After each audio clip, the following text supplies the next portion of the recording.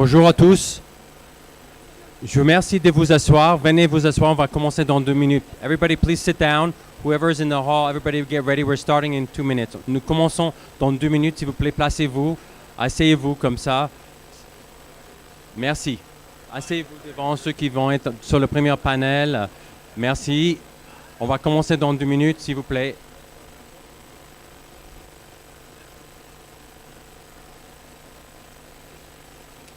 That looks good.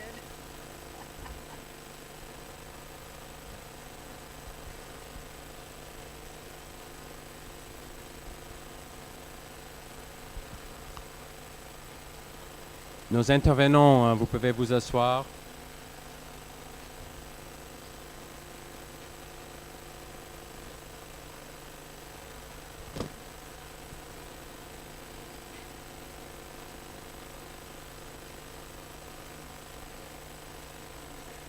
Monsieur le député, allez-y.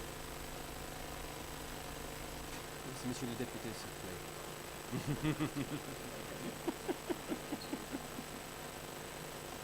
Monsieur Morion, Monsieur Berkoff, voilà, asseyez-vous. Placez-vous, s'il vous plaît, comme ça, parce que c'est en direct, donc c'est mieux que tout le monde soit assis, s'il vous plaît. Tout le monde soit assis.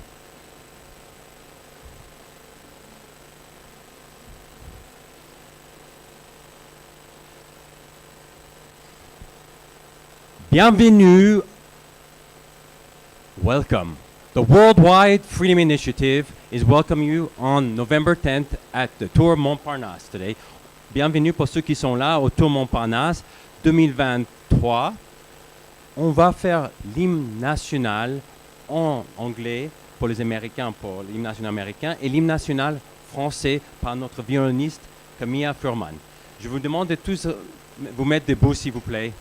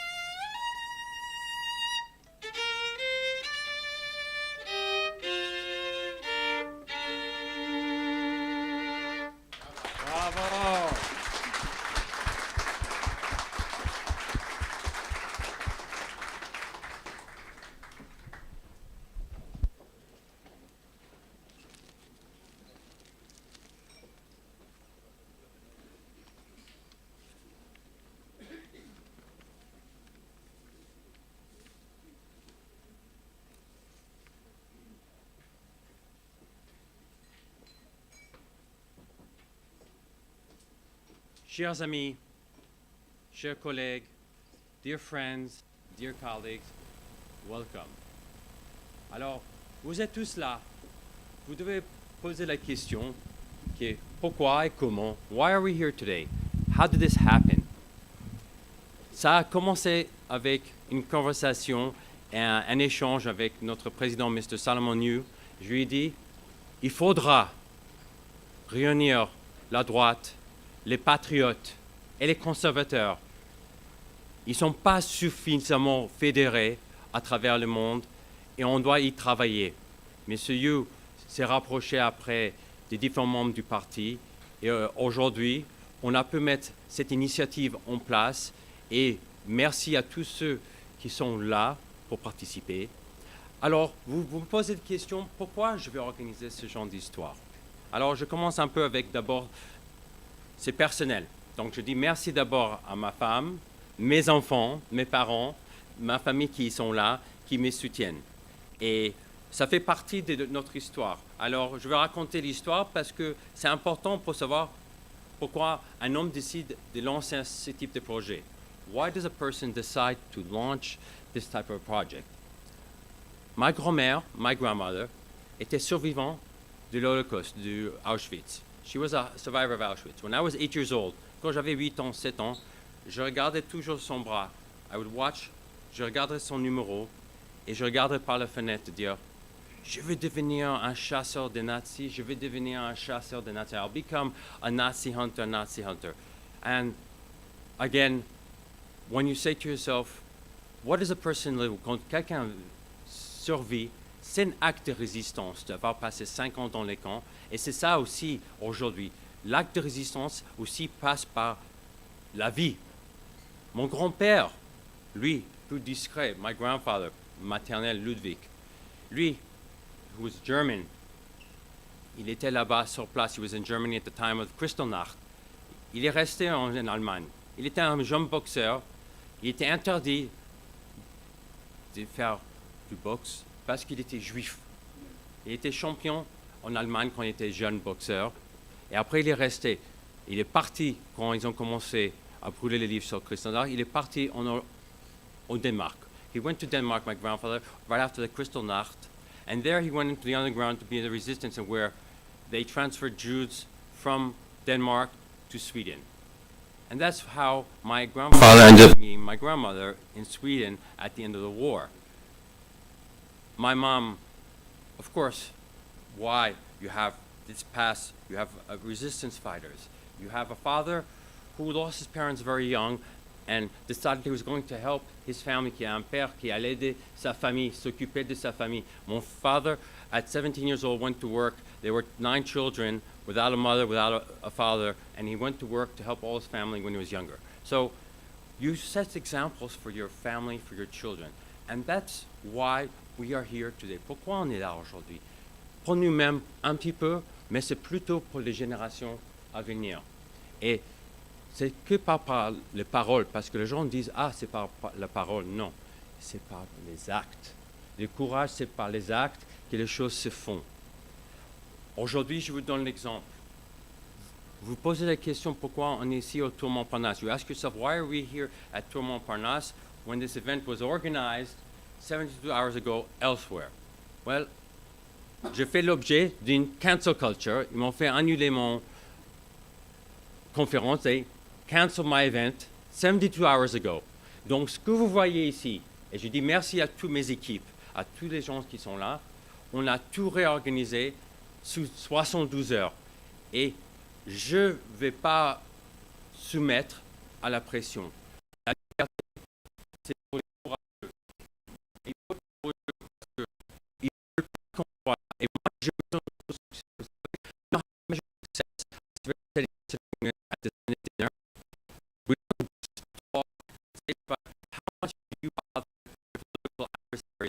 that's how you are. If you try to stop me and pull us out, he's going to say,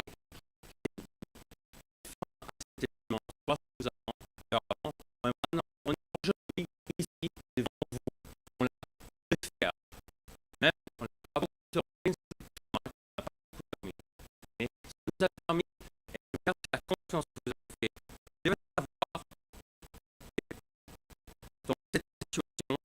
je raconte une autre histoire.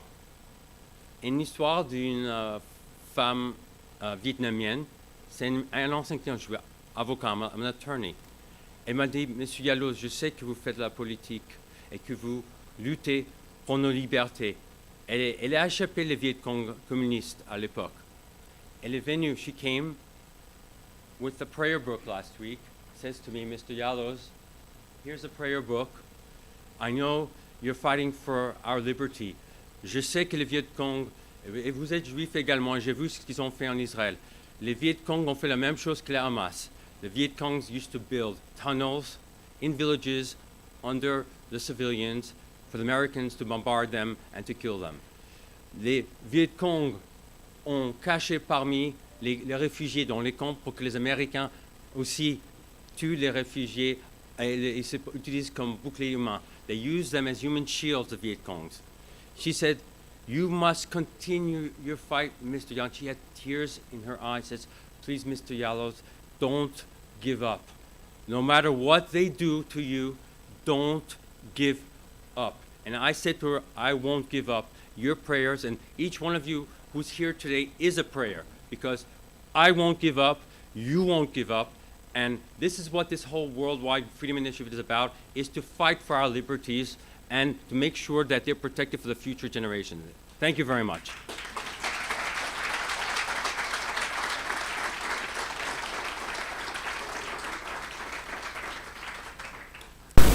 J'aimerais, I'd like to have our opening speech, notre discours d'ouverture, by Mr. Zemmour, who's a very famous author, 2022 presidential candidate, and very well known for his position on political alliances on the right for patriots. And I asked him to present a speech to us. He's one of the most popular commentators now in France since the elections, and I'd like him to, all of you to welcome him. Thank you very much.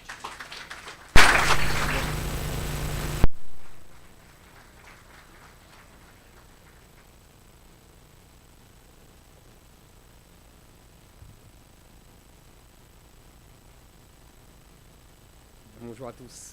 Merci d'être venu ici, Monsieur le Président de la Chambre des représentants, Madame le gouverneur du Dakota du Sud, Monsieur le ministre Orban, Monsieur Nigel Farage, Mesdames et Messieurs les élus, responsables politiques et associatifs, chers amis. D'abord, merci, cher Randy Yaloz, pour votre invitation et l'organisation de cette journée. Merci de nous donner la chance de nous rencontrer et d'échanger sur nos combats communs. Je veux par ailleurs, cher Andy, vous redire merci d'avoir organisé la conversation passionnante que j'ai eue avec Donald Trump. Nous nous souviendrons longtemps de ce moment comme du conseil qu'il m'a donné.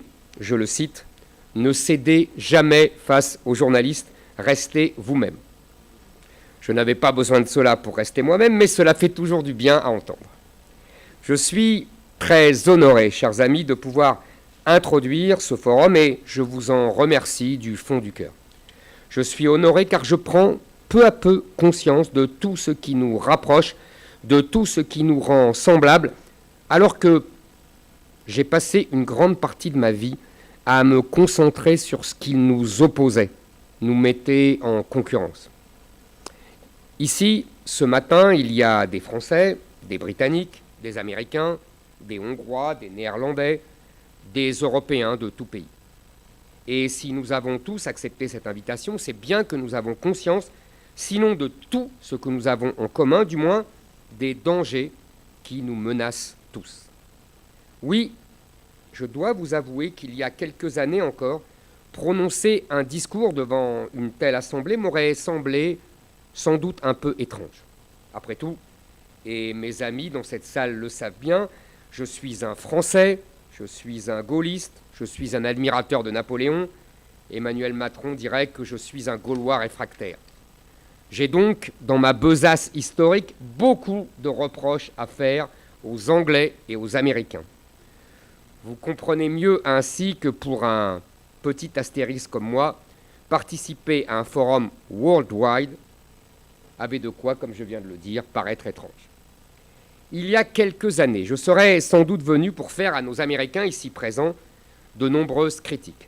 J'aurais parlé de l'ingérence des États-Unis dans nos affaires, de l'extraterritorialité du droit américain, de l'influence du soft power d'outre-Atlantique sur la jeunesse française, de nos intérêts malmenés par-delà le monde. Mais j'aurais sans doute évoqué un affrontement non seulement entre nos deux continents, mais au sein de notre continent, l'Europe, entre la France et l'Allemagne, entre l'Europe continentale et l'Angleterre, entre l'Europe et l'Amérique, entre chacune des puissances occidentales.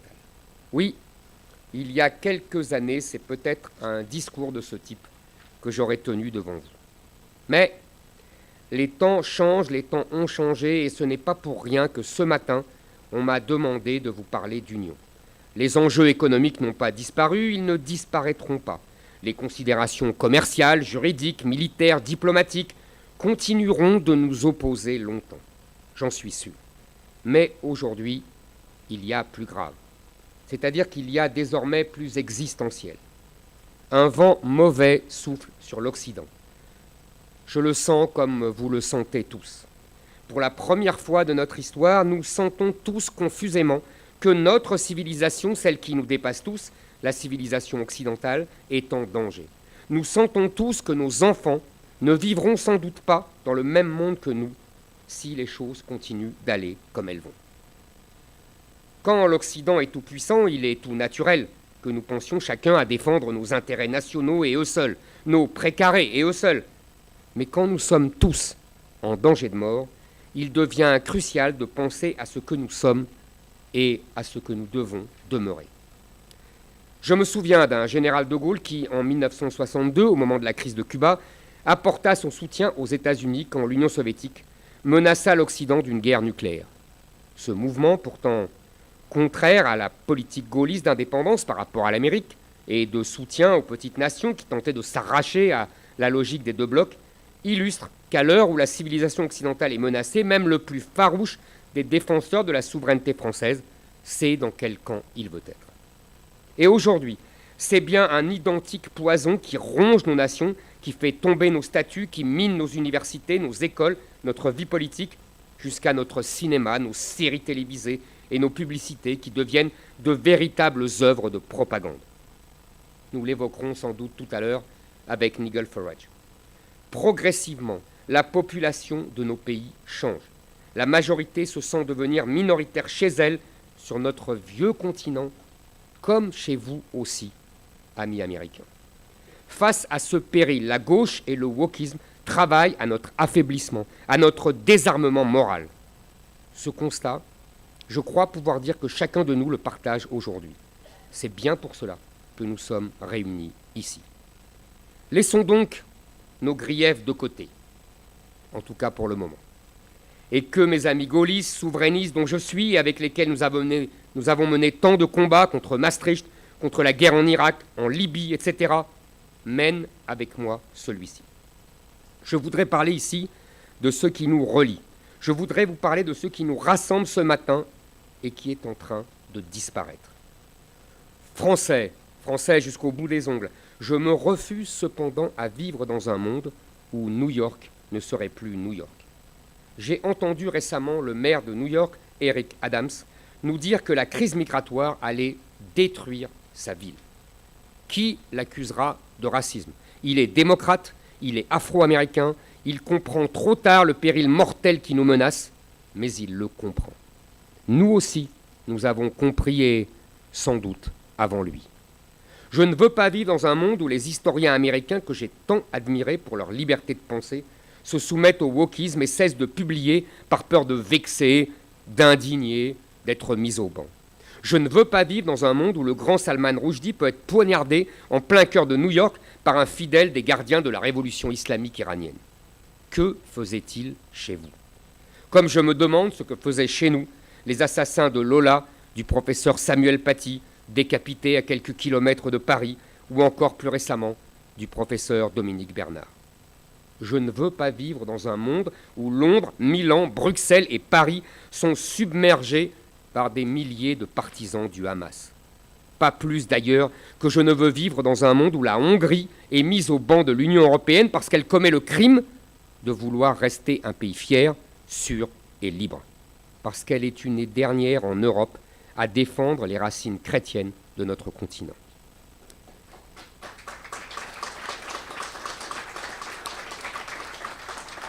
Comme beaucoup de Français, j'ai refusé de vous suivre dans vos guerres récentes pour imposer la démocratie dans des contrées qui en vérité n'en voulaient pas.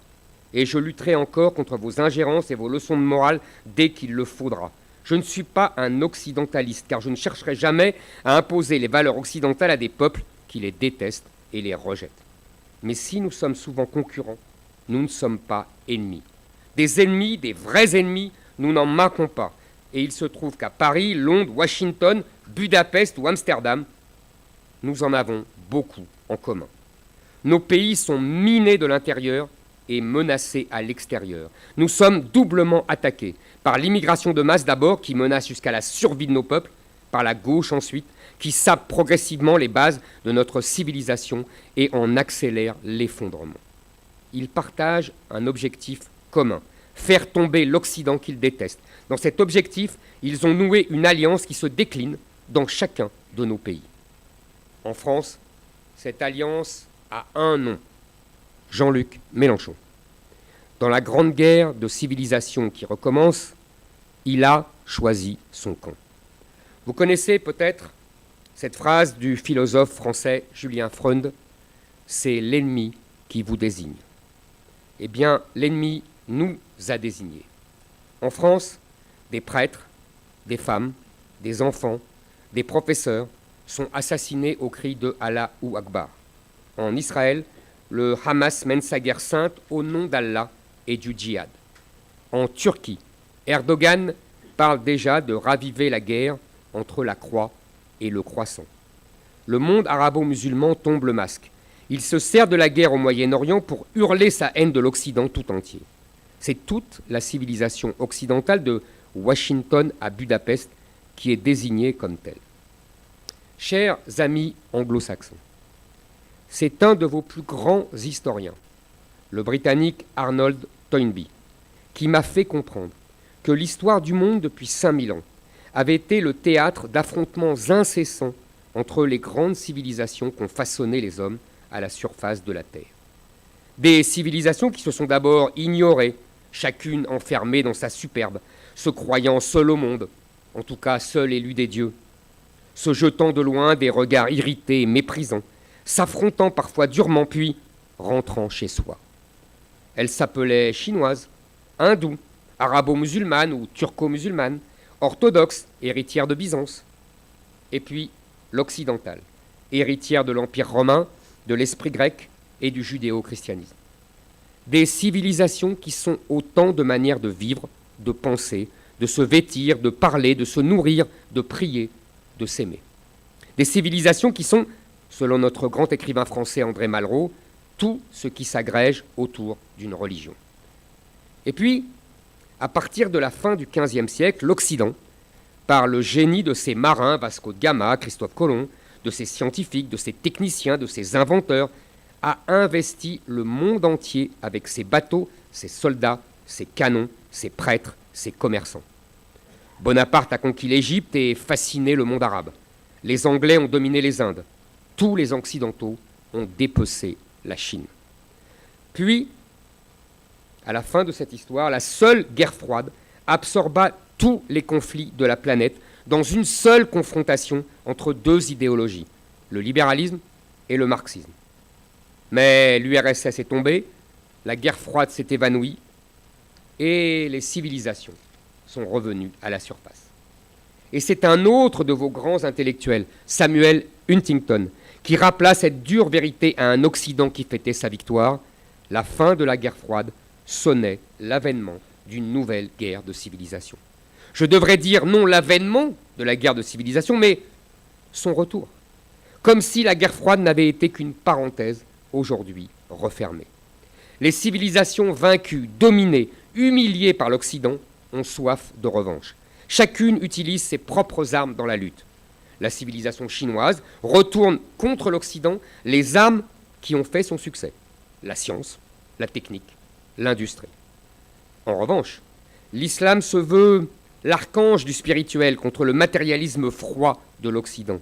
L'islam se veut le porte-voix des masses prolétarisées en Afrique, en Asie, en Europe, qui ont été déstabilisées dans leur univers familier par la révolution technique et intellectuelle portée par l'Occident partout dans le monde. Chacune des civilisations humiliées par l'Occident, la chinoise, la musulmane, la turque, l'indienne, la russe, a compris qu'il fallait redevenir elle-même pour restaurer sa puissance et sa grandeur. Seul l'Occident, encore grisé par son passé glorieux, se veut encore universel. Seul l'Occident veut absorber les populations du monde entier pour devenir sur son sol un résumé de l'humanité tout entière, au moment même où toutes ses rivales soignent au contraire leur unité et leur cohérence. L'Occident ne doit plus céder aux sirènes malfaisantes de l'autoflagellation. Il doit restaurer sa cohérence et son unité et revenir aux sources de sa grandeur, la liberté, l'État-nation, la famille, le travail, la science.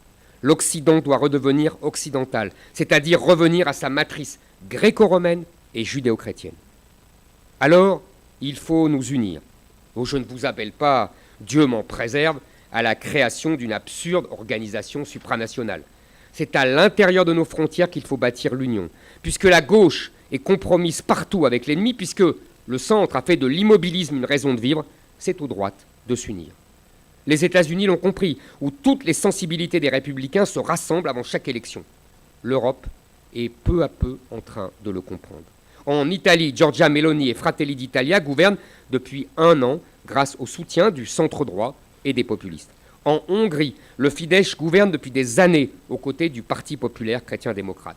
En Suède, en Finlande, la droite ne se maintient au pouvoir que grâce au soutien et à l'influence des formations nationalistes. Même en Espagne, la coalition entre le centre-droit et Vox est passée à un cheveu de la victoire. La gauche, pour assurer sa survie, se vautre dans une alliance contre nature avec les séparatistes catalans. Et je veux ce matin que nous ayons une pensée pour le fondateur de Vox, victime d'un tir au visage en pleine rue. En France, mon parti Reconquête est le seul à proposer cette union des droites, mais je suis sûr que dans peu de temps, l'union des droites s'imposera partout comme la seule solution d'empêcher la disparition de la civilisation occidentale. Les élections européennes qui viennent en feront la démonstration. Grâce à ces coalitions, grâce à la progression de toutes les formations de droite, le Parlement européen pourrait pour la première fois basculer dans notre camp. Unissons-nous chacun de nos pays. Unissons-nous partout où cela est possible. Travaillons ensemble au réarmement moral de la civilisation occidentale. S'il faut se rencontrer, nous nous rencontrerons. S'il faut se serrer les coudes et oublier nos querelles, nous oublierons nos querelles. Face à la disparition de l'Occident, face au wokisme, face à ceux qui veulent détruire nos statuts, face à ceux qui veulent détruire la nation, la famille, la liberté, unissons-nous. Vive ce qui nous unit, vive les heures glorieuses de nos nations, et vive la France.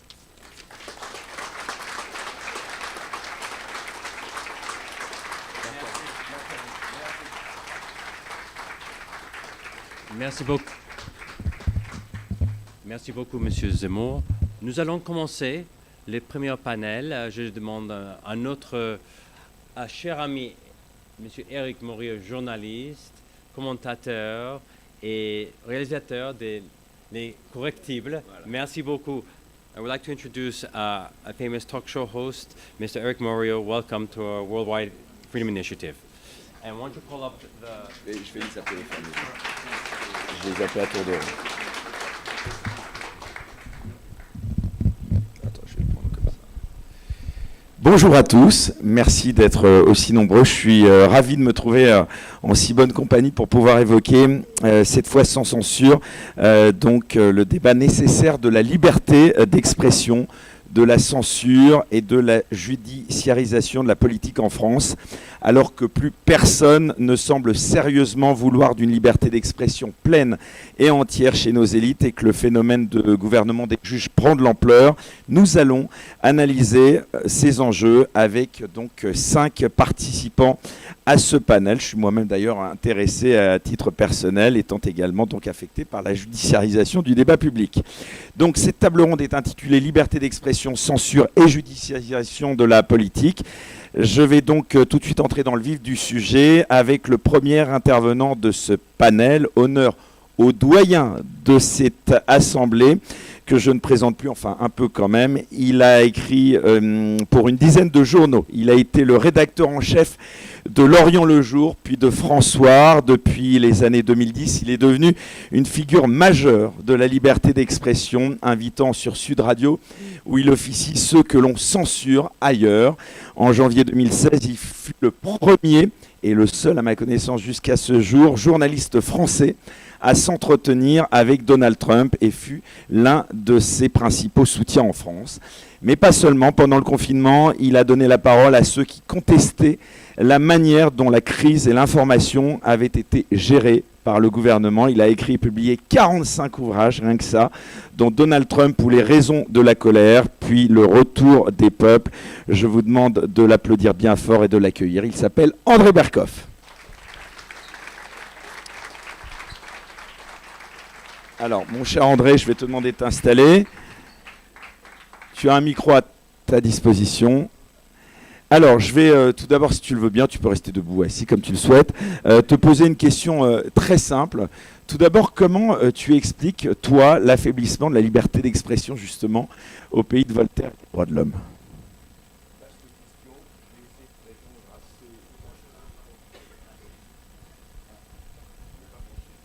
On t'en apporte.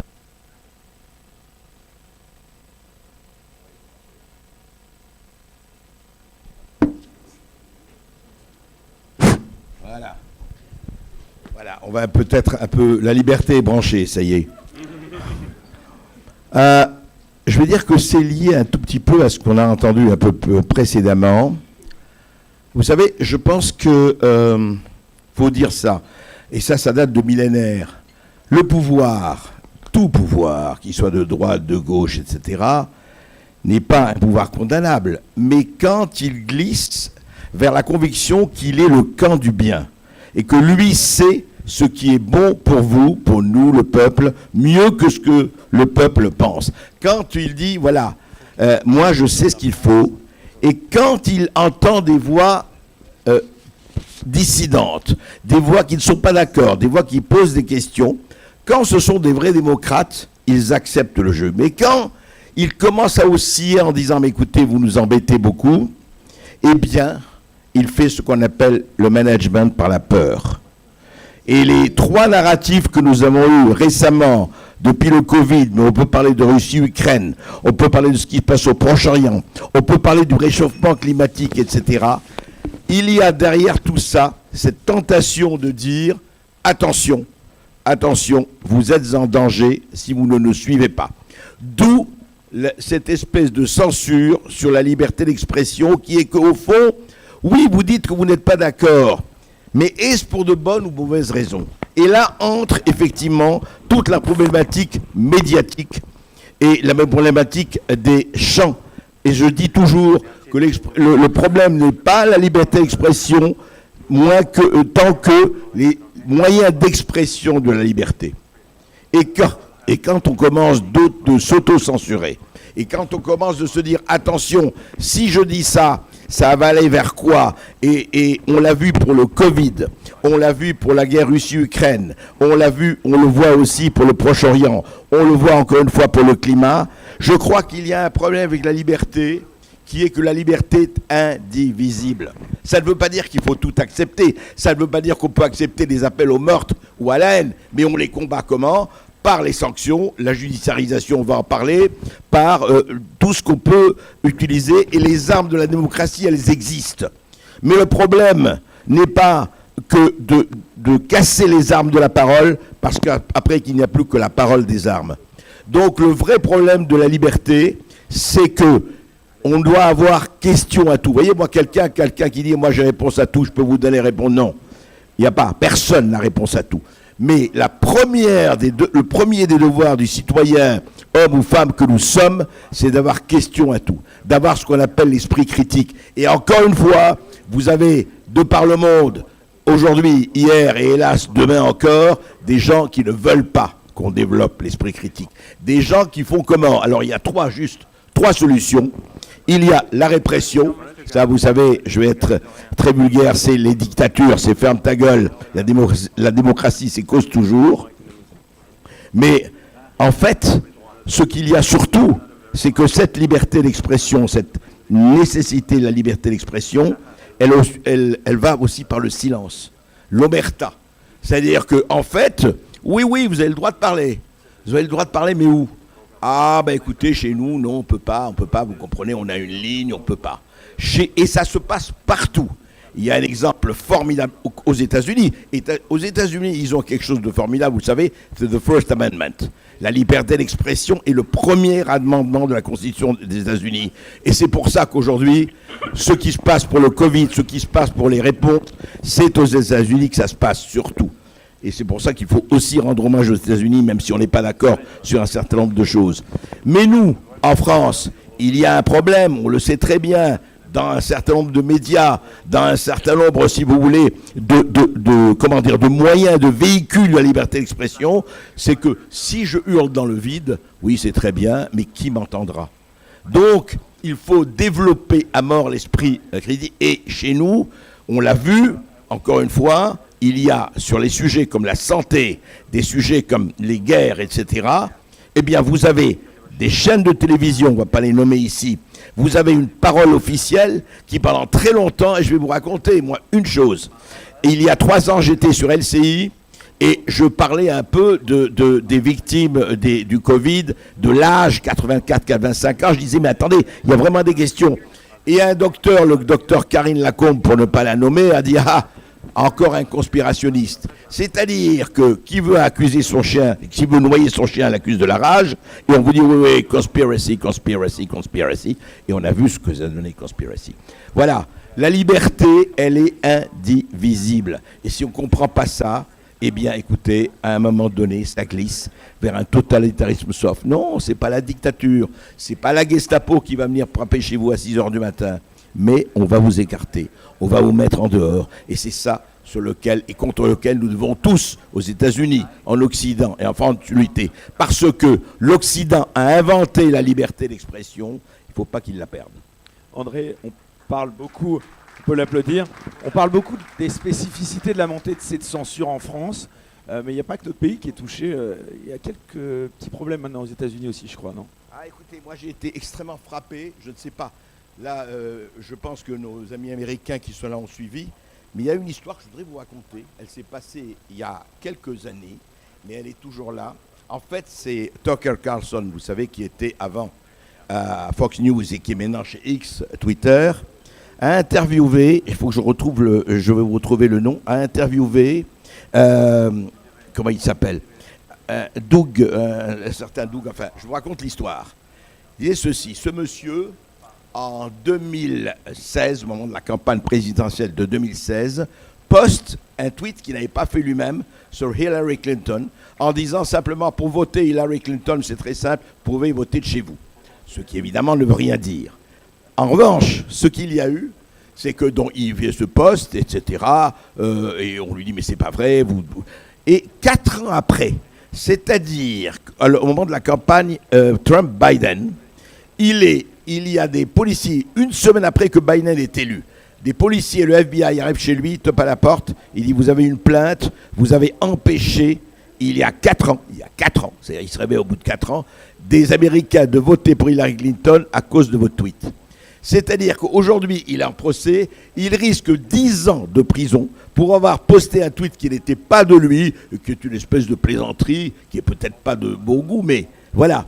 Donc ça veut dire simplement que le danger de vraiment d'avoir des gens qui ne pensent qu'à une chose, et je ne parlerai pas de l'identité numérique, je ne parlerai pas de M. Thierry Breton, commissaire européen, qui dit à Elon Musk, le fondateur le propriétaire de X, attention, on va vous mettre des observateurs, des influenceurs de contrôle, des contrôleurs d'influence. Contrôleurs d'influence, ça veut dire quoi ça, ces contrôleurs d'influence? C'est absolument... Qui va décider de qui va contrôler quoi? Il est là le problème. Merci beaucoup André Berkoff, on peut l'applaudir. Tu restes avec nous.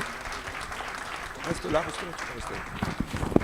Alors, notre deuxième intervenant est issu d'une famille de vignerons, si je ne me trompe, et diplômé de Sciences Po Paris et de l'Université Paris-Dauphine. Il s'implique dans la politique dès l'élection présidentielle de 1974. Inébranlable dans son optique gaulliste depuis lors, il finit par fonder en 2008 le parti Debout la France. En 2009, il défend la licence globale et s'oppose à la loi Hadopi de restriction des libertés sur Internet. Il est candidat à l'élection présidentielle de 2017, au cours de laquelle il recueille 4,7% des suffrages. À noter que pendant la pandémie de Covid-19, il a condamné les mesures de restriction des libertés prises par le gouvernement. Il est député et président du parti Debout la France. Je vous demande de l'accueillir et de l'applaudir. Nicolas Dupont-Aignan.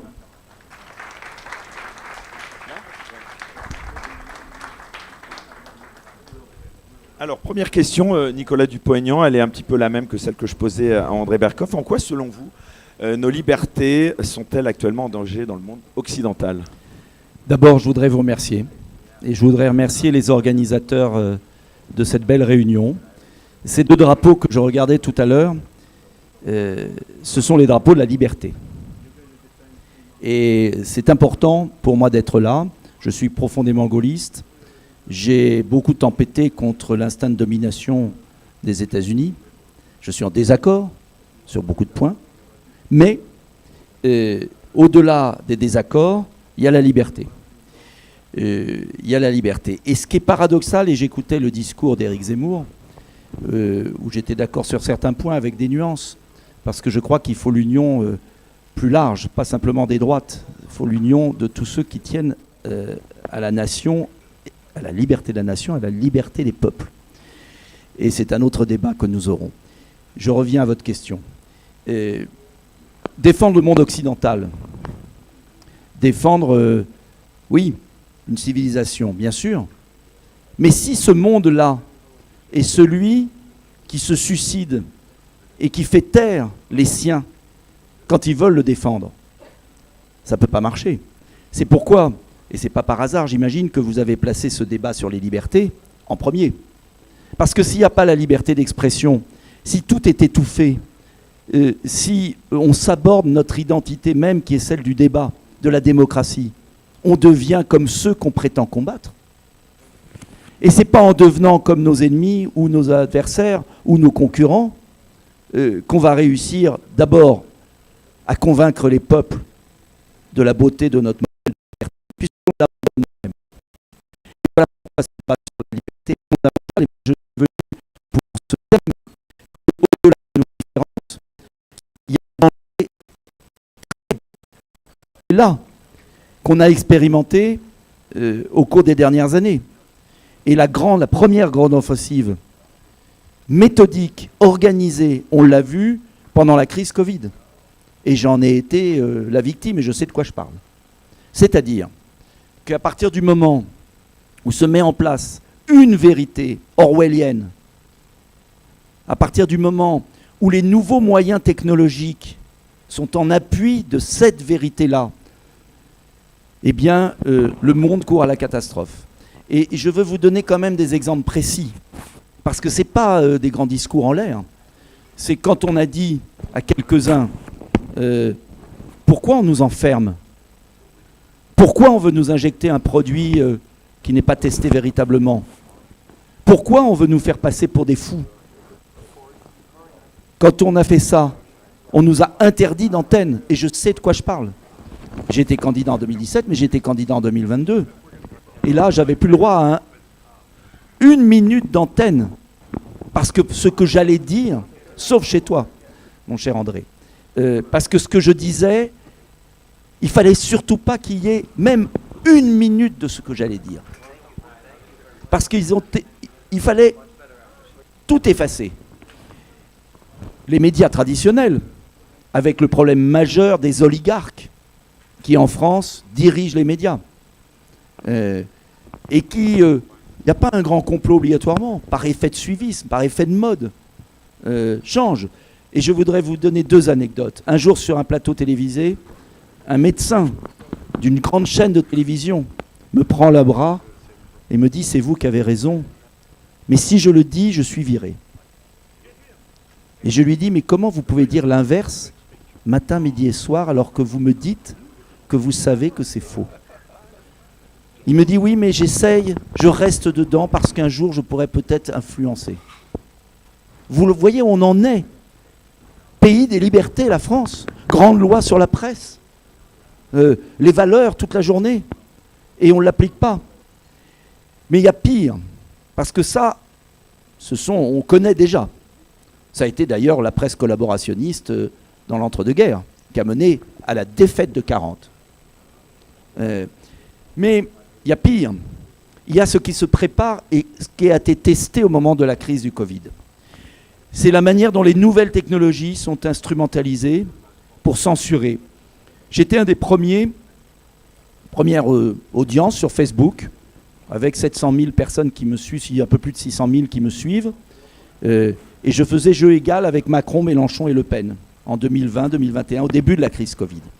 Des vidéos vues à plusieurs millions d'exemplaires. Sur le Rivotril, quand on a euthanasié dans les maisons de retraite des milliers de Français, j'ai fait une vidéo qui a été publiée à 8 millions, qui a eu plus de 8 millions de vues. Immédiatement d'ailleurs, je vous cite ça parce que ce sont des exemples concrets. 2 jours après, France Télévisions fait un sujet où on me fait passer pour fou. Pour fou. En interviewant des experts qui disent tout se passe bien dans les maisons de retraite, le Rivotril c'est pour empêcher les souffrances, etc. Pourquoi? Parce qu'ils avaient vu que ma vidéo faisait 8 millions d'exemplaires et donc il fallait faire un contre-feu. Mais c'est curieux. Eh oui. Après cette vidéo, mon compte Facebook, quand je faisais une vidéo qui faisait 2, 3 millions, 4 millions, 5 millions d'exemplaires, eh bien, après, je ne dépassais pas les 10 000 vues, les 20 000 vues. Oui, Facebook m'a complètement censuré. Une cage de verre. Plus aucune expression. Et quand j'ai prononcé le mot ivermectine un jour, qui a sauvé des milliers de vies partout dans le monde, eh bien, j'ai été à nouveau bloqué.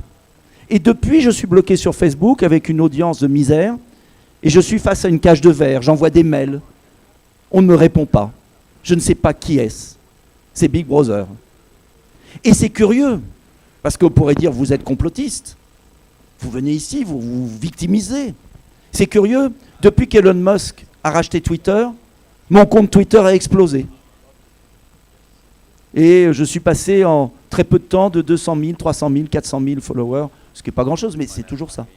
Et mes vidéos sont suivies. Alors pourquoi sur un réseau social je suis bloqué, pourquoi sur l'autre j'explose? Expliquez-moi. Parce qu'il y a de la censure, parce qu'il y a une lutte derrière les moyens d'expression. Et ce que disait André Berkoff est très juste.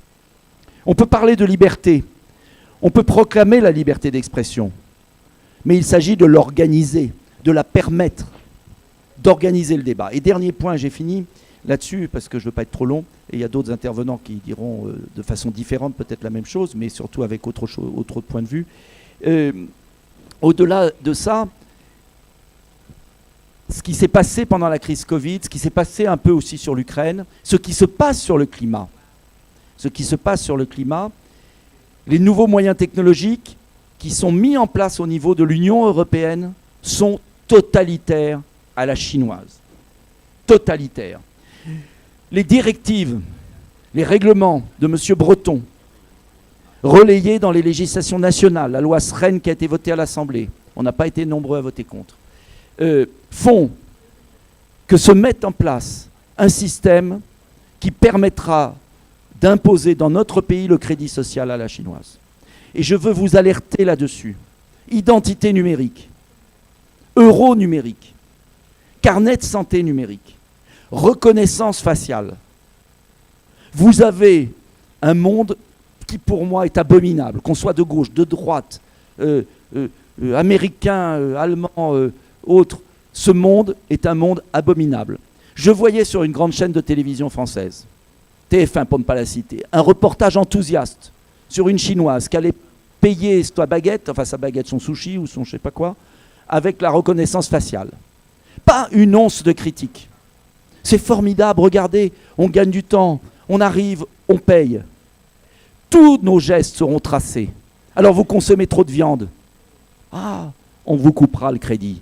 Vous prenez trop l'avion, on vous coupera le crédit. Vous croyez que je fantasme? Vous croyez que j'exagère? C'est prévu pour 2028-2030. Et une fois que cet instrument sera là, comment on fera ?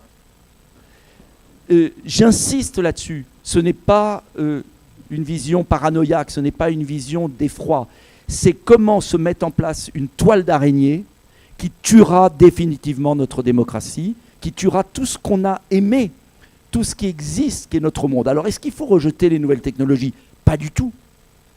Je ne suis pas pour rejeter ni l'intelligence artificielle, ni les technologies. On n'arrête jamais le progrès.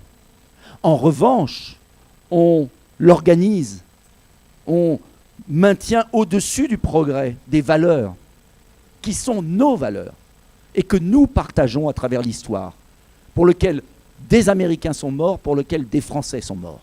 Et comme le disait l'organisateur de cette cérémonie, si nous sommes ici, c'est parce que, en tout cas moi j'ai eu des parents résistants, et que j'ai envie que mes enfants soient fiers de moi, et que l'on perpétue des valeurs. Mais pour cela, il ne s'agit pas de les proclamer, il s'agit de les mettre en place concrètement et de lutter contre les oligarchies, contre les lobbies, contre ceux qui veulent se servir de tout cela pour étouffer toute voix qui pense autrement. Merci beaucoup. On peut l'applaudir.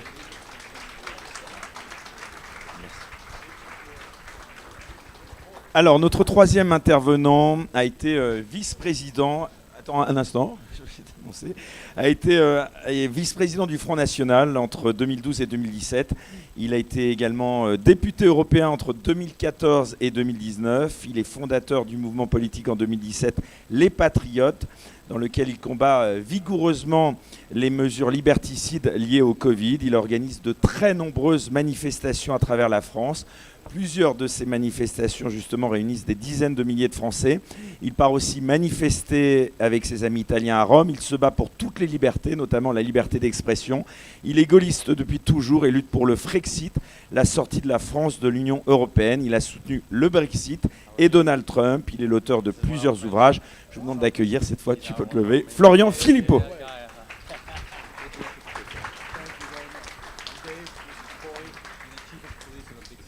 Alors Florian Philippot, les combats que vous menez avec votre parti politique, donc les Patriotes, rappellent justement étrangement par certains aspects ceux menés par les Républicains et Donald Trump en particulier aux États-Unis, notamment dans leur défense de la liberté, de la souveraineté des peuples. Avez-vous le sentiment que ce courant d'idées subit une guerre de l'information et qu'une forme de censure gagne la France ?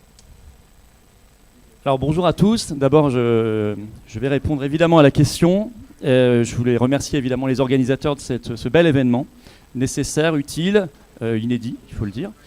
Et je constate que mois après mois, personnellement, et je crois que c'est le cas de plusieurs participants qui m'ont précédé, nous avons la chance de participer à de plus en plus de tables rondes sur la liberté d'expression. Ce qui est le signe d'abord qu'il y a un problème, évidemment, mais c'est aussi le signe que ça commence à bouger, qu'il y a une prise de conscience réelle qui se fait jour. Alors, je vais répondre très précisément. Beaucoup de choses avec lesquelles je suis en parfait accord ont été dites avant moi par André Berkoff puis Nicolas Dupont-Aignan, et je ne vais pas tout répéter. Simplement, j'insisterai dans une deuxième partie sur un point qui me semble important. On ne peut pas retrouver notre liberté si nous ne reprenons pas notre souveraineté. Et je crois que ces deux combats-là sont intimement liés. On se libérera et on libérera la parole si on libère la France et nos pays. Et les États-Unis, peut-être plus protégés par ce premier amendement, ne sont pas à l'écart non plus de cet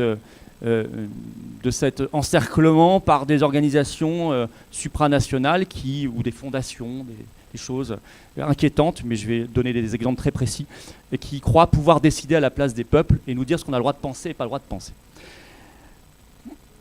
Moi, je considère qu'il y a eu une rupture avec le Covid. Oh, la liberté d'expression n'allait pas bien déjà avant. On a tous ici le souvenir du référendum en France sur la Constitution européenne en 2005, qu'un ancien Premier ministre, d'ailleurs Laurent Fabius, qui était pour le nom d'ailleurs, avait qualifié de propagandum. Et c'était déjà pas bien glorieux. Mais ça s'est considérablement aggravé avec le Covid. Et on a assisté à ce que le penseur Emmanuel Todd appelle des flashs totalitaires. C'est-à-dire qu'on n'avait plus le droit de penser, on n'avait plus le droit de dire.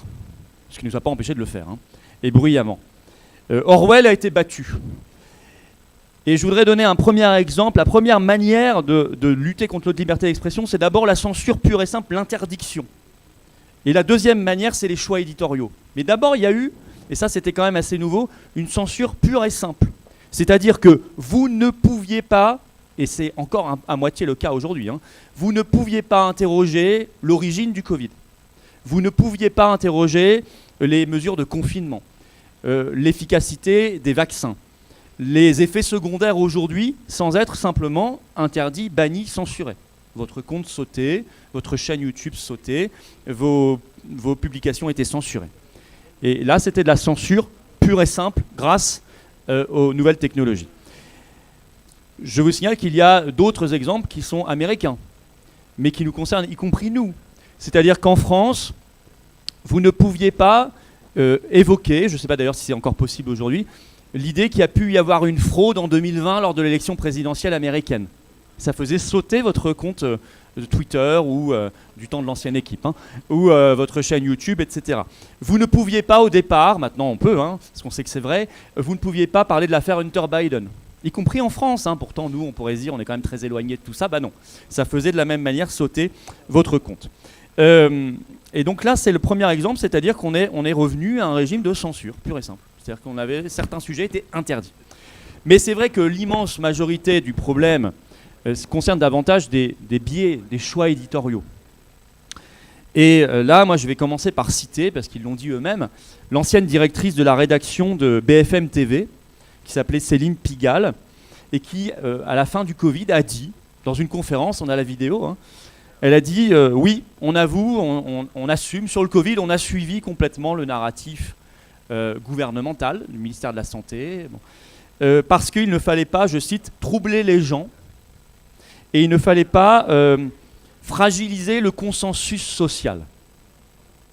Donc, on assume qu'on refuse le débat et la liberté d'expression pour ne pas fragiliser le consensus social. Avec ce genre d'argument, vous pouvez refuser tout débat, vous pouvez interdire tout débat, parce que ça peut être vrai sur tous les sujets.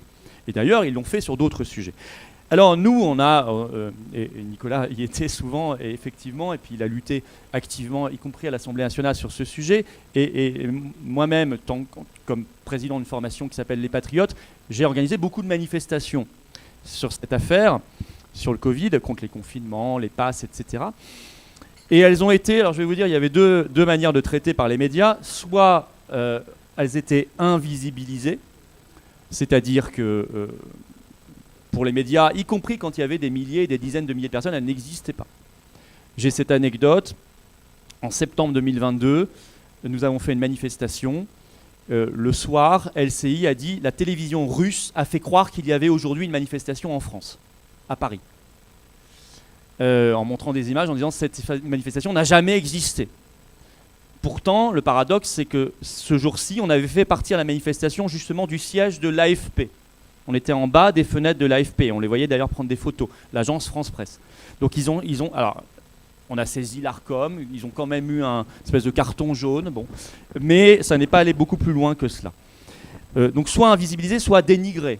Quand vraiment il y avait énormément de monde, ils venaient, mais c'était simplement pour cracher sur les manifestants et sur les mots d'ordre. Il n'y avait aucun autre biais éditorial dans aucune chaîne. C'est ça qui est inquiétant. Vous n'aviez pas au moins, sauf peut-être l'émission d'André Berkoff sur Sud Radio, mais à part cela, vous n'aviez pas une seule chaîne qui avait un autre angle pour traiter le débat. C'est ça qui est extrêmement inquiétant. Pas une radio, pas une télévision. C'était vraiment du copier-coller, dans le dénigrement, bien sûr. Et puis là-dessus, il y a le rôle aujourd'hui, et ils ont un rôle qui est devenu essentiel, mais ils sont très fragilisés. C'est les fact-checkers. Je pense que vous les avez aussi aux États-Unis. C'est-à-dire ces gens qui sont le ministère de la vérité. Eux, ils vous disent ce qui est vrai, ce qui est faux.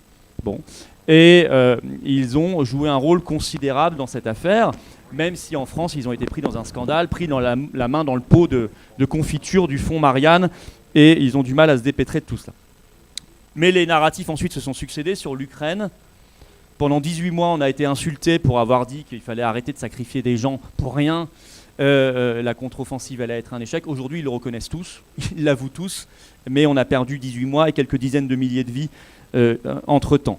Le climat, Nicolas le disait, mais c'est vrai, on ne peut pas du tout avoir le moindre débat sur ce sujet-là. Ça fait partie des interdits.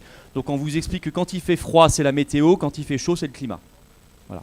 Et si vous osez penser ou lire ou dire d'autres choses, parce qu'il y a d'autres travaux, il y a des universitaires, il y a des experts, il y a des scientifiques qui travaillent, non pas qui remettent en cause tout, mais ils ont le droit quand même de débattre. Bah non, ça c'est pas possible, ça fait partie de la religion. Et puis il y a un autre sujet qui est interdit de débat en France, qui est la question européenne. Elle est largement interdite. Savoir si est-ce qu'on peut débattre de notre appartenance à l'Union européenne, du Frexit, c'est un débat qui n'existe pas à la télévision française. Pourtant, dans les sondages, il y a 30, 35, 40% des Français qui sont pour. Peut-être parce qu'on a la réponse, c'est Macron qui l'a donné lui-même à la BBC en interview en 2018. Le journaliste lui avait dit pourquoi vous ne faites pas le même référendum que nous, que chez nous, sur le Brexit en France? Il avait répondu, parce que si on le faisait, on aurait le même résultat. C'est-à-dire une victoire du Frexit. Donc ceci peut expliquer cela. Et puis je vous dis, les sujets débordent en termes de choix éditorial. Trump, puisque je sais qu'ici il y a beaucoup d'Américains, et systématiquement, je crois que je n'ai jamais lu en France un seul article, au moins neutre. Je ne dis pas favorable, il n'y en a pas. Mais je dis au moins neutre sur Donald Trump, qui parlerait vraiment de ce qu'il a fait, ses succès économiques par exemple, ou d'autres choses. C'était systématiquement du dénigrement. Les errances par contre de M. Biden ne sont jamais traitées, ou on les voit quasiment pas. On dénigrait le mur de Trump, et quand Biden reprend le mur, on ne dit pas un mot. Donc il y a une espèce de deux poids deux mesures permanent. Voilà où nous en sommes aujourd'hui. Ceci dit, je pense que ça n'est pas foutu, bien au contraire. Merci beaucoup, Florian Philippot, on peut vous applaudir. Alors, juste un petit mot sur comment lutter contre cette censure. Dans 2 minutes. Je dis juste un mot, puisque en 1 minute, je pense que ça n'est pas du tout terminé. Ça bouge beaucoup ces derniers temps. Il y a eu aux États-Unis des commissions d'enquête sur les réseaux sociaux et liées au Covid, et en sont sorties beaucoup de vérités. Depuis qu'il a repris Twitter, X, Elon Musk a fait sortir les Twitter Files, et on apprend énormément de choses. Nous avons vu en France les fact-checkers qui ont voulu lancer cette opération No Twitter Day en disant qu'il faut censurer Twitter parce que c'est plein de désinformation. Ça a été un bid monumental. Il n'y a jamais eu autant d'activité ce jour-là sur X Twitter. Nous voyons le phénomène Tucker Carlson qui fait des centaines de millions de vues sur le réseau, bien plus que quand il était chez Fox News. Et évidemment, je le disais, nous avons ce combat à mener au niveau supranational. Le règlement européen DSA est une catastrophe. Il vient de l'Union européenne. Toutes les problématiques de monnaie et d'identité numérique, bien sûr. Mais au-delà de ça, nous avons l'OMS de plus en plus qui veut imposer un narratif avec un traité mondial contraignant, juridiquement contraignant sur les pandémies. L'Union européenne et la fondation Bill Gates qui a sorti avant-hier son opération 15-5. Dans 5 ans, 50 pays auront au moins l'identité numérique, l'euro numérique, etc. On voit bien que ça, c'est un arc supranational. Et la seule solution, c'est qu'on s'en défasse. Voilà. Que nos pays redeviennent parfaitement libres, qu'on se souvienne qu'à la fin, ce sont les peuples qui sont les souverains et pas ces gens-là, y compris s'ils ont des milliards de dollars ou des milliards d'euros. Je crois que le combat pour la souveraineté et la liberté d'expression, il va totalement de pair. Merci beaucoup. Merci Florian Philippot.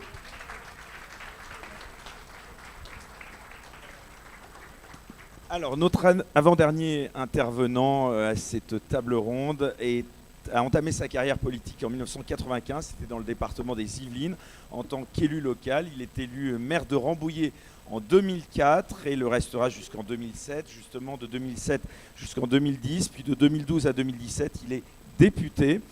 En 2013, il est élu président du Parti chrétien-démocrate. Il succède à Christine Boutin. En 2016, il est candidat à la primaire de la droite et du centre. En 2021, il annonce soutenir la candidature d'Éric Zemmour et son parti Reconquête en vue de l'élection présidentielle de 2022. Depuis lors, le parti qu'il préside via La Voix du Peuple est allié à Reconquête. Je vous demande d'accueillir Jean-Frédéric Poisson.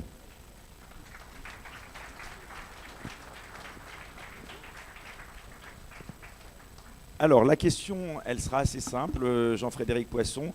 Justement, quels sont pour vous les défis de la liberté d'expression pour vous, les conservateurs chrétiens? En remerciant les organisateurs de leur invitation, nous saluons mes collègues et amis ici présents. Mesdames et messieurs, je ne vais pas répéter ce que Nicolas et Florian et André Berkoff ont dit à l'instant, parce que je partage intégralement ce qu'ils ont évoqué et simplement ajouter quelques éléments d'appréciation à tout cela. Je ne sais pas dire si la pandémie du Covid a été organisée par quelqu'un, voulue par quelqu'un, si elle est la résultante d'un complot, je ne sais pas dire ça.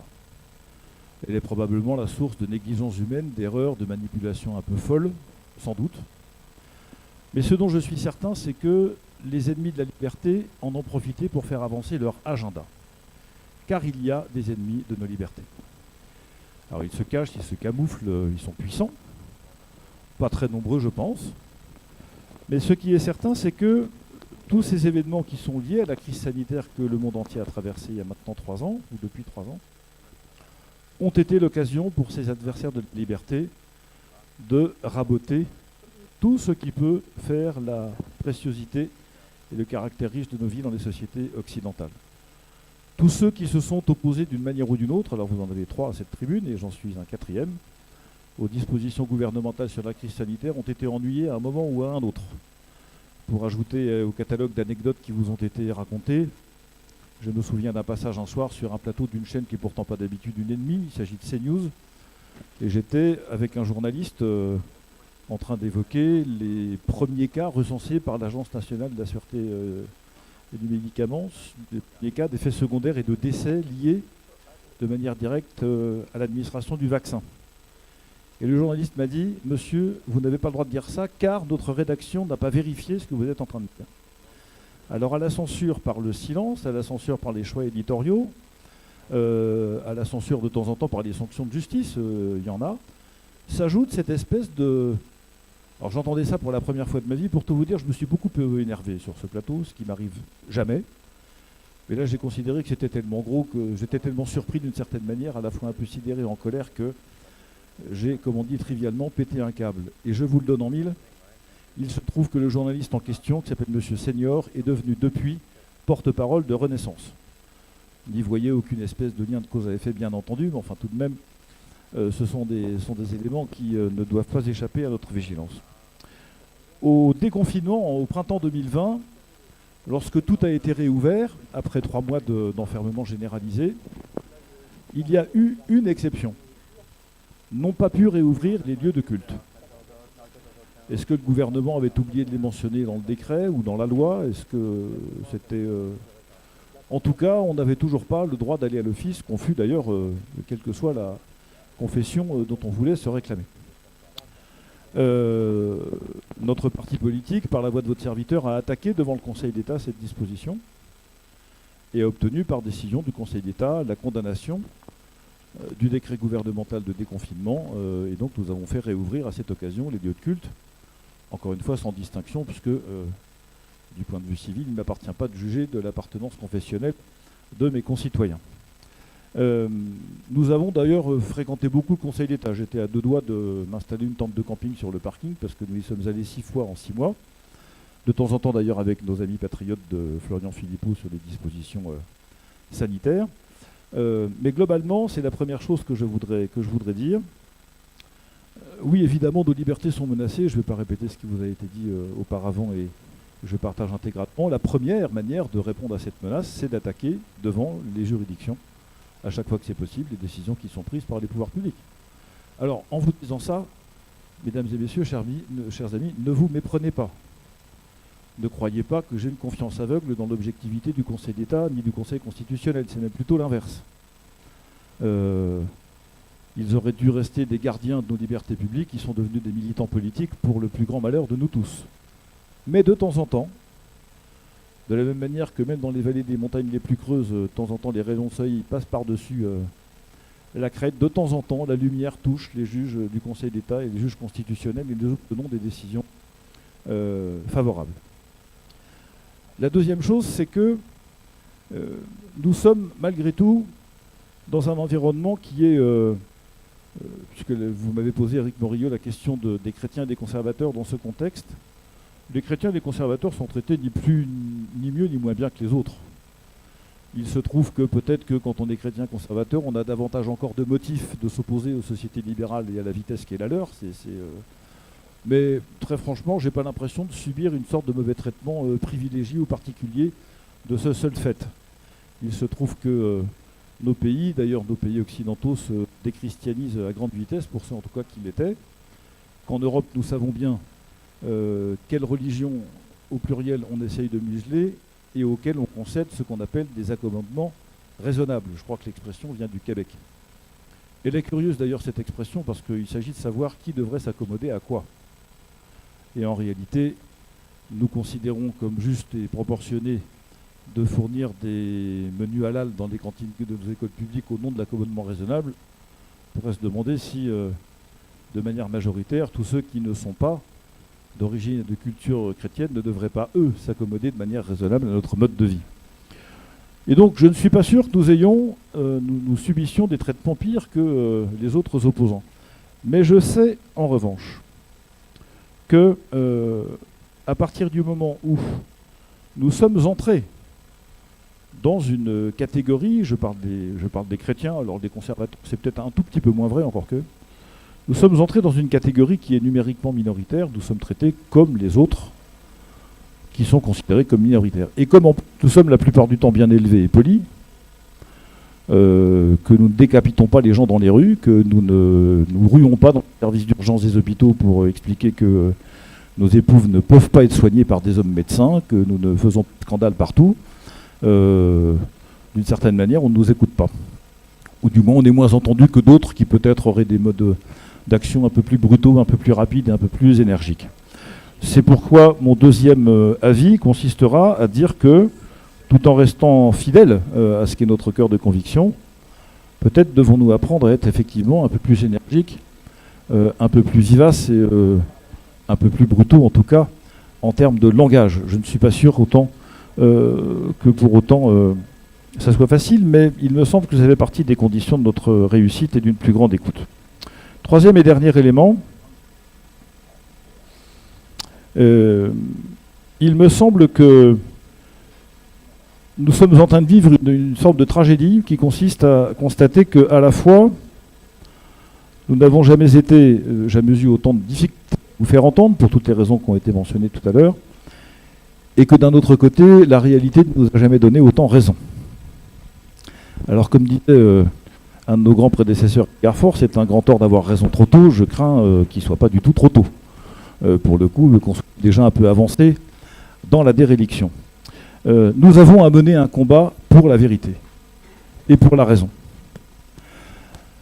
Je vous dis ça pour conclure parce que il me semble que les grandes victimes de tous ces débats que nous avons évoqués depuis tout à l'heure, la crise du Covid, l'Ukraine, dans une large mesure aujourd'hui le conflit entre Israël et la Palestine, et le climat, les deux grandes victimes de ces débats sont la vérité, c'est-à-dire les faits, et la raison, c'est-à-dire la capacité d'aborder la complexité, de mettre de la nuance dans les analyses, et tout ça empêche, un, d'être intelligent, et deux, de connaître le réel tel qu'il est. Nous avons, nous, cette responsabilité, comme conservateurs, puisque c'est à peu près ce que nous sommes, je crois pouvoir le dire, dans cette salle de manière uniforme, de veiller à ce que la vérité et la raison soient toujours présentes dans le débat public. Et à cette condition, nous pourrons effectivement avoir quelques chances de reporter le débat sans lequel le reste ne sert à rien. Vous pouvez voter toutes les politiques publiques que vous voulez, l'immigration, santé publique, la fiscalité, tout ce que vous voulez. Si les peuples n'ont pas la liberté de les mettre en œuvre ou de les contester, alors vos politiques publiques ne servent à rien. Les philosophes disent les libertés, l'exercice des libertés, c'est une condition de possibilité pour tout le reste. Et c'est la raison pour laquelle je crois, je pense, et Nicolas évoquait tout à l'heure largement, et Florian aussi, ce que l'Union européenne est en train de nous préparer, en ajoutant à ce qui a été mentionné, le pass sanitaire, le pass énergétique et deux, trois autres joyeusetés de ce genre. Gagnons ensemble ce combat de la liberté, parce que sans cela, nous disparaîtrons, au motif que rien d'autre n'est possible. Je souhaite, et nous travaillerons à ce que cette question soit au cœur de la campagne européenne de juin prochain. Merci beaucoup Jean-Frédéric Poisson.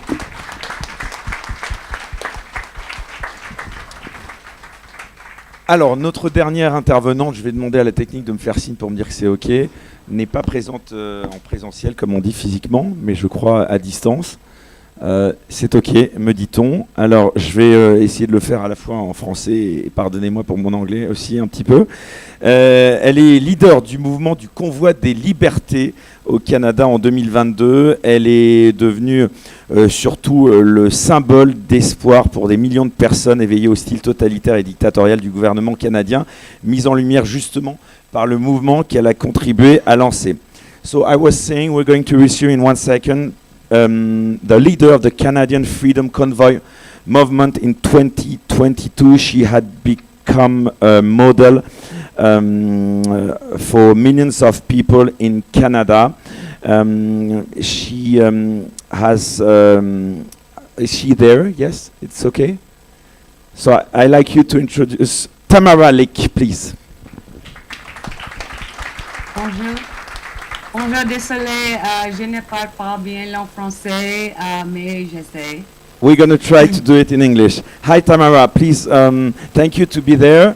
So, first question, what role did censorship play in the convoy movement, and how has your freedom of speech been compromised as a result? Yes, well, I had no idea when I first reached out to Chris Barber in January of 2022, offering my logistics and organizational skills to help support a potential protest that was going to worldwide. We did not see that coming. Although Justin Trudeau said that we were nothing more than a small minority holding unacceptable views, Freedom Convoy garnered incredible support, donations totaling over $10 million in a period of less than 8 weeks.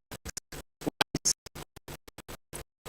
to mention the overwhelming donations of food, fuel, and clothing that we received. Every Canadian that came to Ottawa either brought something, donated something, or pitched in to help in some way. Does that sound like a fringe minority to you? Because it doesn't sound like one to me. Canadians flocked en masse to the capital city, supporting the truckers on their quest to end the mandates and asking for their freedoms to be fully restored. Canadians had already endured 2 years of restrictions to their freedoms, which are supposed to be guaranteed and protected under our Canadian Charter of Rights and Freedoms, signed in 1982. The handling of the pandemic, the convoy, and of the peaceful protesters in Ottawa proved that our beloved charter isn't worth the paper that it's written on. In 2021, we witnessed the most divisive federal election in our history, with our Prime Minister turning COVID-19 vaccines and their mandates into a wedge issue. He threatened and implemented a travel ban on Canadians without vaccine passports from entering or leaving the country, prevented travel by air, train, or sea, denying us entry to most public venues, imposed curfews, and made the COVID vaccine a requirement for employment.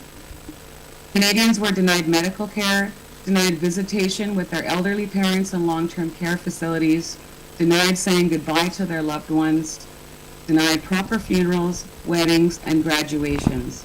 Every social anchor we need in a healthy and functioning society. Our Prime Minister called us racists. He called us uneducated. He called us misogynistic and questioned whether or not we should be tolerated.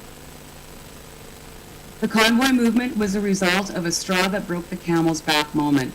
The cross-border proof of vaccination mandate for truckers, the very men and women who had worked throughout the pandemic to make sure that we had food, medical supplies, fuel, and of course our Amazon orders.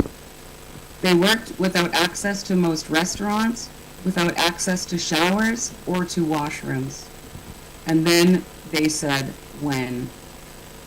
And even though the Freedom Convoy's purpose was to help Canadians get back to some sort of normal, it was the inadvertent exposure of the corruption of our institutions, the state of our freedom of speech, and the rampant censorship that led to our ultimate success.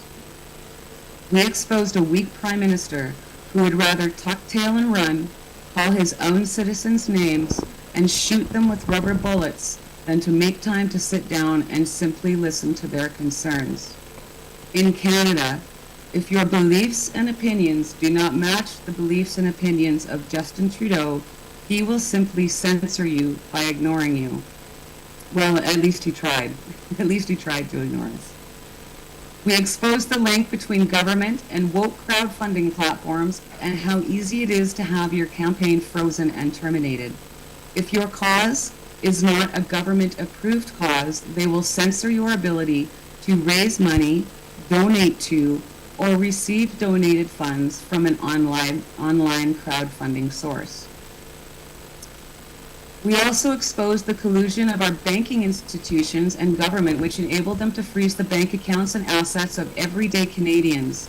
This was done without parliamentary oversight or a court order from a judge. Not a single banking bureaucrat stood up and questioned this illegal and unconstitutional action. If your policies are not aligned with the current liberal government, they will censor you financially, impairing your ability to pay your bills, make your mortgage payment, pay your child support, or donate to a cause that you believe in, which actually is a form of freedom of expression. It left families unable to purchase medication for their children, mothers stuck at checkout counters in grocery stores with a cart full of groceries only to find their debit cards didn't work and their credit cards were declined. Currently in Canada, we are facing legislation censoring our internet, censoring the news we see, and within the last few weeks, they even tried to censor our military padres from praying at our Remembrance Day services tomorrow. Thankfully, after the directive was leaked to the media, there was enough backlash that this directive had been rescinded. The Freedom Convoy is the single most defining moment in the collapse of public trust in the legacy media.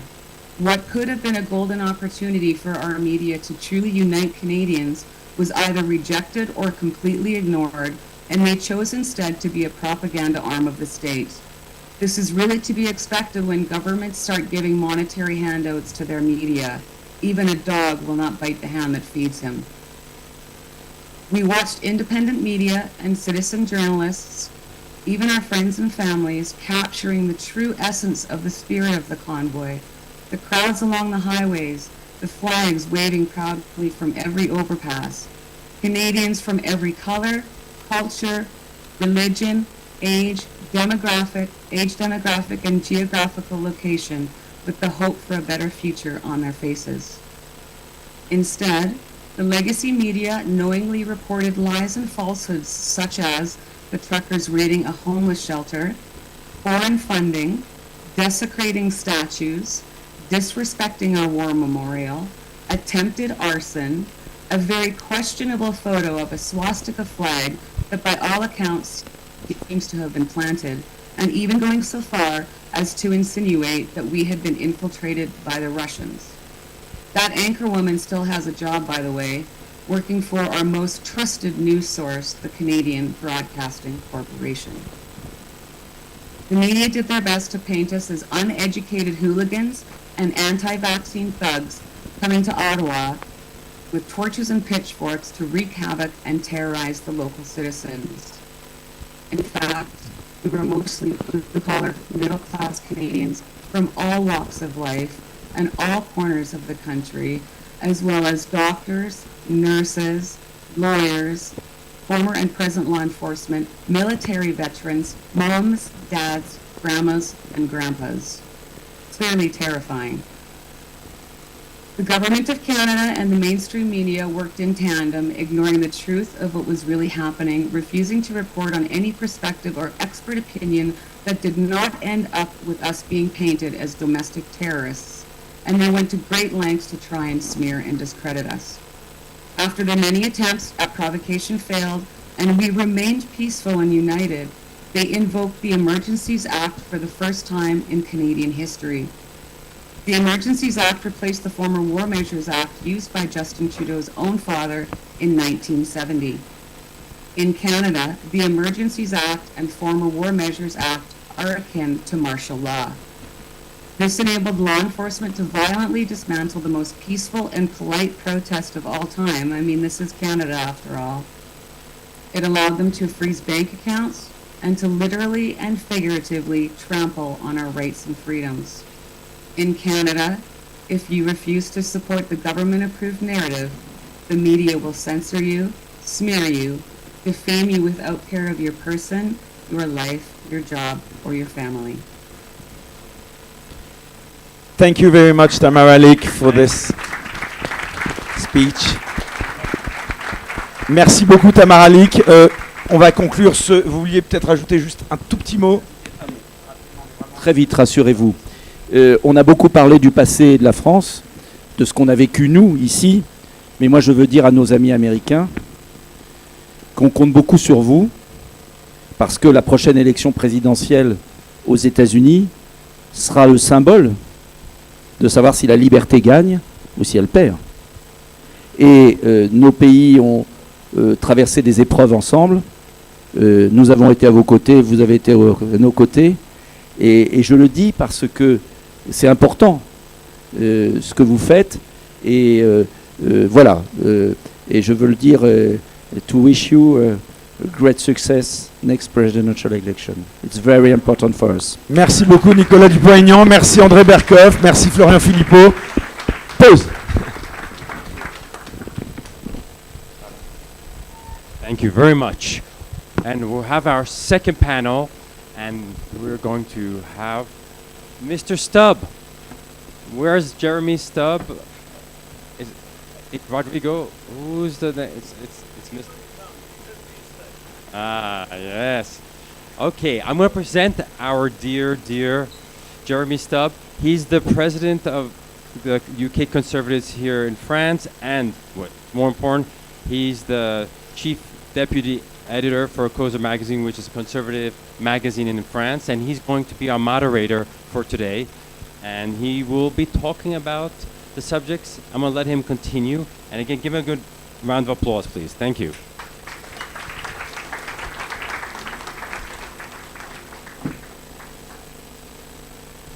Thank you. Distinguished guests, it's a great pleasure to be here, to see you all. Let me thank once again Randy for pulling off what is a miracle. And I should say that after this miraculous day, I hope that everybody who is here will go forward and keep the momentum going. Now, we are going to now, let me just put the glasses on. We're now going to treat a very different subject from the previous one. This is globalism, dangers of economic decline, myths of the Green Deal, and alternative visions for a better future. Let me just say a few words about how I understand this subject. The what people often call, as it says here, the Green Deal. The Green Deal. Many of us have made a deal on the subject of ecology yet, and we can discuss what the deal should really be made. But in terms of subject, we're talking about climate change, essentially. The ideas are that the climate is changing in a bad way for life on Earth, and that human activity is responsible for this. There are people who deny that this is happening. There are other people who... Let me try this one. I've already worn out one microphone. Last week I got through 5 in 20 minutes. This one's made in France. It should last a bit longer. Yes, there are people who deny that idea of climate change. There are others who express skepticism about that. One may agree with them or not. However, there have been moves afoot recently to prevent such people from being able to express their opinions in public. There we're touching on the previous subject of free speech, and that can only be bad. However, there are other positions as well. There are people who accept the reality of climate change, but do not approve of various measures that are proposed to solve the problem. I'll be very brief here, but one example, nuclear power. Nuclear power would be a good solution to a lot of our problems, but ecologists they've actually been working for decades to undermine nuclear power. I wrote an article on that last year. It goes way back to the 60s in America, a division amongst the ecologists into two camps, those for nuclear power, those against. Those against formed the Friends of the Earth, and as we say in English, with friends like that, with friends like that, who needs enemies? They've worked to undermine consistently around the world nuclear power. Another subject which has come up in the United Kingdom recently is the use of carbon capture. We can bury some of that carbon under the ground. No one's saying that that is the perfect solution. It is one technique where every little bit helps. That's not good enough for the ecologists. Oh no. Because what a lot of these ecologists want, really, is not simply to save the world. They want to destroy capitalism. That's what they want. Many people believe that we can save the planet and capitalism at the same time. Now, this is what brings us to the general question here, is how do we reconcile these two things? If we are going to solve this problem of climate change in as far as it exists, then what measures should we take? Now, there are those who think we should destroy capitalism. I'm not sure we can agree with that. And I'm sure that St. Margaret is listening to me. St. Margaret Thatcher, of course. There are others who think it's also a good opportunity to dismantle the patriarchy. They say that, for example, mining coal and taking oil out of the earth, this is what they call extractivist, something that only really men engage in, powerful, muscular men striding around the earth, extracting things from the body of the mother. This, of course, is ecofeminism. Can we save the planet and still keep some sane idea of human relationships? This is another question. Now, today, there are very few people outside of the United States, perhaps, very few people who will talk about free market economics, let alone who will defend it. And yet the whole of our prosperity, including the prosperity of those young people who throw tomato sauce over paintings, that prosperity depends on the free market. But the free market is attacked, in some ways rightly, because of globalization. And there are those who say, oh, well, we must end globalization. You can't just end globalization. It's not going to stop. The question is, how can we have a more intelligent globalization that really works for us? Now, if the answers to those questions interest you, then you've come to the right place, because we have a fine panel who are going to talk about this. If I understand rightly, the first is Rob Roos. Is he here? He is. Give him a big round of applause. Would you like just come and sit down here? I'm going to bring the panelists down one by one so that you can see them here. The next, and I hope my pronunciation of names is not too bad. The next we've got Sita van Kempema. Is she here? Come on down. Please take a seat. Please take a seat. And next we have, all the way from Romania, Dorin Jacob. Would he come down as well, please? Thank you very much.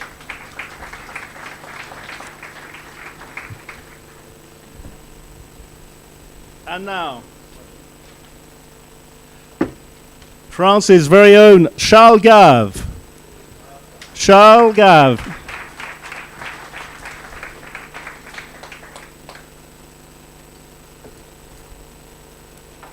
He should be here somewhere. Charles, send out a search party.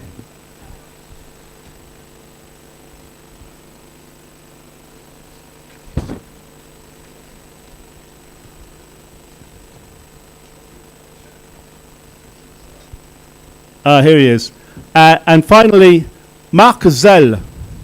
Marc Zell, would you come down, please?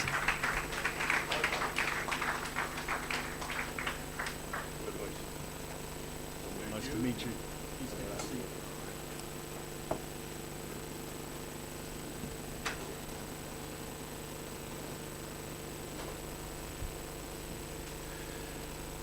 So here we are, a nice gathering of friends around a table, but we're gonna make them work at the same time.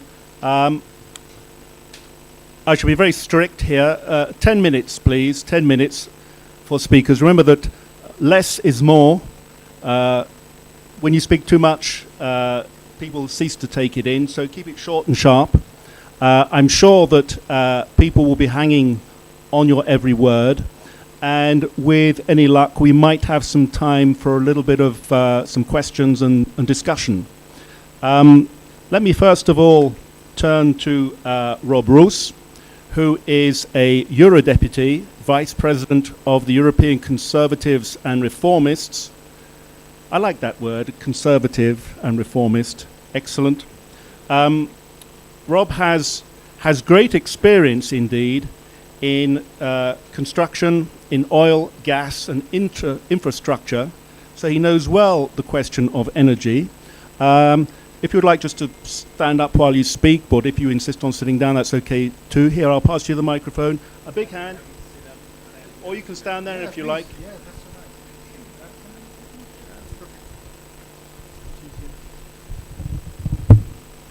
Well, thank you so much. Thank you so much, dear friends, for having me here. Today, I will talk about the erosion of democracy on the national level by technocracy.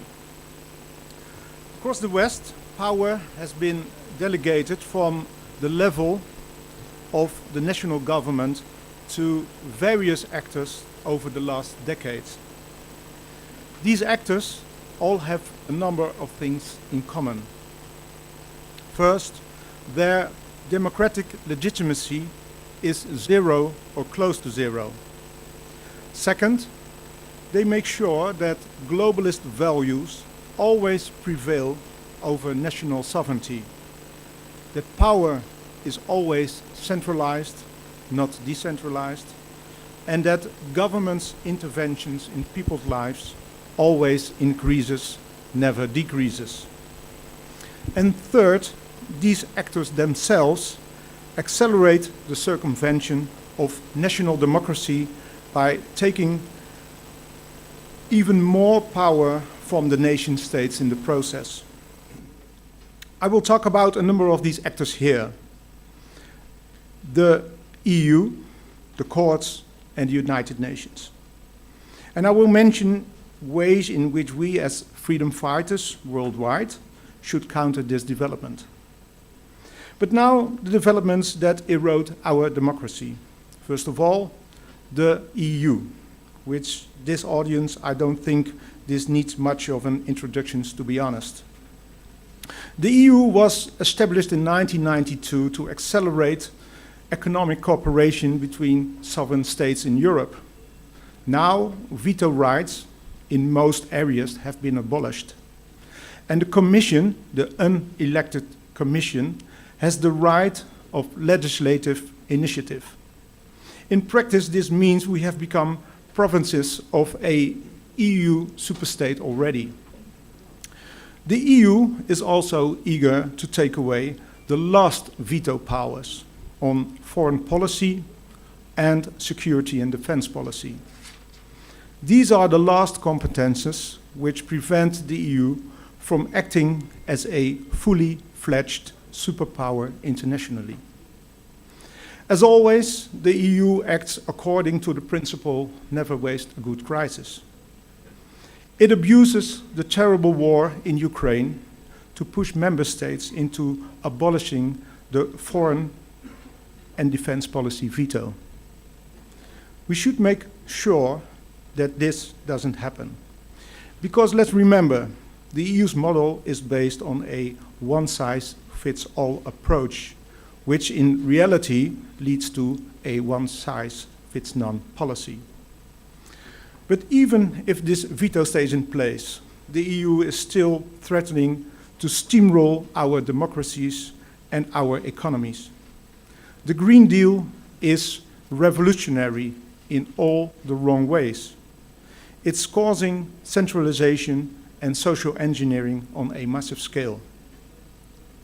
Because let's be clear about this, when carbon emissions are supposedly the problem, but everything we do leads to carbon emissions, then the EU solution is to monitor and regulate everything we do in our lives. We are embarking on an unprecedented experiment with our economy and with our democracy. And I'm not sure we will be fine. I'm extremely worried that our prosperity and our way of life, which are unique in all of history, will not survive this. Another institution to which power has been delegated is the courts. We have to talk about the primacy of the European Union law. The fact that EU law supersedes national law already shows us what the state of affairs is. Of course, deep economic cooperation within the single market requires that member states have similar legislation in this regard. However, the obvious solution for this would be to require member states to incorporate this into their national law upon entering the single market, but not to set up a completely new system that overrides national law. In the Netherlands, courts have no right of constitutional review. This is explicitly a task of the legislator, rightly so, because the parliament has a democratic mandate and should be the most powerful institution. But because of this primacy of EU law, courts now do have the right to shoot down laws and rules that are supposedly not in line with EU law. As a result, courts now hold the power that our constitution explicitly refused to grant them. This has immense consequences. Remember the big farmers' protest in the Netherlands? They happened because of a process set in motion by the Dutch High Court, which ruled that the Dutch system of granting nitrogen permission is not in line with law. Left liberal politicians seized this opportunity to call for a reduction of cattle by 50%. Our nitrogen legislation is now the strictest in all of Europe. This has become the most hotly contested political issue in the Netherlands. The main reason for this, in my view, is the primacy of EU law. Another aspect here is that Dutch law allows procedures in the name of the common good. In practice, this allows philanthropists, this means oligarchs, to bankroll NGOs that start procedure after procedure against the state, but also against ordinary farmers. This possibility to start a judicial procedure in the name of the common good should absolutely be abolished. But there is more. International treaties form a legal trap.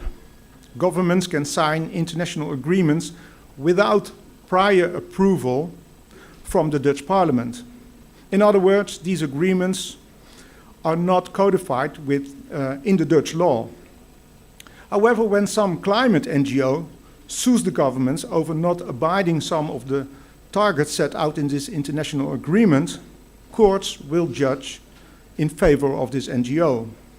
Sometimes the explanation is extremely far-fetched. For example, the Human Rights Convention includes the duty to protect life. This meant you have the right not to be killed by your government. But courts now say this means governments are obliged to reduce carbon emissions. Yes, this is judicial activism. But there is a more fundamental point here. Globalist interest groups use international treaties to circumvent our democratic process. Now I will talk about the third actor, engaging to circumvent our democracy, the United Nations. When the internet came up, people suddenly had access to all sorts of information. This was no longer filtered by government or oligarch-owned media. The elites lost control over the people, and therefore they had to invent something new. In 2015, they implemented the UN Agenda 2030. Practically, this meant the birth of the 17 Sustainable Development Goals. All of these goals have one thing in common. They sound so good, they will supposedly create an ideal world. But when I was young, my mother always told me, if it sounds too good to be true, it probably is. A valuable lesson that has been proven here as well. The SDGs do not benefit all countries, all people, or all segments of society. Rather, they are supranational, they are anti-democratic, and they are top-down. Unelected bureaucrats working at the UN cannot be held accountable by voters, but do have power. There is no document in the Dutch Ministry of Development Aid that will not mention the SDGs. Serious money is spent on this. While the UN itself is being pushed in certain directions by powerful NGOs, which in turn are funded by so-called philanthropists with big financial interests. Often these philanthropists also own large media outlets. Big business and big government go hand in hand. And I will give some examples of SDGs and their implementation in practice. One of the SDGs is no poverty, and who can be against this? But the solution is supposedly the introduction of a universal basic income. And this means billions of people would become dependent on the state. A neo-communist dream, but a nightmare for everyone who values freedom. Another example, zero hunger. Beautiful. But we already managed to eliminate worldwide food shortages.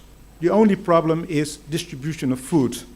There is no shortage, thanks to the brilliant invention of fertilizers. One problem, fertilizers do not fit into the green agenda. I will cut some of the examples out. I will take one. Some of the other examples are SDGs, clean energy. This means we abandon affordable and reliable energy upon which we build our prosperity. Instead, we embrace unreliable and expensive renewables that have plunged Europe into an energy crisis and skyrocketing inflation. Hooray. The way I see it is as follows. Socialists love poor people because poor people depend on the state.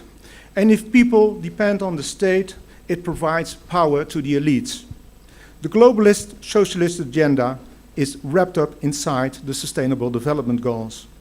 Meanwhile, all the new laws implemented because of these SDGs create bureaucracy and destroy small and medium-sized businesses. The result, big business takes over.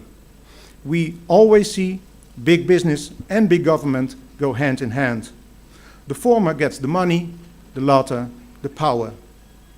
Now I will come to my conclusions. There are three technocratic threats to our democracy: the EU, supranational agreements, and the UN. What should we, as freedom fighters, do about it? First, we should recognize it for what it is: a global attempt to centralize policymaking at the expense of our sovereignty, our nation state, and our way of life. Second, we should propose alternatives and stick to those while in power. For the EU, a great idea was raised last year, and I have to be careful now, please hear me out.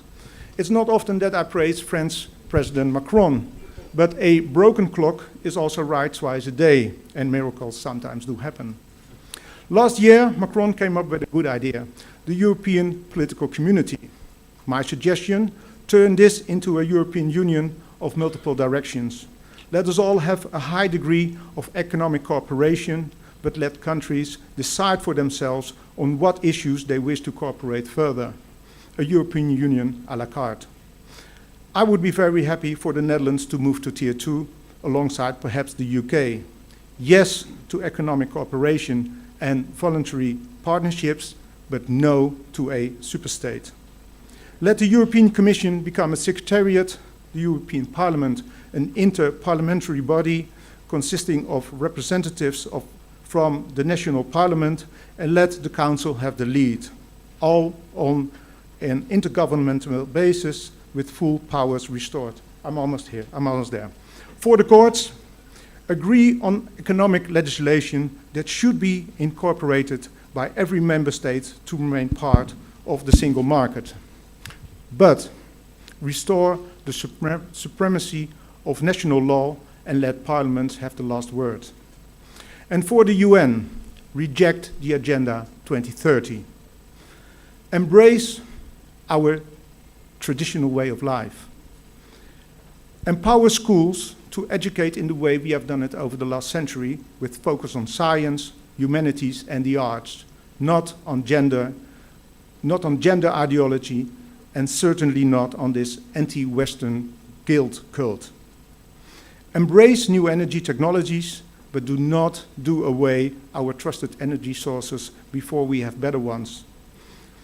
Act not from the idea that we should completely change our society, but act from the idea that our ancestors have handed over to us something very precious and special, which we should cherish and cannot afford to damage.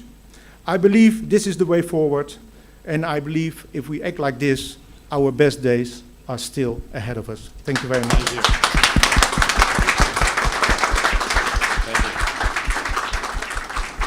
Thank you very much, Rob, for that luminous presentation. It's got us off to a very, very good start. Let me now call upon Sita to come forward. She is the Secretary of the Board and spokesperson for the Farmers Defence Force. She has also been a candidate for the political party Belang van Nederland. Please take the micro.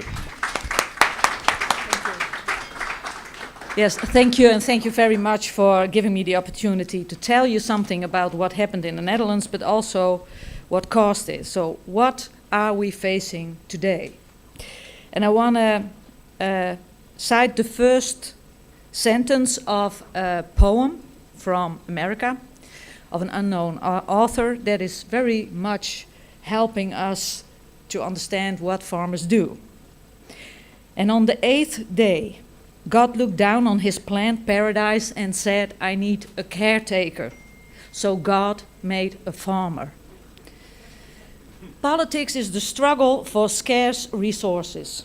Politics is the struggle between groups and ideologies. Politics is about the question, who gets what, when, and how. The caretaker and the politician, they worked together for years, for decades. After the Second World War, they made sure that the Western world had food enough and had prosperity enough. And because there were so many farmers who did their work so good, it was not necessary to have all the people provide for their own food. Today we have, and Rob already said it, we have a new agenda. An agenda in the EU that is built on the Sustainable Development Goals as presented by the United Nations. End hunger is the second one, and end poverty is the first Sustainable Development Goal. But how did we get this agenda in the EU? When in 2019, Ursula von der Leyen was introduced as the new president of the European Union, she was not elected through the democratic ways. She was elected through nepotism.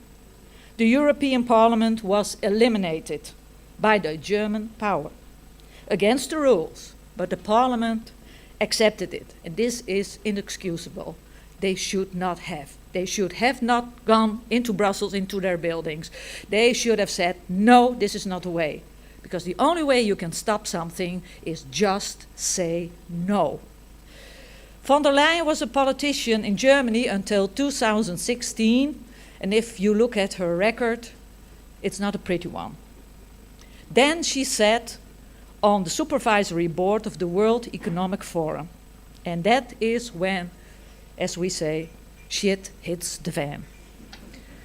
The WEF had great influence on her candidacy. Her election manifesto to be appointed as the EU TOPS boss was, in fact, the WEF agenda. More specifically, the EU WEF Green Deal program, an agenda that was not composed through the democratic ways or parliamentary decision-making in the EU. What is the Green Deal, the farm to fork and the biodiversity about? It's countering climate change. Europe must reduce CO2 emissions by 55% from 1990 to 2030. And by 2050, we will be the first climate-neutral continent. The European Union should then no longer contribute to global warming. Well, sounds like a fairy tale, and it most likely is. How are we going to do that for the farmers? Well, reduction of mineral fertilizer use by 20%, reduction of pesticide use by 50%, reduction of the nitrogen balance surplus by 50%, share of high diversity landscape features of at least 10%, share of organic farming of at least 25%, countering climate change. Impact reports, coming also from the USDA, because that was the first one that I found and read with 3 scenarios, showed that none of those goals will be achieved through the Green Deal, in contrary. But our EU Commissioner, Frans Timmermans, who was appointed to get the Green Deal out, kept a report saying this exactly the same, commissioned by himself, hidden in his drawers in Brussels for 9 months before critical journalists get a hold of it. The Green Deal is based on hocus pocus.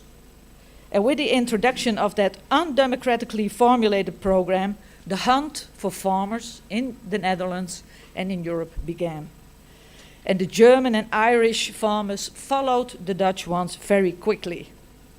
The consequences of the Green Deal in various reports made on it is a fall in agriculture production in the EU from 10 to 50%.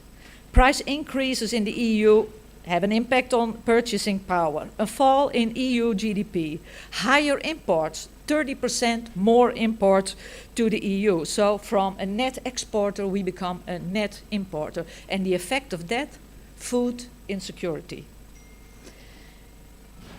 The decline in production and trade, combined with the expected price increase for food commodities, will significantly reduce the EU's gross national product, representing 76% of the decline in global GDP.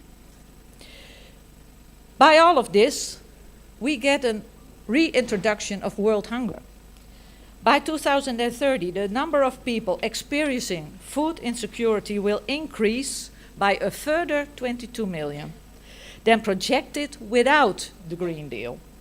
Should the Green Deal strategy be adopted globally, the number of people facing food shortages will rise to an additional 185 million people extra.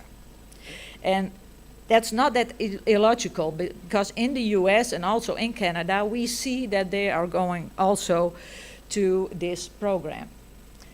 Is it not necessary to produce food? Can we have less food production in the EU? Well, we already have soil degradation and desertification costs that are 490 billion euros a year worldwide. And international experts say that 12 million hectares of land, of arable land, are lost every year. So we have a growing population. And we have arable land that is becoming less and less. And still in the EU, they want to extensify food production. So, like Rob said, legislation was introduced in the Netherlands. Lies are told about the effects of Dutch agriculture, among others, about loss of biodiversity, about emission of CO2, methane, nitrates, nitrogen, lies about climate change caused by Dutch farmers, and especially livestock farming. Because this 50% less animals are mostly, they are looking at dairy cows. Dairy cows are the climate killers, and not the millions of people in the Netherlands we import every year.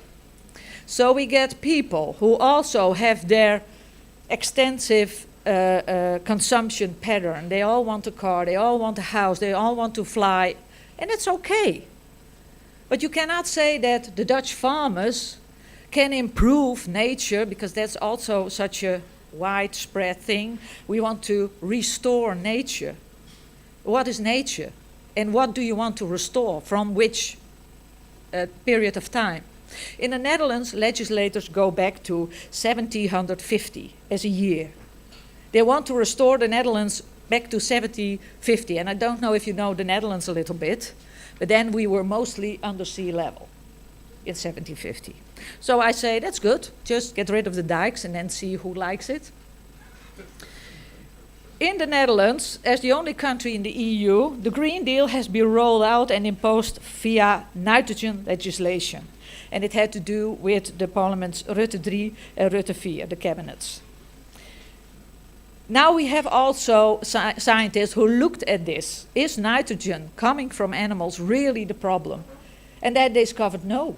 There is now an isotope method developed internationally in China, but it's international with international scientists, that say only 16% of the nitrogen in Europe has to do with farming, and the rest comes from our own society. So you can get rid of all the animals and all the farmers, and you will get very hungry. So obesity will be also an end, so there is always a plus. But we will not like it, and what we will lose will never come again. Today already we see that a lot of young farmers are depressed, and they will not go farming. The policy imposed on farmers have this last years done devastating things in people's brains. The death number, the suicide number under farmers is extremely high. Every 12th day in the Netherlands, a farmer takes his own life. And those are the figures that take your breath away. This policy is not made for people, it's made against people. The Dutch agriculture is in the top 5 worldwide of most sustainable food system, which means that every reduction in livestock in the Netherlands will lead to less sustainable farming in other parts of the world. We have the lowest carbon footprint, and that goes also unmentioned in the media. And to conclude, I come back to that poem. Somebody to seed, weed, feed, breed, and rake, and disc, and plow, and plant, and tie the fleece, and strain the milk, and replenish the cell feeder, and finish a hard week's work with a 5-mile drive to church. Somebody who would bail a family together with a soft, strong bonds of sharing, who would laugh and then sigh, and then reply with smiling eyes when his son says he wants to spend his life doing what Dad does. So God made a farmer. Let us all be caretakers and chase the enemies of people, the enemies of food production, the enemy of the people. Let us all live in freedom and in prosperity, not only for ourselves, but for our children and our grandchildren. They need to live in the same free world that mostly we are all born in. Thank you very much for your attention, and I hope that this initiative will really bind us together worldwide and make sure that we get that prosperity for our children. Thank you very much.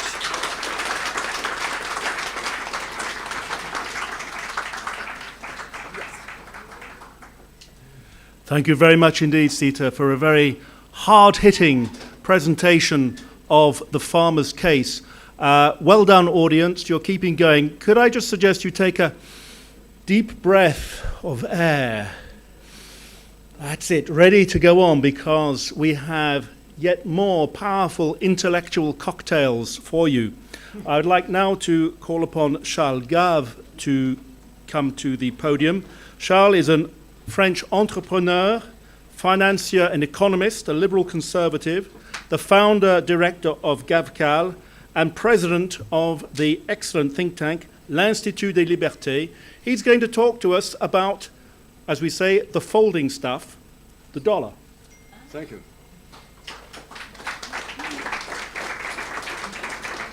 Thank you for inviting me. It's always a pleasure.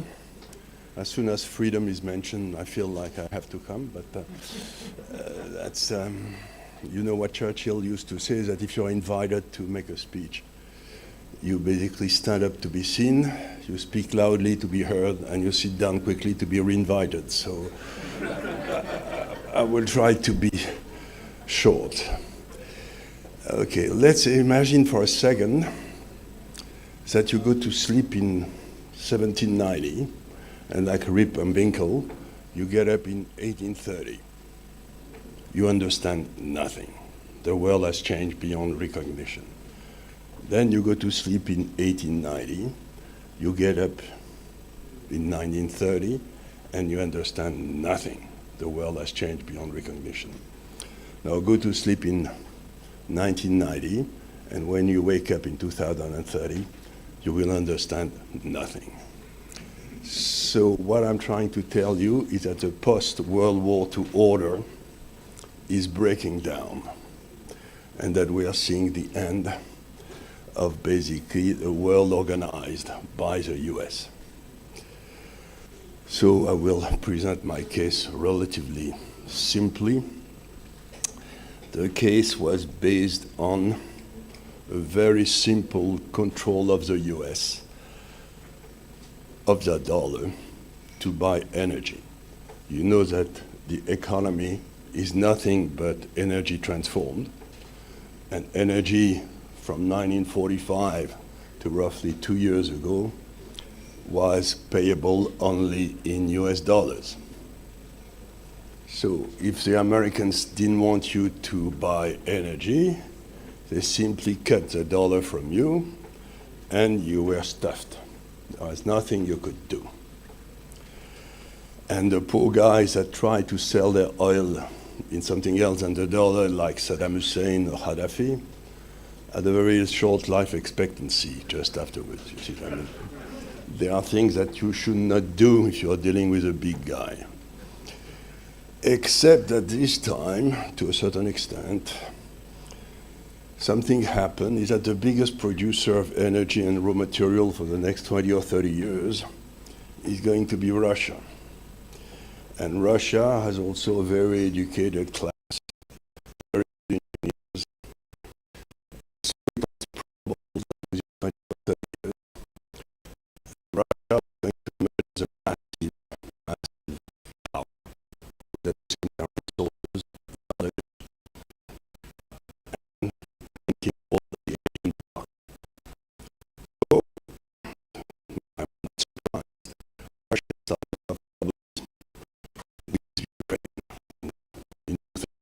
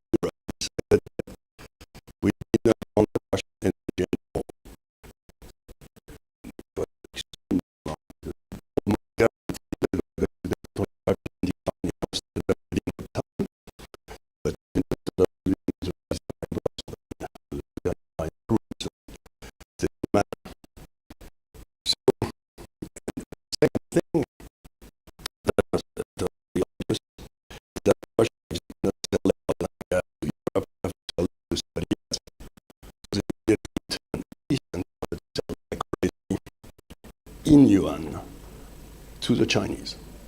So that was the first major break.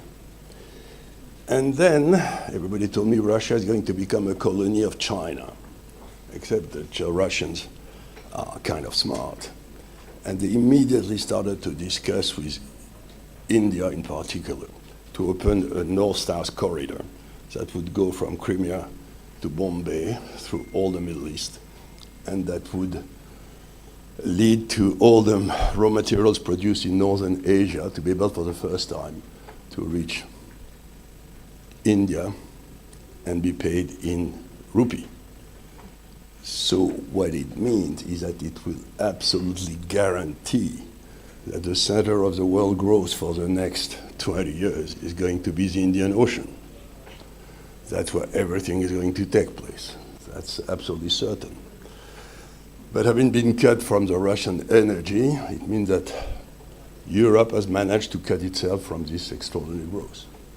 Doesn't mean that European companies will not participate, because we have some very good companies that will be able to participate, but the European consumer will not. That's totally impossible. So now we have that enormous growth coming, and we are finding ourselves with a very interesting question. For the first time ever, I think it was last week or the week before last, China exported its oil to Saudi Arabia. Sorry, imported its oil from Saudi Arabia and payable in renminbi. So to imagine that a state which was as domesticated by the US as the Saudis could suddenly decide to drop the dollar, you don't imagine what it means in diplomatic terms. It's a change in the life environment. So now, what is happening in the world today? It's pretty simple. Every country had to have a current account surplus with the US, earning dollars, depositing these dollars at the Fed, and with that you were buying US treasuries, and they needed dollars to buy their energy. So as Rueff said 50 years ago, was a great French economist, he said, the privilege, imperial privilege that the US has is that the current account deficit financed the budget deficit, which was an extraordinary construction. And it has been lasting, which means that today we have something like, I don't know, the numbers are becoming so big that I have a hard time understanding them, but let's say 30 trillion of foreign exchange reserves that are in dollars in all the central banks of the world that they have accumulated by living below their means in order to be able to earn dollars versus the US. So they were all very happy to have these massive savings. And these are not needed anymore because all these countries can now buy their oil in their own currency. So you have $30 trillion in excess money. What will happen to this? I haven't got a clue. But it will remind me of what was called the balance sterling in the 50s, when suddenly it was discovered that Kuwait and all these guys had received sterling in payment for their oil at the time. And they didn't know what to do with the trade, with their excess reserves. So the first problem is that you have these massive reserves that are there. The second, that imagine for a second that I'm right, which has happened once or twice, but not too often. But let's imagine that I'm right, that the Indian Ocean is becoming the center of the world growth. The return on invested capital in the Indian Ocean, on all these countries, from India to Philippines to the Middle East, everywhere, is going to go up a lot. Because you will have the networking of that part of the world, massive construction of airports, like a bit in China, but not inside the country, but inside an area. So you have a massive build-up, which implies a massive rise in real rates. Because, hey, you need to pay for these things, and it's very profitable, so people will learn to build roads everywhere in Central Asia, everywhere, and in the Indian Ocean. So fine. But you see, today, the real rates in the US on 3-month treasury bills are around 0%. And the servicing of the debt of the US, the servicing simply not repaying the debt, just paying the interest on the current debt, has just passed $1 trillion, I think. And you have only 3 big expenditures in the budget that can be cut in the US. The first one is Social Security. Second one is defense. And the third one is interest rates, if the central banks put interest rates at 0, as they did for quite a while. But if they put interest rates at 0, all these guys that have $30 trillion will dump the dollar, and the dollar will absolutely collapse. So they have a hard time doing it. If they maintain the interest rates at 5, then within 3-4 years, the servicing of the debt will be $2 trillion. And you know how much today the US budget deficit in the US is 7 or 8% of the GDP at the peak of the economic growth. So they have a 7% deficit where they've been growing for the last 5 years, when they should have a surplus right now. It would need 65% of the world's savings to go to the US to finance the US budget deficit. Give me a break, it will not happen. So if it doesn't happen, what will happen is that the US will have to cut their spending. Will they cut Social Security and be re-elected? No, you don't believe it, huh? Neither do I. Will they cut the servicing of the debt? Well, if they cut interest rates too much, nobody will want their dollar, so it's difficult. So what will they cut? Defense. Okay? And the Finns have a very nice proverb which says that you always have an army in a country if it is not the army of the country, it's the army of the country next door. You see, and the poor guys, they know, because they had the Swedes on one side. The Swedes today are okay, but in the 17th, 18th centuries, they were nothing but okay. They were pretty violent. So, and on the right, they had Russia.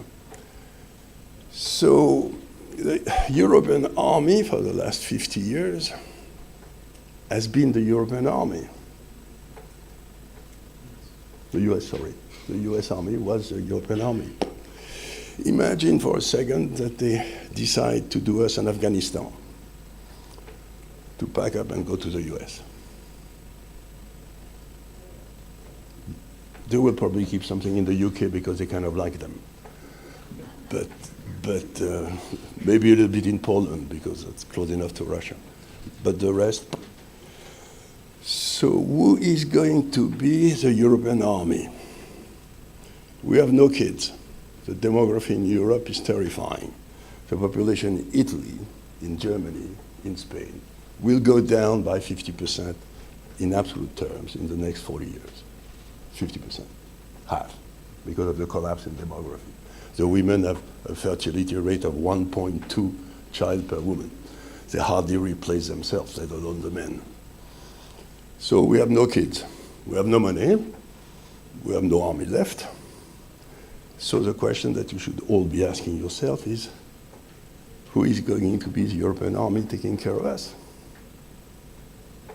If I look around, I'm just saying, look, you have two that could volunteer. The first one is the Russian army, first choice. And the second one is the Turkish army. So if maybe the Germans will prefer the Turks, the French, the Russians, I don't know. The French have still a little bit of a rest of an army, the Brits too. So in a perfect world, the French would get the hell out of Europe, do a Frexit, and try to merge their two armies with the UK in order to offer that as an alternative to the Russian and the Turkish army. But you wouldn't expect the politicians to be intelligent, would you? So you will never get that. So the point I'm trying to make, and I'm going to conclude here, is very simple, is the order that you thought was going to stay is going to explode. We're all thinking that Europe is terrible, Brussels is this, Brussels is that. In 20 years, you will have no Brussels. What we have to do is get prepared for a chaotic world and rebuild our freedom at the bottom. Because nothing will come from the top, and the good news is that these terrible tops that we have had for the last 50 years are going to disappear. Thank you so much.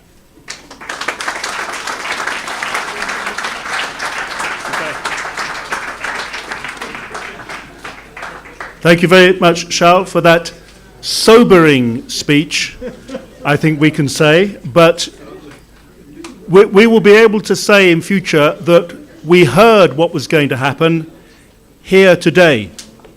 Now let me introduce our next speaker. This is Dorin Jacob from Romania. He is a leading entrepreneur, politician, and TV talk show host. And I invite him to take the podium.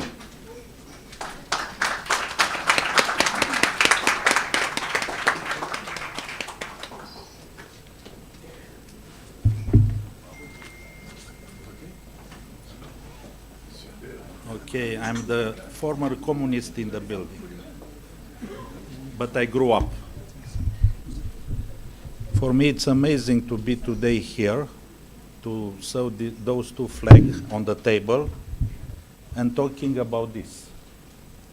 If someone in 90s tell me after the communism it's gonna happen this, I say probably it's a science fiction movie. Alien come on the planet, and we people must be talking about freedom. Because we don't talk about China here, we don't talk about North Korea here, we talk about us, our country. It's unbelievable for me, the young one, when the communists collapsed. But here we are. I was born in a communist country in '60. Obviously, this was not my choice. However, I chose to become an economic police officer. However, I was forced to be member of the Communist Party, but I did not want to be, and I did not like it. I analyzed and I tried to understand in those years how communism was created and was implemented in 20th century in the world, but especially in my country. I don't know if I will surprise you or not, but the police profession, and especially the economic police profession, have put us in a position to know all the strata of society. Like that, all of us could notice how not natural communism was related to the traditional values of the society, with the cultural ones, with the religious ones, even those related to individual needs. Communists did not give what people naturally needed, but pretended to know better what the people and society needed and give that to them. So we had the chance to observe what is not good, what is not natural. Communism was artificially implemented in the countries of Central and Eastern Europe. After the Second World War by the Soviet Union. The Soviet Union was already stabilized in communism for several decades and was at that dramatic moment in history the privileged partner of the Western force, and that together defeat Nazism. In 1990, the Western countries again abandoned Romania in the zone of influence of Moscow, like in '45. Gorbachev was accepted by the West at that time, and that it's happened. Paradoxally, Romania, having preserved traditional and nationalist value, did not accept the situation and forced a clear pro-West European and pro-Western Western European and Euro-Atlantic way, because nationalist patriotism and traditional cultural and religious values of the Romanians are compatible with democracy. Communism was built abusively and artificially, using mediocre, abusive, and manipulable people. Communism collapsed when industrial and technological development needed to promote and use more better educated and efficient people. Human intelligence and professionalism become viruses, and that destroy communism and its ideology from the inside. My generation lived with intensity and with total involvement to rediscovery of democracy with its main values: freedom of thought and expression, dialogue, accurate information. We naturally embraced the values of democracy. We, those who had the chance to be young in 1990, but also marked by the communists, knowing from the inside, understood its limits, and in the same time we also understood its perversity and manipulative power. Even worse, we understood its tenacious subversive method over a long period of the time. These methods have created dedicated followers of the cause, especially among the young generation. The most important liberation and rediscovery from our peoples was the freedom to regain our cultural and religious value. Our expertise, my expertise, is that I understand from direct personal experience and not from theory. What manipulation means in order to understand what the others are the only ones who do it better, which means also politically correct. We immediately understood and feel the manipulation and the control of freedom of thought and expression that's going behind the natural. Now, we immediately understood the control of the justice system and that it was subordinate on the one-state party. And by this, I mean censorship. We have the expertise to see that many bureaucrats, individuals from justice, mass media, and even from the intelligence service, overstep and abandon their roles in their place in society and form the deep state. It is exactly how it was in communism. The one-state party formed and led by a minority of thought and acting. I observe its limits in communism and the dangers to a society that must develop naturally, healthy, and in harmony. I know exactly this mechanism, and I observe how perverse it is reborn, and even at the level of European Union. The deep state plays with countries and peoples, ignoring tradition and values. In fact, the deep state suspends and minimizes authentic democracy. Attention, please. Neo-Marxism exists and it manifests itself in cross-party now. We understood from democracy that in the European Union and NATO, we are united, respecting our traditional, cultural, and religious diversities with mutual respect. We understand that the German must be German, the French must be French, Romanian must be Romanian, Bulgarian, Bulgarian, and so on. Even in the United States, the California or the Texas are different. They have a different cultural. That's my, my perspective, of course. Maybe a little bit forced. We must be aware that within all states, there are increasingly strong currents of resistance to this politically correctness, censorship, and propaganda. If the politicians and other forces in society do not realize this is and do not come to meet, naturally, a very short time, extreme fascist or Nazi solution will emerge. They may reappear as a counter-reaction to this new old experiment of neo-Marxism. We already noticed that in the short term, the approach of this politically correctness current of censorship is unproductive and dangerous, even with the justification of the hybrid war. Public opinion in democratic countries is beginning to feel that it's being lied to, manipulate, and paradoxically there is already an imminent risk of creating the opposite effect, throwing large portion of the population in the arms of extremists. To be clear, they begin to believe Putin is absolutely right. The Hamas is right. Those who are vehemently anti-LGBT are right. That the anti-vaccinists are right, and so on. And then who benefits from this? Please analyze and see that communism was implemented by force after the moments of confusion and crisis. And we are going through multiple moments of crisis from 2000 and to the present. Even if I repeat myself, it is important to realize that communism was based on mediocrity, and that is precisely why it managed to dominate for several decades. Here we have to be careful, because today we are facing communism in another form, which benefits again the infusion of mediocrity, in many political parties. I can understand why our states that we consider it democratic, it's very easy to label some parties as undemocratic or too easy consider it extremist.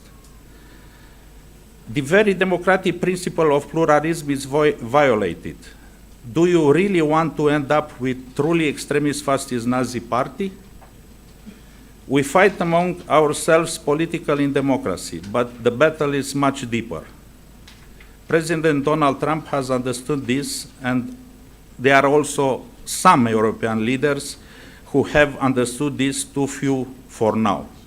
The real battle is different, actually, between neo-Marxism and traditionally supported naturally through patriotism. Neo-Marxists try to hijack and confiscate the rights and the needs of minorities and impose rules and values on society as a whole by forcing limits. This is exactly what the communists did in the name of the oppressed proletariat. Democracy is perfectible, but it is by far the most valuable asset of the human civilization. Democracy has learned to manage human nature. Peoples, countries, minorities, obviously, individuality, we are different.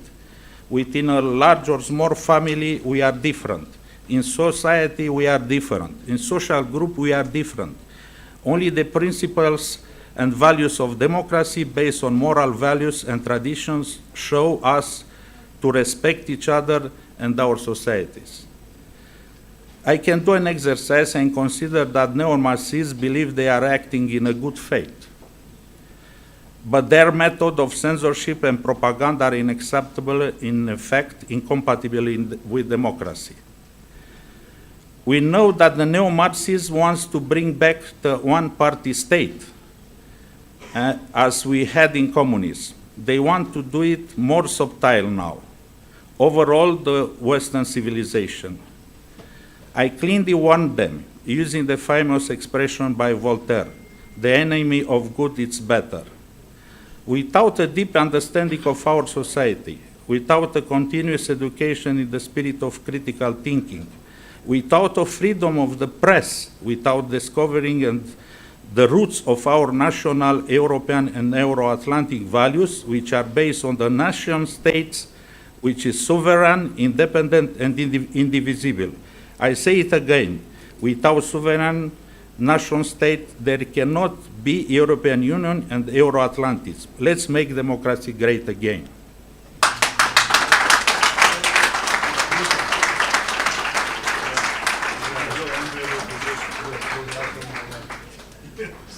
Thank you very much indeed, Dorin. A rousing speech that reminds us very, very appositely of recent past episodes. Let me now call upon Marcel to make the final presentation before lunch, always a difficult slot, but he understands that very well. Marc is an attorney and general counsel for Republicans overseas. He has immense experience of the practice of law internationally, and I invite him to make the final few inches to the podium. Okay. All right. Well, I want to thank you, Jeremy, for giving me the great honor of delaying the lunch of everybody sitting here today, waiting. I haven't eaten breakfast, so I'm with you. And furthermore, I'm going to, because we're running over, I do want to start by just thanking Randy and his family, his amazing family, who I had a chance to meet here today for this extraordinary event, logistically and content-wise. It's been illuminating. I've learned much, including from our programs this session and in the previous one. I'm going to talk about the elephant in the room, the éléphant dans le corridor, okay? But it's not the symbol of the Republican Party that I'm going to be talking about. I'm going to talk about the war in Israel today. And let me just start by framing this issue. Why is this coming up now in this particular session? It's because what Randy asked me to talk about, actually, and that is this Red-Green Alliance.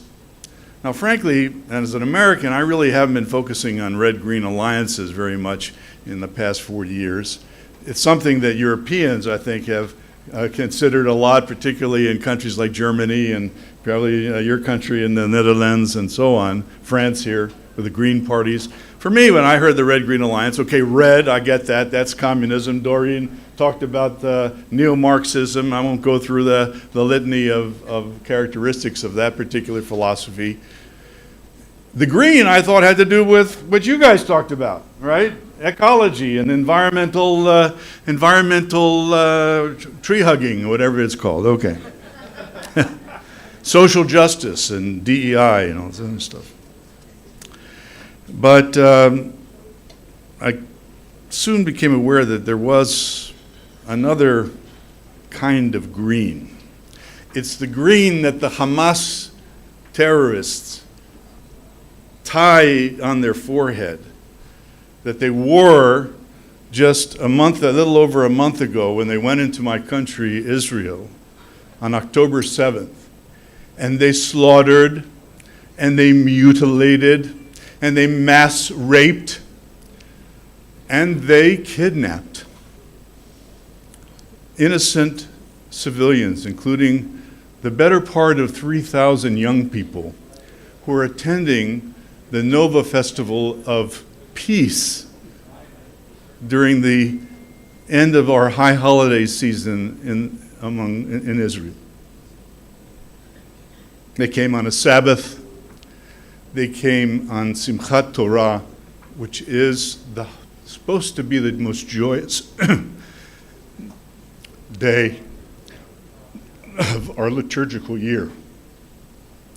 And because of them, the entire country has been plunged into something that I haven't seen in my 40 years in Israel, and you've seen a lot in Israel in 40 years, but I've never seen anything like this. And from what I've talked to my colleagues in Israel, neither have they. In our case, in my family's case, I'll just point to you that I have a 33-year-old son, father of 3 and expecting the 4th, who was called up over a month ago and has been serving in the wastes of Gaza for the last 2 weeks, really, as a tank commander, trying to put Hamas where it belongs in the earth. All right.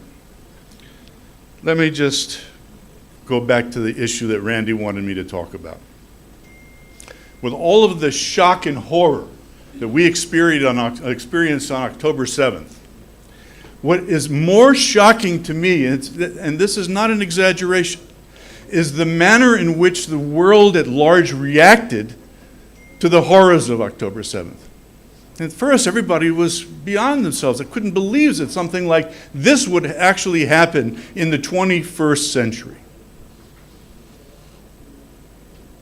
But within hours of those images and those films and those personal accounts of what happened on that day.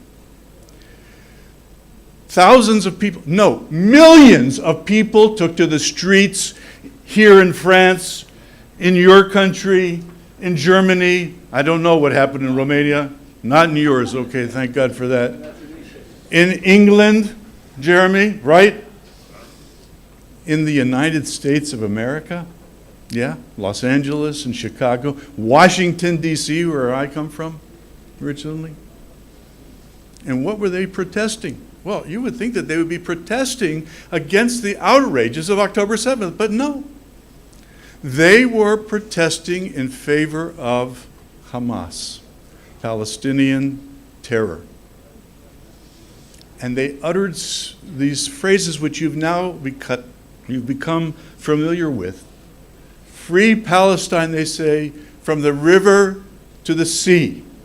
Even a sitting member of the United States Congress was repeating this, and for that she was censured, thank God, this week.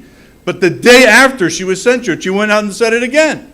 And what does that little phrase mean? Sounds great, right? Free Palestine from the river to the sea. Well, the river is the Jordan River, ladies and gentlemen, and the sea is the Mediterranean. And between the Jordan River and the Mediterranean Sea is not only Judea and Samaria, the West Bank, where I live, but also the entire state of Israel, with all of its 9 million people and its 7 million Jews. And what they were saying on your television screens and in your radio stations and for all the, and you're hearing it today, God knows, you're hearing it today. Here in France, I watched the television here, I couldn't believe it. Free Palestine from the river to the sea, destroy the state of Israel, murder or expel 7 million Jews. Today, ladies and gentlemen, is the 5th, let's see, let me count, 85th anniversary of Kristallnacht, which happened just across another river here or two. Now, how does that all fit into what I'm asked to talk about? And I'll try to finish real fast. This red, green, black alliance is no longer just about tree huggers. And it's no longer about neo-Marxists. It's about Islamists. Islamists, these people who take the noble religion of Islam and turn it into a political tool aimed at freeing Palestine from the river to the sea.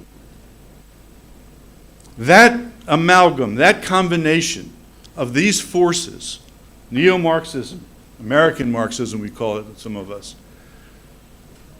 environmental activism, right? And Islamism is now what has now created a combination of force that the world has never seen before. In the United States, we have another name for this. It's called woke. Now, I don't know how much of that gets into Europe. In Israel, they don't know what that is, okay? But this woke is this merger of Marxism and environmentalism, and it's come together with this Islamism to create this new, this is Solomon Yu's proper description of it, this new neo-fascism. Okay, and it is pernicious, it is pervasive, it is threatening the very foundations, and this is my point really, of all of Western civilization.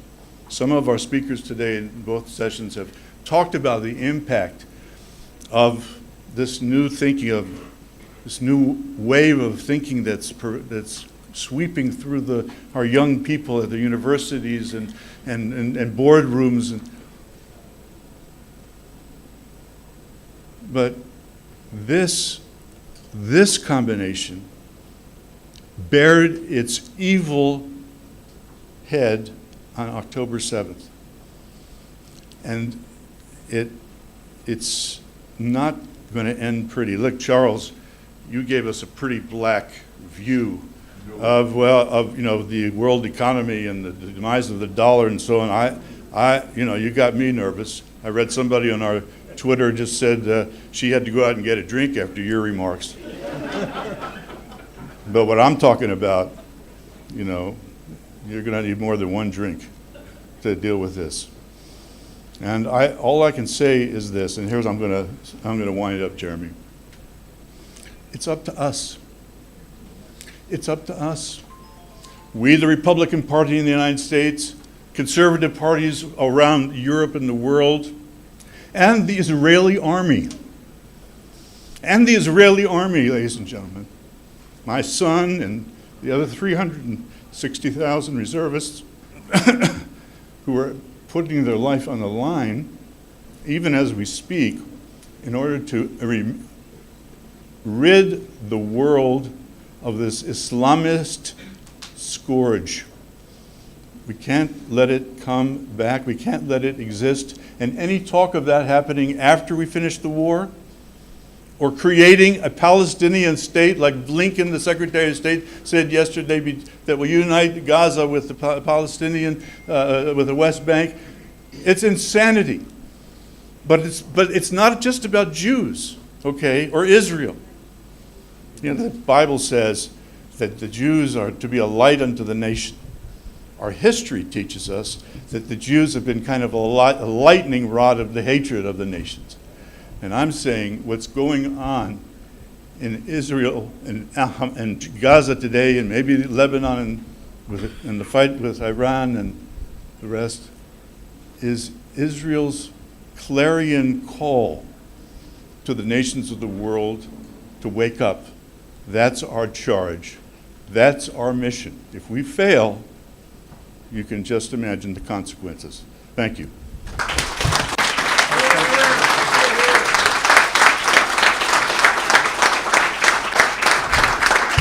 Thank you very much, Mark. Thank you for a very moving speech. Let's thank all of our speakers today. I know I learned a tremendous amount, so please give them a final round of applause. And while you're at it, give yourselves a round of applause.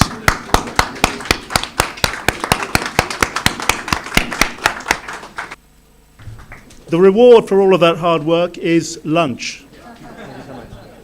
Shall we make a picture? Sure, let's do that. Kun je een foto maken?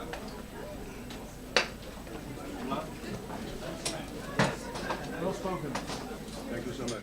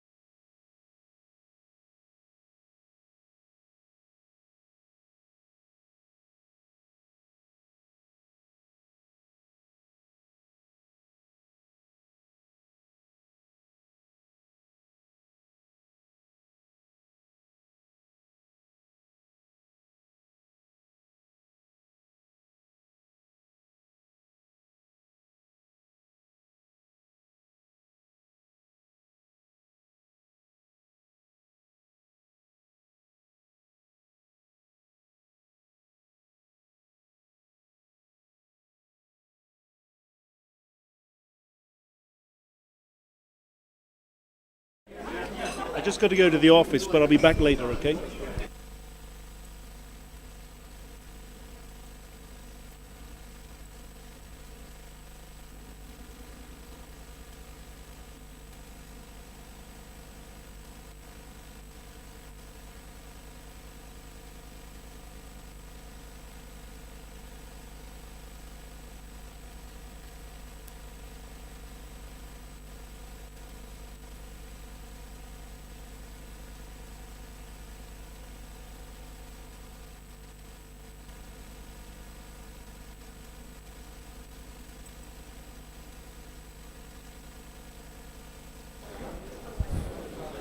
Okay.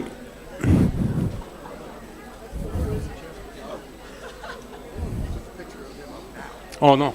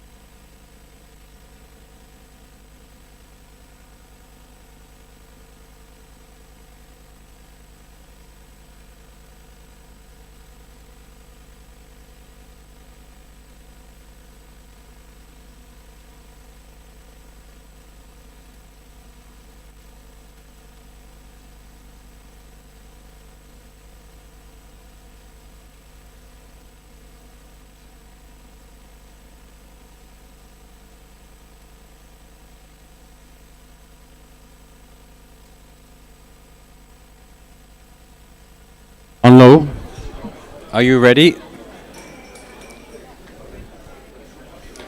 Jonathan Lowe.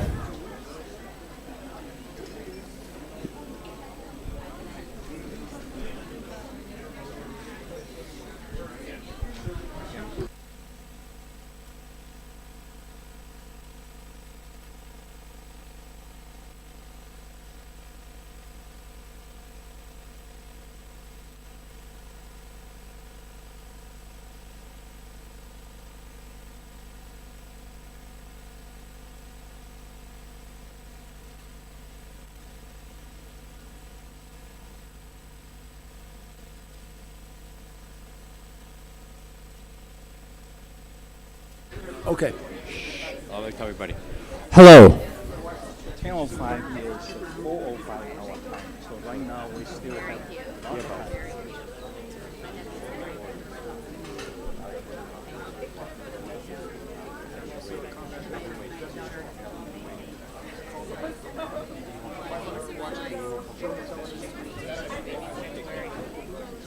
Hello, everybody. Welcome. À nouveau, I'm sorry I rushed you.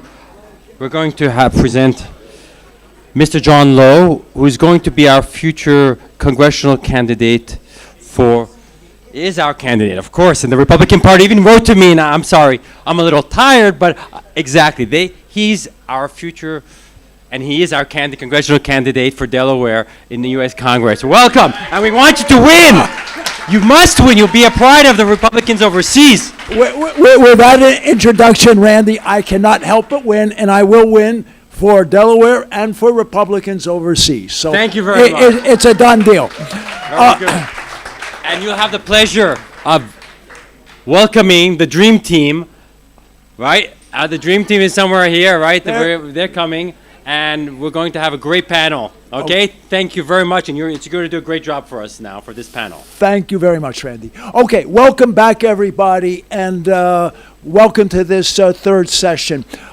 During the first two sessions, we heard a lot about the problems facing us, about threats to freedom, frankly, about threats to Western civilization as we know it. Let's not be too melodramatic, but I think that's really where we are. So what do we need to do about it? Frankly, what we need to do is we need to win elections. And that is what our next panel is going to be talking about. Earlier this week, we had some elections in the United States. The Republicans actually didn't do badly. It was close, a little disappointment in probably the most closely watched state, Virginia, but we did a lot better than expected. And frankly, we are expecting to do a lot better in 2024. And to look at the aspects of how that's going to happen, I'm going to ask David Balsi and Corey Lewandowski to come to the table, and they are going to discuss they're going to discuss how we go about winning elections. And I think they're going to start by looking at what I will call the intellectual, the philosophical underpinnings of what needs to happen, what candidates need to bring to the table. And then we're going to look very much at the practical aspects, how you go about winning elections, because in order for us to protect our society, to protect our future, and to make the world a better place, we need to win elections. They are going to have a bit of an interactive session here. They will entertain questions from the audience. They have asked me to warn you that the questions they will entertain should be short and direct, that they will answer them. But before letting them get going, let me just introduce them very, very briefly. I think you may know them already. But David Balsi is a former, very active in an organization called Citizens United. Those of you who follow this U.S. Supreme Court may know about the Citizens United case, which actually opened up freedom of expression to corporations in the United States. It was roundly criticized at the time, but it's actually well accepted now. He is also the Republican chairman for the state of Maryland and a member of the National Committee, and he is very active in campaigns, and he was very active in the Donald Trump campaign of 2016. And he works with Corey Lewandowski, who has his own consulting firm, and Mr. Lewandowski has also been very active in presidential campaigns, working with Mr. Trump in 2016 and frankly with Mr. Trump right now. And both of them worked very heavily on the recent gubernatorial contest in the state of Louisiana. So I think without further ado, I'm going to pass the microphone to Corey Lewandowski and David Balsi, and they will start. And again, questions are welcome, but again, short and direct and to the point. Thank you.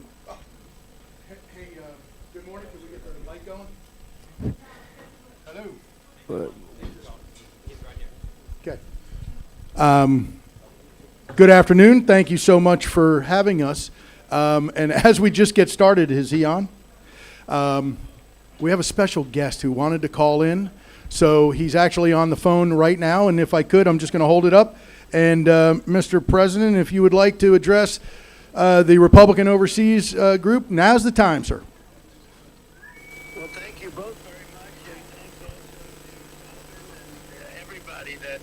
Is there. Corey Lewandowski has been my friend for a long time and one of the most capable people in politics ever. And likewise, Dave Balsi, who's they're both really good friends and real warriors.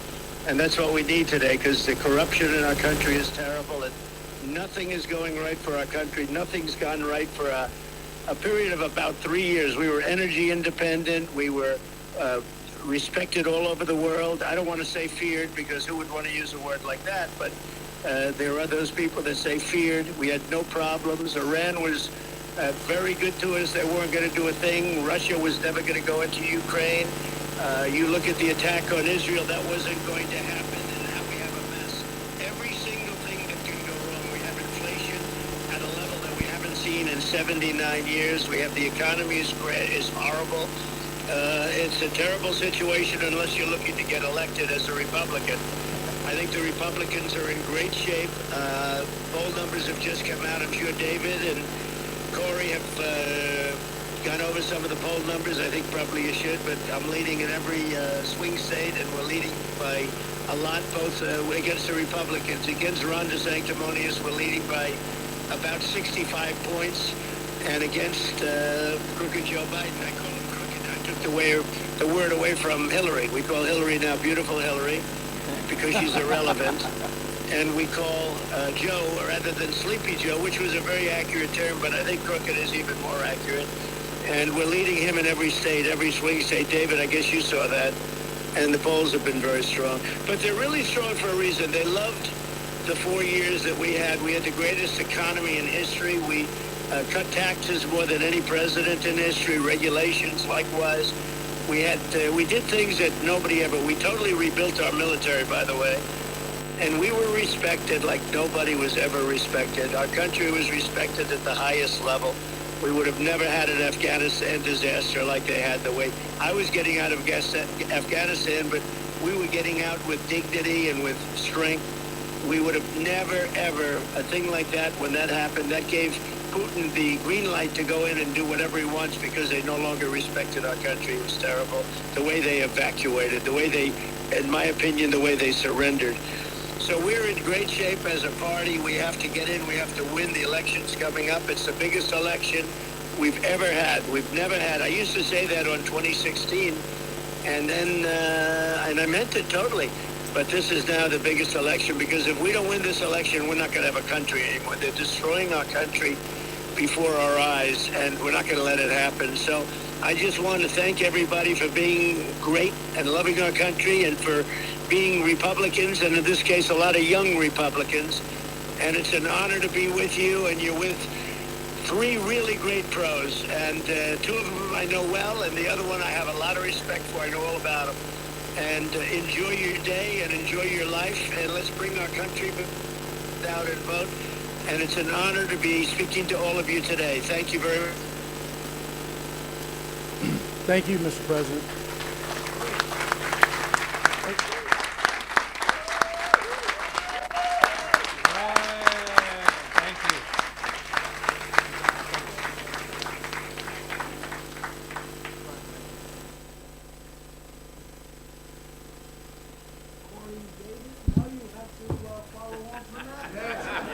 And we're done. And that's it. It's a wrap.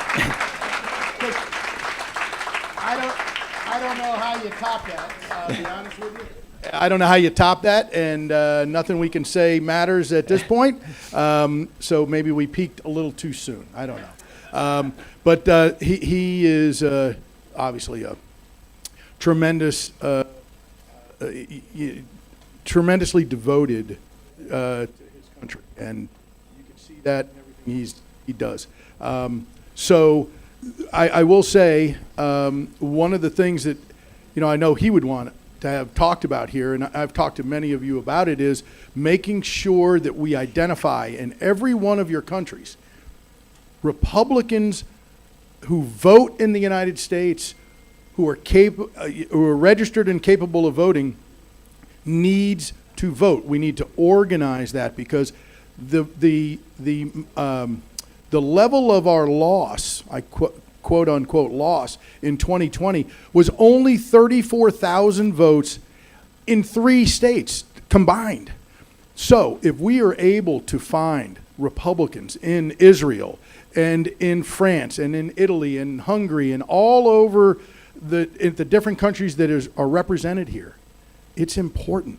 It is important. It is important not only for the presidential election, but for governor's races and U.S. Senate races and down the ballot in congressional races. So I urge all of you that's what I want everybody to leave with, is thinking about how we focus on that. And that's going to require an organization like this to really lead the way. And I would hope that all of you who could potentially help with it and finance it, because it's going to take a lot of work, but it's possibly the difference. So I just want to start with that. So Corey, hey, I'm Dave.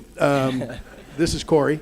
So we didn't even get a chance to start before we got trumped.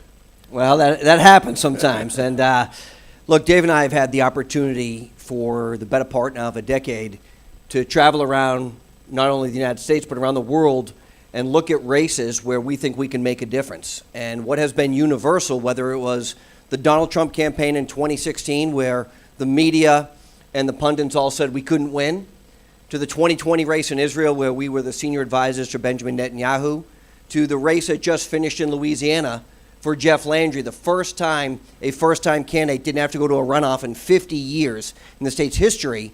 There's been one common thread across all of those, and it's the investment in data early on and changing the way that the model can actually transpire.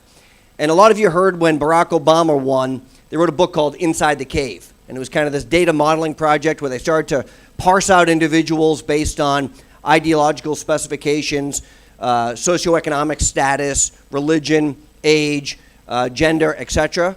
Well, where that was back in 2012 to where we are today is light years ahead.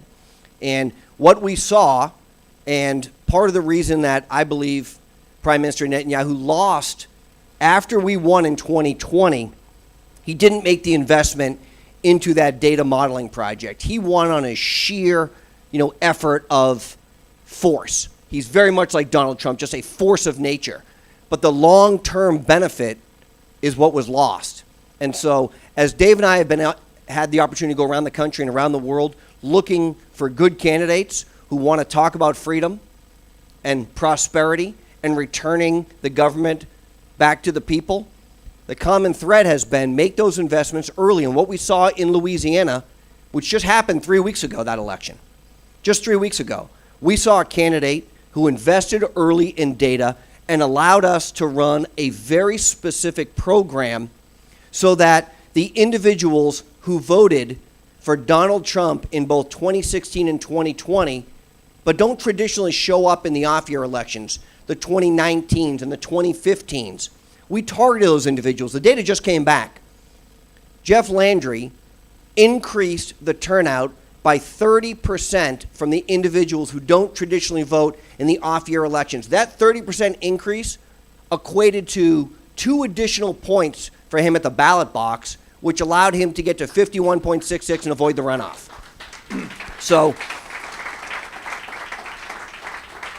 So as candidates and as organizations, right, and entities, it takes capital investment to put into those data programs. And look, as I've talked to some of you here today, you've said, we get no help from the RNC. We don't have access to the data for the people who are living overseas in our countries that are registered to vote in America. We need that. Look, that data is available. And what Dave said is so right. We changed 35,000 votes in 3 states, and Donald Trump's the president today. We don't have a crisis in the Middle East. We don't have a crisis in Ukraine. We don't have a world that absolutely has no respect for the United States anymore. So those things are available to us, but you cannot wait until election day or the week before or the month before to do it. So, what we want to talk through a little bit today is some of those requirements to run a successful campaign, which many of you have done. But our first takeaway, and one that we did very successfully in 2016, was the investment in data and knowing as much about the electorate and the person who's going to be at the ballot box as possible. So what we really try to focus on is whether it's in individual states, which in the United States we have what we call swing states. Many of you know the nomenclature, but it's the swing states of Georgia and Arizona and Wisconsin and Michigan and Pennsylvania and several others. And you need to hyper focus on them. So we would go in and really try to map out all of those people who are potentially going to vote for Donald Trump. This is in 2016, and they carried that over into 2020, obviously. I mean, Donald Trump got more votes in 2020.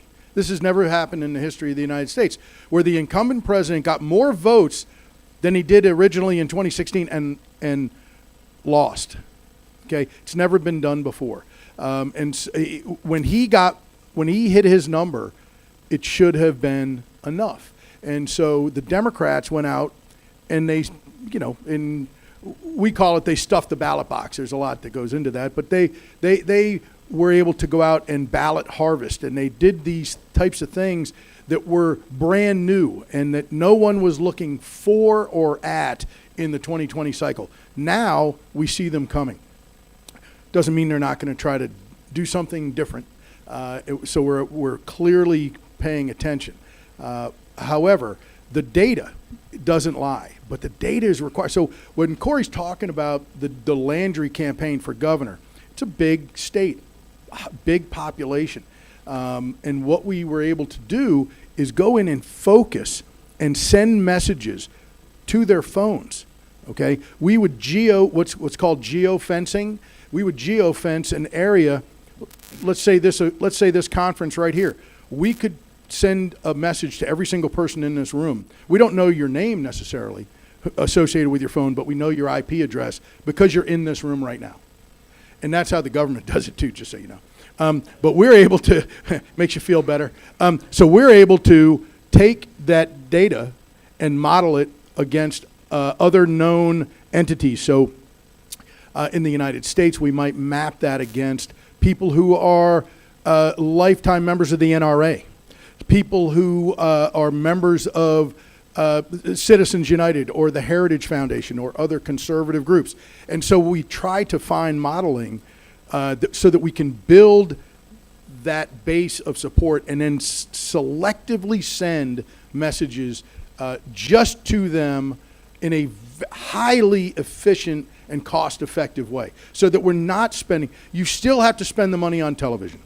Spending the money on television, I don't know how it's done necessarily in your country, but in the United States, predominantly messages are delivered through paid television advertising, 30-second commercials and the like.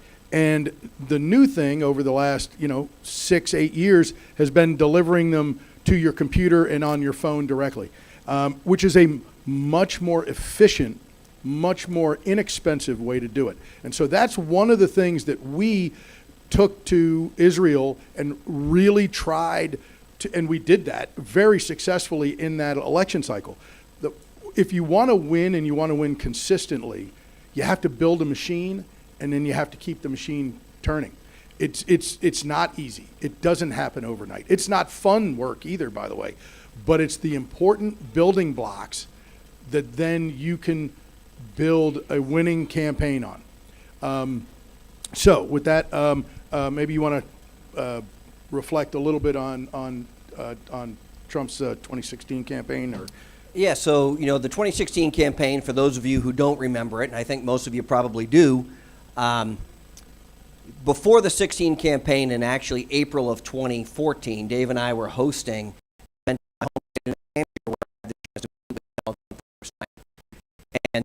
David introduced us to me and Trump. In that year, December 14th, Dave called me and said, "Hey, David, you're going to New York to meet Donald Trump and say, "We're running for president." I said, "What are we doing?" And I drove to New York, and before I left New York, I was the first employee of the Trump campaign. We started to build something, and what we saw was not just the desire to have something new, our movement. Donald Trump is in the wisdom after Romney lost the 2020 race, went out and trademarked the phrase, "Make America Great Again," the day after Mitt Romney lost. Now, we tried to use that trademark, and the trademark office at the time in 2015 said, "Well, you haven't been using it enough, so we can't grant you that trademark right." I think we've changed that now, right?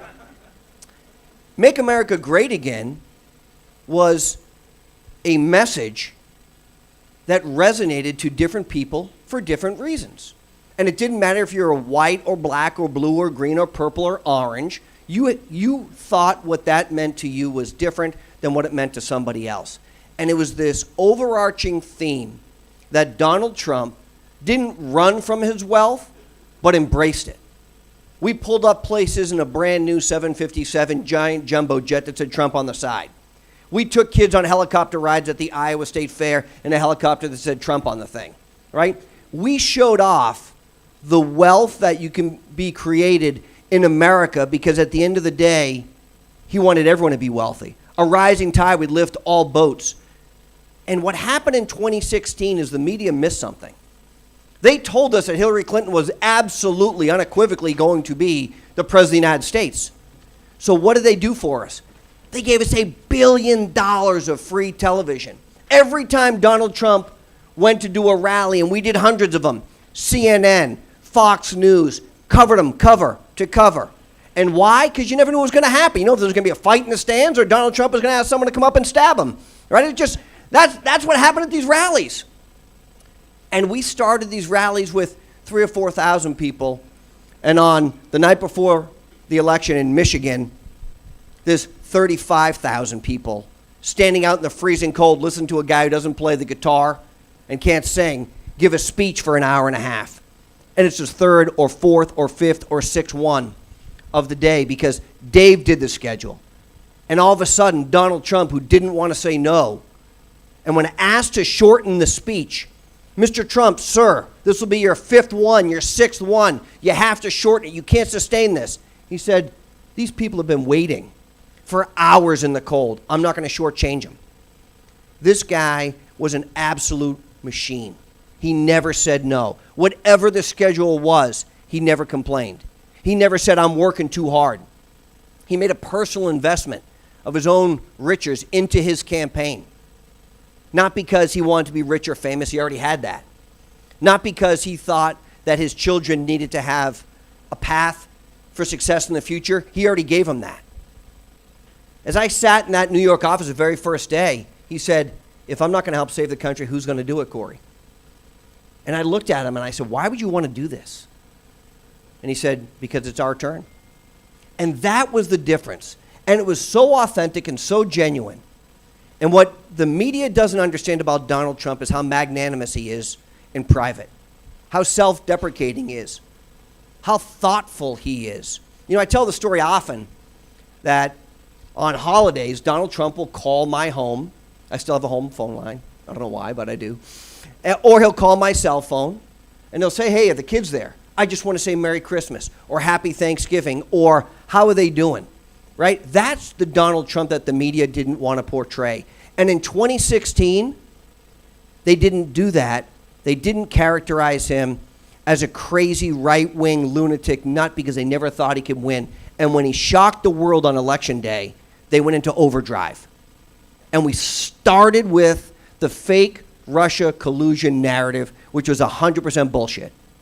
Not 99%, 100% it never happened. We now know it was made up from Hillary Clinton and her team. We know the FBI not only condoned it, but propagated this thing.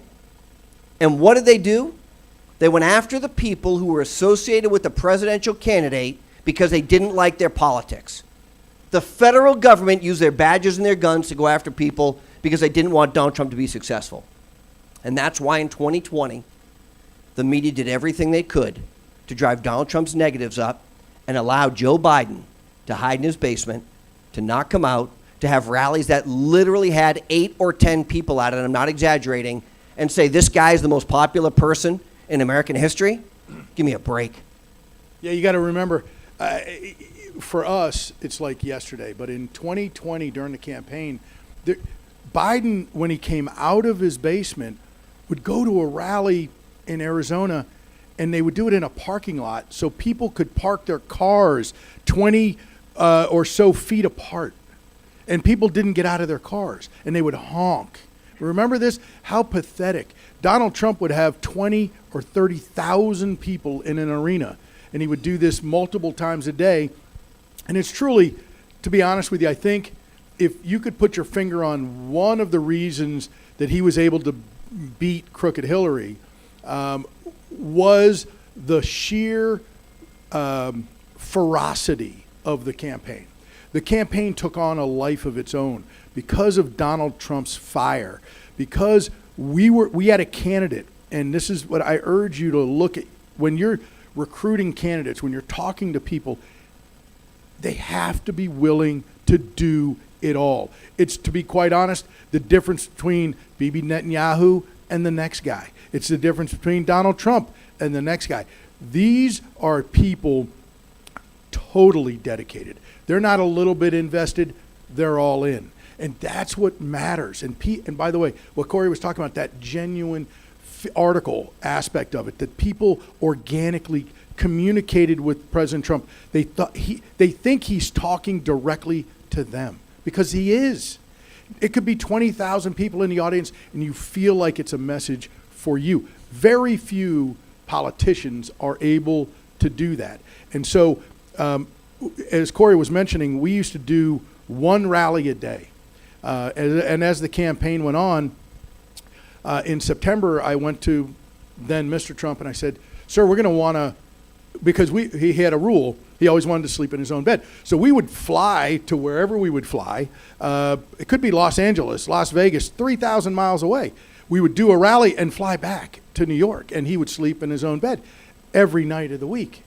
And I'd be like, sir, it's killing the staff, but we need to do more, not less. So we would like to go from 1 rally a day to 2, or maybe 3, or maybe even 5 or 6 a day as we get closer to the election. And he looked at me and he was like, how are we going to do that physically? And I said, well, don't worry about it. We got it. We'll use time zones, and we have time changes. We have an Air Force. You have an Air Force, so we'll just use it. We got it. We'll get in and out of places.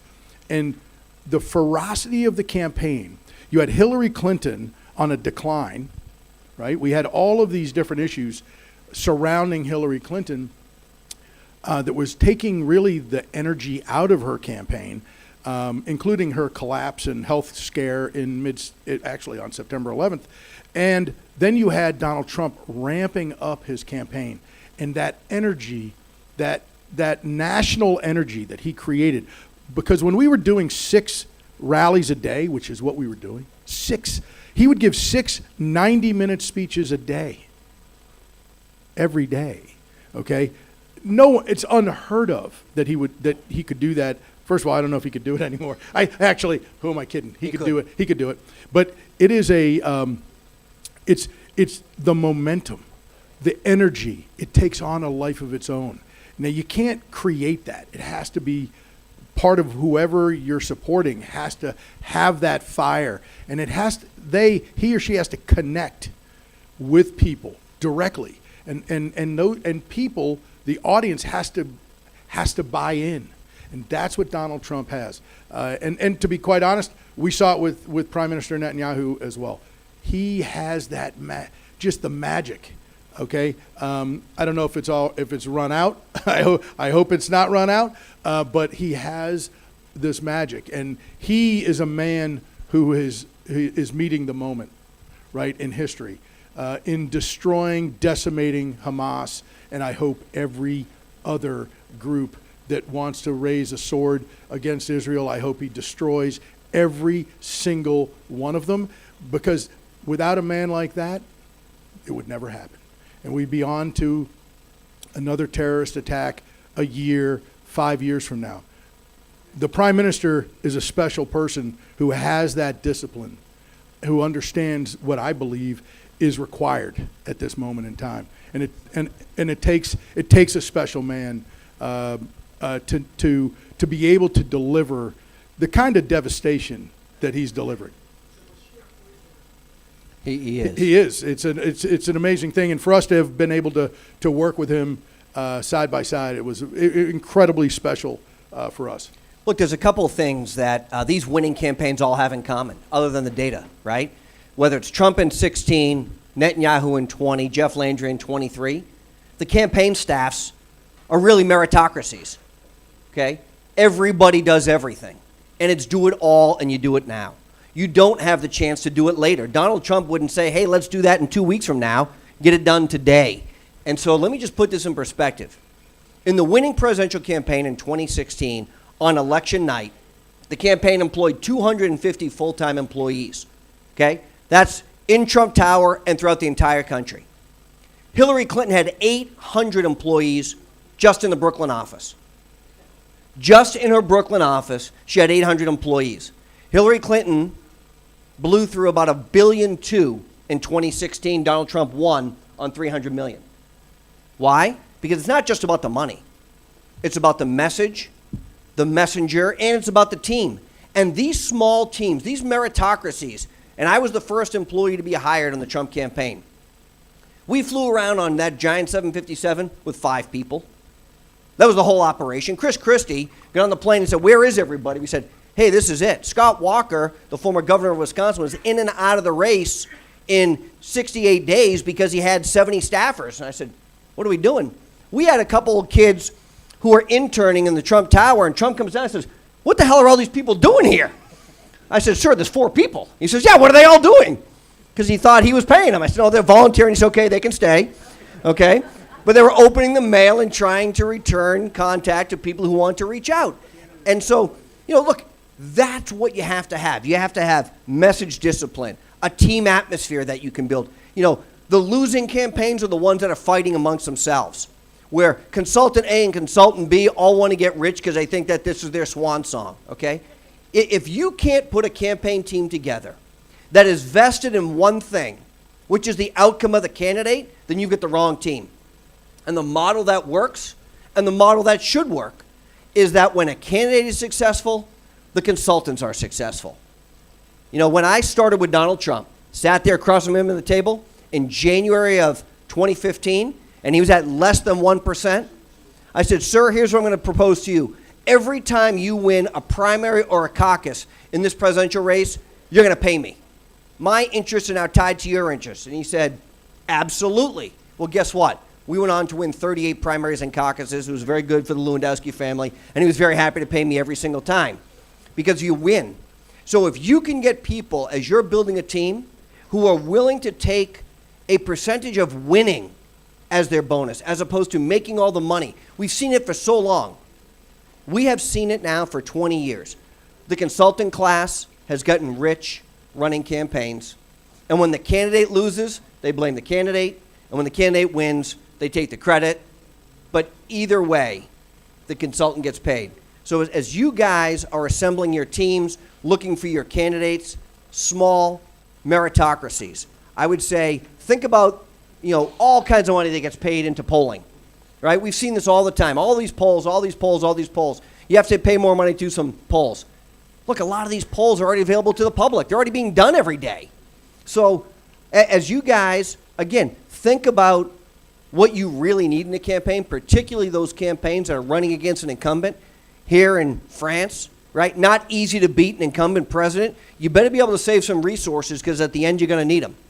Because that October surprise, as we call it in the United States, that thing at the end of the campaign that's going to come up that you weren't anticipating, you need the resources to pay for it. So I will tell you this. The way you build your team makes all the difference.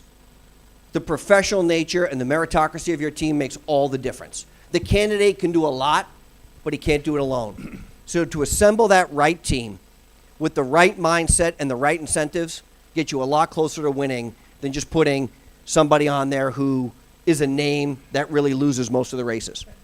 And there's a lot of them. It's in the United States, I don't know, in your countries, there's a lot of political consultants.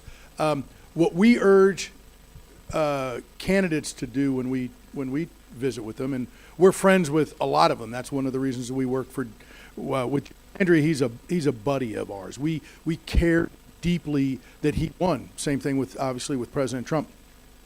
But campaigns have. I actually was in Miami day before yesterday, and I was having breakfast, and a guy running for Congress came up to me and wanted to tell me about himself, and he says, I hired this company to do my digital. I hired this company to do my television. I hired this company to do this. And he lists off 5 or 6 of the biggest political consulting groups.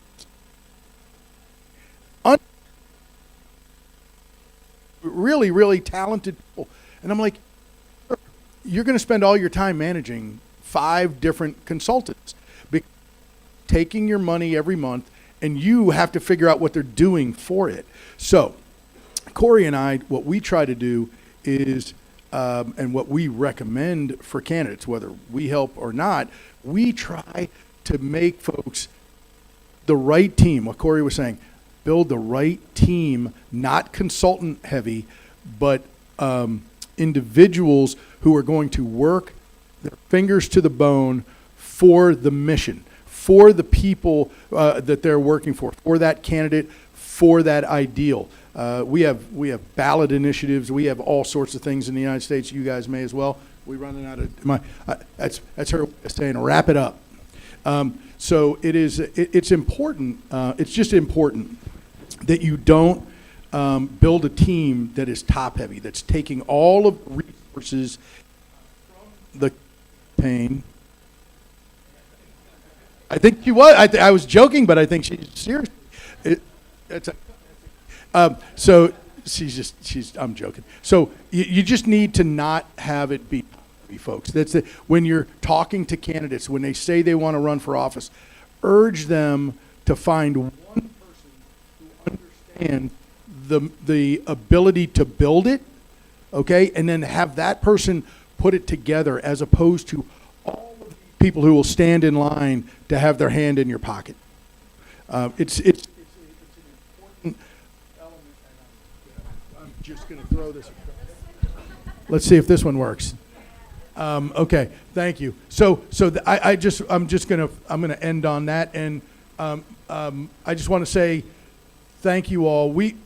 My wife and I, Susan, who's here somewhere right there, we love France. We come to Europe. We bring our kids to Europe. We before we knew about this trip, we took our kids in late July and early August to Italy and to France.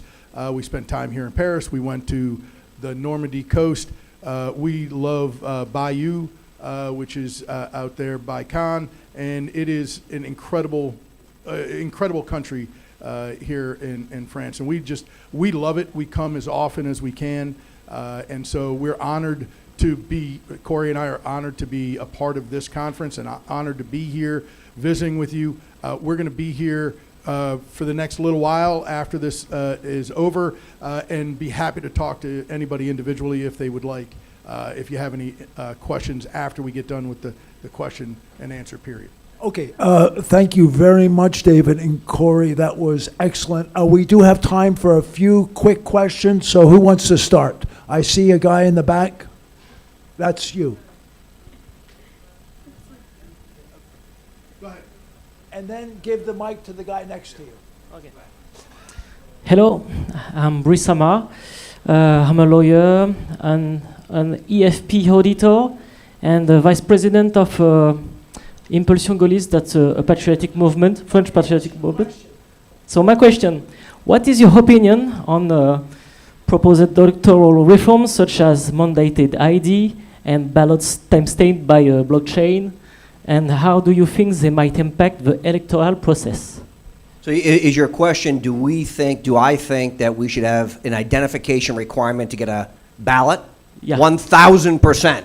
Okay, you can't get on a bus in the United States without an identification, and the left wants to tell us that we're disenfranchising voters because we want the integrity to know who's voting. We don't care who you vote for, but we should know that A, you're a United States citizen because only U.S. citizens can vote, and B, you are allowed to vote in the municipality or the area that you are supposed to be in. So this notion that certain people will be disenfranchised by asking for an identification is absolutely absurd. So yes, ID 100%. Yes, sir. Hello guys, Dave, Corey, I'm pleased about what I did here. It's a proof of what is a pro team supposed to be everywhere, behind some presidents, some projects, and so. To be short, I'm from Romania, by the way. We're going to have election next time also. Please come to Romania anytime, if I may. And my question is based on some news that I did read 2 days ago about Zelensky dialogue with Biden, your president, actual president. It was a discussion about elections, about because freedom without election or election without freedom seems to be like a conflict of logic. So the news was like that. Zelensky informed Biden about the fact that did cancel the elections and did propose to Biden, president of your country, to cancel the same for the next year. This is the one question, and the second question is, how deep is your deep state in the States? Thank you. So the question about Zelensky is, Zelensky informed the world Inform and ask Biden to cancel also to cancel our elections? Yes, your elections. No, yes. well, okay. Thank you. I apologize for not hearing that because I don't know that happened. No foreign leader, I don't care who you are. I don't care who you are, who the president is. We don't cancel elections. Okay, I don't care what's going on in the world. Joe may not know this election, but we're still going to have one. And Joe may not know what's going on in the world, but the United States doesn't cancel its elections. So that's just not going to happen ever, and because that's a core tenet of our country and our democracy. So there'll be no canceling of elections. Yeah, and the second part is how deep is the deep state? Look, I'll just tell you this. When Donald Trump came into Washington, D.C. and put his hand on the Bible the very first day, and I've been very critical, we weren't ready to go on day one. Okay? There wasn't a team in place. And so what happened because of that, it took months to start to get his people into those government agencies, which are run by bureaucrats who have a mentality of, hey, you guys are renting the building for 4 years, we own the place. I've been here for 30, 40, 50 years, right? We had this guy, you ever hear from Fauci? Right? You ever hear that dude? 80 years. 70 years in the government, 60 years in the government, it's like unheard of. So, and in a lot of these jobs, they're important jobs to come in and work for a new president, in this case, President Trump. The deep state, they would use national security clearances as ways, oh, Corey, Dave, you can't, hey, we want them to work here, but we just it's going to take time to get their security clearances done. And then we say, well, we can't afford to wait, okay? And then you lose good people because the deep state uses the tools that they have at their disposal to try and defeat our good people going in. So we have to do a much better job in the next transition to be much more aggressive, much faster, and much more organized. And here's the difference. Dave and I were appointed to a board that oversees the Pentagon, okay? Day one, Joe Biden walked in and fired us both on the spot. Like literally, no game, actually they had to fire everybody because they couldn't just fire me or Dave because it was too political.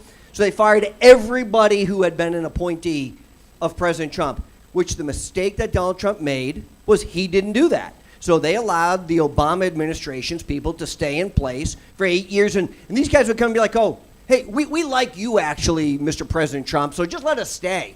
And they go, oh, okay, I guess this guy likes me. And they're killing us every single day. Biden walked in after 40 years of being in the federal government and knew how the game was played. And he said, Lewandowski and Bossie, yeah, no chance they're going to oversee the Pentagon. There's no chance these guys are going to stick around. You're both fired. So that made a good story. And by the way, I didn't mind. I've been fired before. We expected it. To be honest with you, we totally expected it. It's not a surprise that Joe Biden wouldn't want us anywhere near his administration. Any other questions? Yes, sir. Right there. Sit in the red tie. Hello, I'm Zoltan Koshkovic from CPAC Hungary, the Center for Fundamental Rights. You asked for direct questions. I guess this is going to be direct. The American public has voted for a brain-dead senator and a basement-dwelling half-dead person. Something is wrong with American democracy. What is it? The media. Listen, guys, you've got an adversarial media, if you haven't noticed, right? Fake news. When the fake news New York Times puts on their front page a hospital that they claim Israel destroyed, right? On the front page of the paper. Israel blew up this hospital. No apology. By the way, all bullshit. Never happened. That's the New York Times, the biggest newspaper in America. And when the fourth largest newspaper in America, the New York Post, runs a story about Hunter Biden's laptop that we know to be true, censored. And if you shared that under the old guise of Twitter, your account was suspended for peddling disinformation. We've seen it. The media is in the tank. Look, the Pennsylvania election, which you've referred to, the U.S. Senate race, right? They had their candidate. They have their candidate in Joe Biden. The media has already decided who the next president's going to be. And I go back to what I said in 2016. They weren't prepared for Donald Trump. They didn't think that he could actually win. They told us Hillary was already the president. So they didn't pull the scams that they pulled in 2020. But now they are fully prepared. And they will do anything and everything, both legally and immorally, to keep Joe Biden in that place. Yeah, without question. The media is our biggest enemy and adversary. The members of the media, we say routinely on television that they hate Donald Trump more than they love our country. Their hatred and anger comes out in everything they do. And so when you talk about these two candidates that win, it's not that democracy is not broken because somebody wins. It is that the media creates the opportunity for that brain-dead senator to win, who should never have won. But the election was over because the debate that they wanted, the media wanted, was conducted after early voting had already been done. There was I think 800,000 votes in the state of Pennsylvania had already been cast, may even been more, had already been cast before the debate.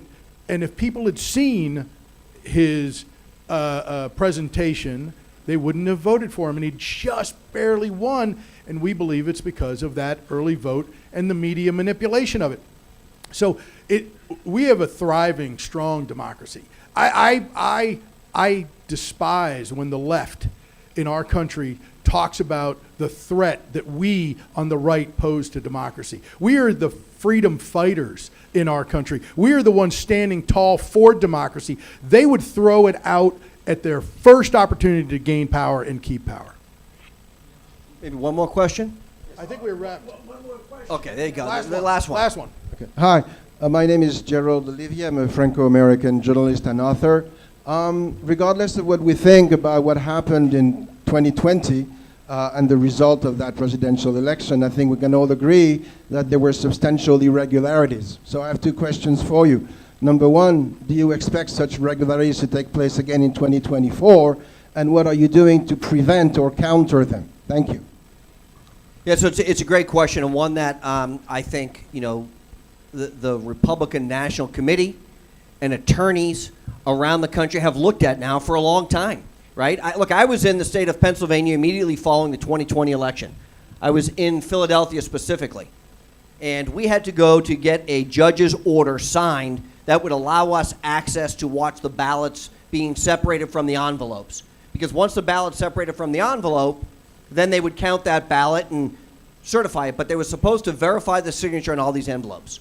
And what they did was they just separated them as fast as they could so that you could never validate the signatures. We know there was fraud. We know there was abuse. And so, look, I think, and Dave probably doesn't want to tell the story, but I will. The night before the 2020 election, Dave and I were on what's called Air Force One. And we were flying back from Michigan. It was the last rally. And we were on the plane. And Dave was talking to this guy by the name of Jared Kushner. Maybe you heard of him, right? And this guy, Jason Miller, who was a senior advisor. And Dave said, fellas, are you guys ready for the fraud that's going to come? Are you ready? Do we have enough attorneys so that we are prepared in these major cities and municipalities to make sure the fraud doesn't happen? And the light bulb basically said, hey, don't worry about it, we got it. There's nothing to worry about. They weren't prepared. They weren't prepared for what was about to transpire and take place because I don't think anybody anticipated the fraud which was perpetrated under the guise of COVID. And it's never happened before. So to give them a little bit of defense, they were not expecting something at that scale because nothing at that scale had ever perpetrated itself in the United States in the past. We presidential campaign, we have always had election day operations, okay, what we call EDO. And EDO is where you have lawyers ready to go at a moment's notice because in a highly Republican voting neighborhood, the polls don't open for some reason. And you have to send a lawyer to court to get a judge to order it to be opened immediately. Or in a place like Philadelphia, where it's predominantly Democrat votes coming in, this is it. They would, you go in, they would keep the polling place open late at night. So you got to close at 7, they would stay open. You'd go in and get a judge's order to close the polling place. That is historically what's been done. Never have we seen drop boxes. This is all because of COVID and the COVID rules that were put in place. So this was partially because of those folks that we call the deep state. But they wanted to defeat Donald Trump at all cost, and that's what they did. There were no rules, no holds barred. So I thank you all. We'd be happy to take more questions and talk to you individually. I appreciate it. Thanks so much for having us. Thank you, guys.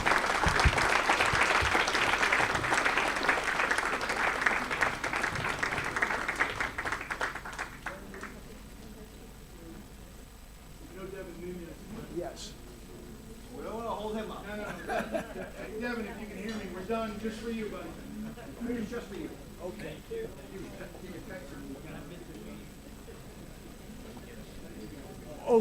Okay.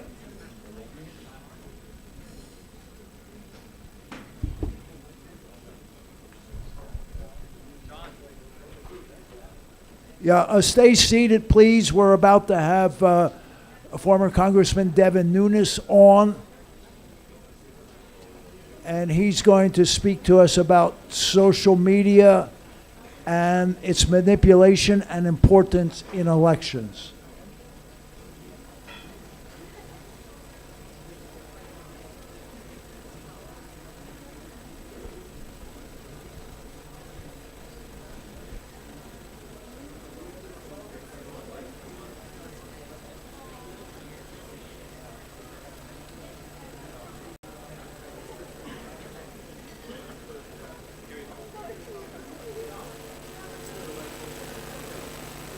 Okay, welcome everybody. As I mentioned, we now have former Representative Devin Nunes on.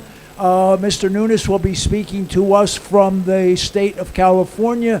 He's going to be addressing issues related to social media and its importance in elections, and also how social media is potentially manipulated either by government, by academia, or by the various technological companies. So, Mr. Nunes, we are very, very pleased to have you with us this afternoon. For us, we realize it's your morning, and welcome, sir.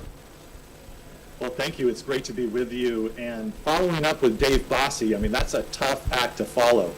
And I will say, I would have loved to have been there. But one of the reasons that I will not go to Paris is because one of our key partners, one of the key partners that True Social has in the free speech movement, is a company called Rumble. And many of you may not know this, but if you try to get onto a Rumble video in France, they will not let you get on there. So the government of France had made threats to Rumble, and Rumble said, okay, look, we're going to just close out. We're not going to play these games of trying to attack free speech. And so far, True Social does work in France, but yeah, it's a pleasure to be with you all this morning. But I wanted to point that out, and of course, say hello to my good friend Dave Bossie. I think I'll look forward to taking questions from the audience, but just a couple of just kind of brief data points that I think are timely. The first is, let's take the situation it's now went global, but this mass murder that you had, one of the largest terrorist attacks, killing the most people in kind of the shortest amount of time in the most savage way that we saw on October 7th in Israel. Now, if you would have told me 15, 20 years ago that someday in the near future that there'd be a terrorist like that attack, number one, I wouldn't think it'd be possible for Hamas to be able to pull something like this off. But second, I would think that people around the globe would be united and that this is just unacceptable in today's modern age. But instead, what's happened is that we're seeing currently, as right now, we're seeing protests not only all over the world, but more protests than I could imagine I'd ever see here in the United States of America, and including ability to close down members of Congress's office, some of my former colleagues, members of the Senate. You saw the destruction, or so to speak, of I guess you would call it, graffiti, and at the White House, I think just 2 or 3 days ago. And these protests continue. You saw a Jewish American was killed in Los Angeles by somebody with a megaphone.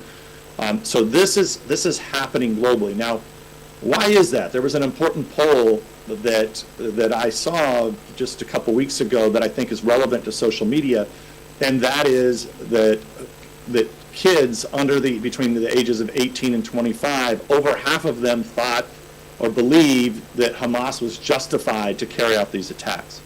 Now, why did that happen? Now, I can only speculate, but I think it is an important point for everyone to understand the way that at least I view the social media landscape. Let's go through the different platforms. you have of the major platforms. So you have Facebook. Facebook, owned by Meta now, typically for the people that are over the age of 60. Yes, other people have Facebook accounts, and I'm talking specifically in the United States. I think Facebook is still bigger around the world. I think has a little bit of younger audience around the world. But for the most part in the United States, it's over the age of 60. People use Facebook to keep up with their family. They don't want to get rid of their accounts. Then you take the next step down, which I would say would be Instagram. Instagram is like for the 25 to 50-year-old, maybe a little higher. Instagram has a massive audience. I think where Facebook is on the decline, Instagram is fully engaged, and I don't know how much they're growing in the United States, but for sure you see from the ages of 25 to up to 60, people are on Instagram a lot, and it's a platform that people get addicted to. Then under the age of 25 in the United States, you see TikTok, and those are the three, in my opinion, the three major platforms globally. Now you have Twitter, which is now called X. It's kind of got a narrow focus. It's really news and information. I would argue it's also an echo chamber for the left and the right to go in and fight with each other. It was utilized by the U.S. government we've now found this out, and specifically the FBI, as a tool for the left to use to gather intelligence and carry out messages globally that the left wanted to push out, narratives that they wanted to build. But Twitter, for the most part, is, and I think as Elon Musk found out, it's a lot of bots. It does have a beautiful bird with the term tweet that Elon got rid of that is global. So it is kind of that venue that people use to push out a message. I think it's better than it used to be, but it's not the platform that it should be or that it could be. Many people ask, why did I left Congress at the height of my career. Right in the middle of my career, had been chairman of the House Intelligence Committee. I was poised to be chairman of the Ways and Means Committee. And people say, why would you leave when you're getting ready to take over one of the most important committees in the United States Congress after dedicating all that time and energy? Well, the reason that I did that is pretty simple. It's that I was being suppressed, and I had no way to get out of the box that I was in. So I was one of the first members of Congress to actually be shadow banned. I think I was the first member of Congress to be shadow banned where we actually caught the companies doing it. That happened in 2018 at the height of the Russia hoax hypocrisy where I was leading that investigation, where we had exposed the DNC, the Hillary Clinton campaign, the mainstream media, and the social media companies all participating in this hoax. Now, that happens, 2018, it gets worse in 2019, where at one point I was able to use those different venues, specifically Instagram, Facebook, and Twitter, to push out some call it the counter narrative. I would call it actually the truth, the real narrative of what was happening. But over time, by the end of 18 and 19, I was having a real problem of getting my message out. To get around that, I started a podcast. I was one of the first members of Congress to start a podcast. I did it weekly. It was audio only. And the podcast really shot up, and I was using my email lists around the country and around the world. I'd email the podcast out, so much so that usually on the weekends I would be in the top 10. Now, granted, back in those days there weren't as many podcasts. Now today there's such a plethora, but I would do it once a week. On the weekends, my podcast would be towards the top. And I was using Facebook, et cetera, to do it. And this was in late 2019 into 2020. This podcast was really effective for me to communicate to my constituents in California, and also for me to carry a message, do great interviews with people and I was able to showcase different reporters, members of Congress, people who typically didn't get didn't get a large venue to express the work that they were doing, I could do it on my podcast. My podcast got so big, at one point I was able, then I got onto this company called Parler, which was a startup free speech platform, very similar to Twitter. I was the first member of Congress onto that platform. And all of a sudden, I truly understood what suppression was all about. I knew that I was being shadow banned. I knew I was being suppressed. But all of a sudden on Parler, really a platform that nobody had ever heard of, and this is, it seems like a long time ago, but this was in early 2020, suddenly I was getting, within just a few months, specifically it was, I remember the time frame, it was right around July 4th, because Twitter and the other, Twitter and Facebook, Instagram were shadow banning so many Americans, kicking Americans off these platforms that they were, I call it the internet ghetto. They were basically being shoved into the internet ghetto. They had nowhere to go. And this was being led by the Democratic Party, working with the Department of Justice, ironically, that was under the Trump administration, and the FBI, which maybe we'll get into later, which is hopelessly corrupted. But by July 4th of 2020, I am getting double, triple the audience and the interaction on Parler, remember, that nobody really knew of, than I was getting on all the other platforms. Now keep in mind, I didn't just have like a few people on these platforms. I had, on Twitter, for example, I was well over a million people. I think between all my Facebook accounts, I was well over 500,000 people. And I was getting more on Parler, more interaction on Parler, where I think at that time I had maybe 500,000 followers on Parler. Well, I also then successfully used Parler to put my podcast out, and it continued to grow. Then along comes Dan Bongino, calls me and says, and who's a famous American podcaster, now one of the first to actually use that technology. He had been on Parler, or was on Parler, and then he calls me and says, hey, your podcast is doing really well. You really ought to put it on YouTube. You ought to do video and put this on YouTube. So I decided, okay, I'll put this on, we'll try it out. It was a lot of work. It's a lot harder to do video, especially, today, after COVID and all the lockdowns, Zoom, this technology really, and Skype and others, got to the point now where I can talk to you guys in Paris. It wasn't so easy back in 2020. And then to do audio, you could do it from almost anywhere. You could do it via phone. You could hook up. It wasn't a problem. Video there's a lot more to it. So I started doing a video podcast. My first video podcast on YouTube, I thought it did well. I got about 5,000 views. I was pushing it up to Parler and my other accounts, got about 5,000 views. I had no idea what was good or bad. But then the next week, I dropped down to like 700. And then the third week, I dropped down to like 100. Now, look, I have 100 friends and family just in my neighborhood and constituents that they would at least click play on YouTube just to make me feel good, so that at least I got a click. And in the same time, my audio podcast continued to increase, but my video podcast was basically where you couldn't even find it. And in fact, you would go to YouTube and you would type in, my podcast has a very unique name, very difficult.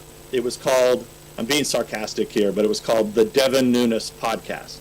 So you could go to YouTube, type in Devin Nunes Podcast, and nothing would come up. Matter of fact, the only thing that would come up were nasty fake news videos about me that would come up on YouTube.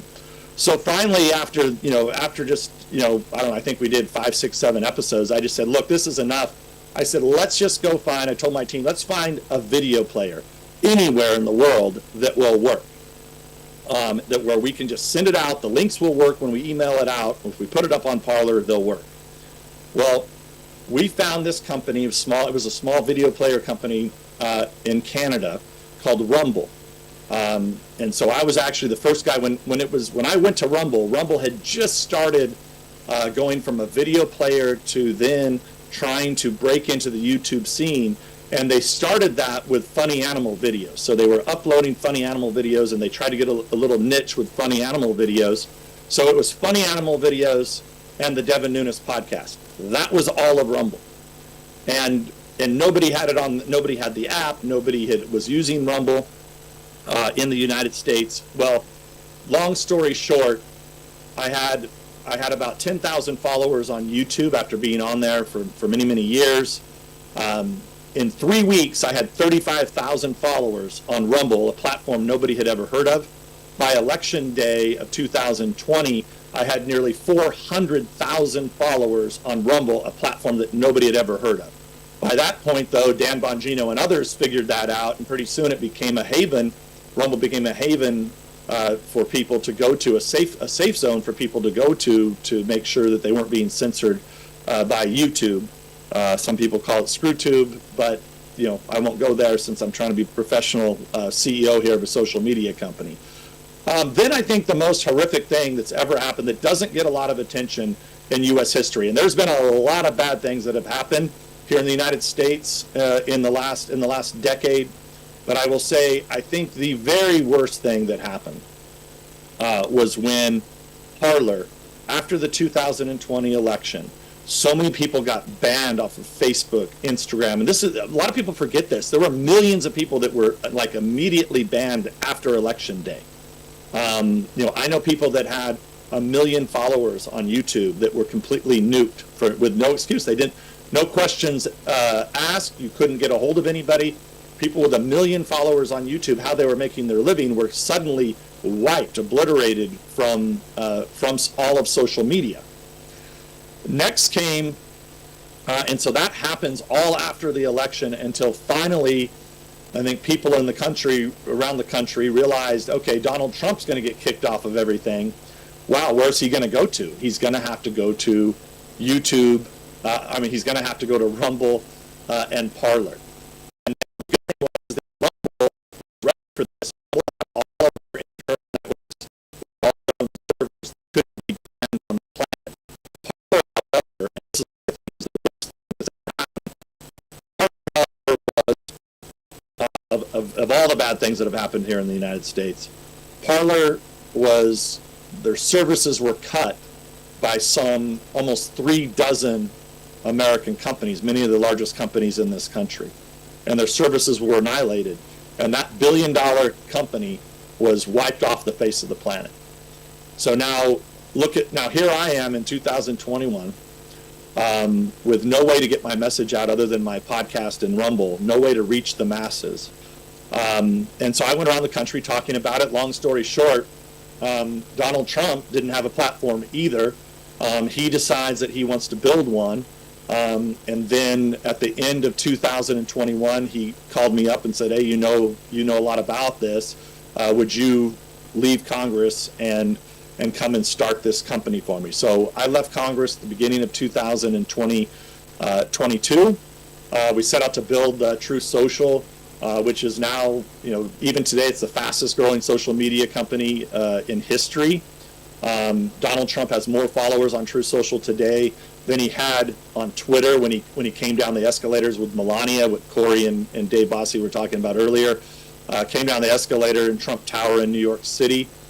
He has more followers on Truth Social today, and that's despite the everyday bombardment of all the fake news saying that how bad Truth Social sucks. But despite all that, this is a flourishing platform, and what really pisses all them off is we're global and we can't be shut down. So, and that because we're working closely with Rumble, we're on their cloud, we ride on those rails, so to speak, and we built all of our code internal, so there's no outside company that can shut us down. So that's kind of my background. I tried to, that's why I left Congress, and I'm sure we can get into some Q&A here. But I think what you're seeing today with TikTok and their ability to manipulate people around the globe, especially with this crisis going on in the Middle East, I think you see it really. I think you're starting to see it. I don't have any evidence of this. This is just anecdotal evidence, but I think TikTok is really moving young people around the world to essentially take a horrific terrorist attack and have it be justified by what they're seeing on TikTok. But anyway, I appreciate the opportunity to speak to you all, and hopefully if you don't do it in Paris next year, if you do it in in a country that's more free, I'd love to be there in person. Okay. Thank you very much.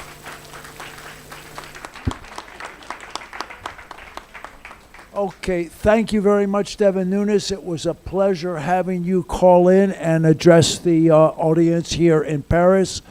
So I think right now questions, Randy?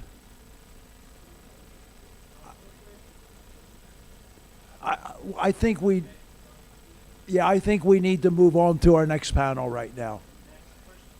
What? Next. Oh, I'm sorry. Come on. Come on, Carrie. Please, come on, Carrie. Okay. Right now, I'm pleased to introduce Carrie McQuiston. Did I get that right? Okay.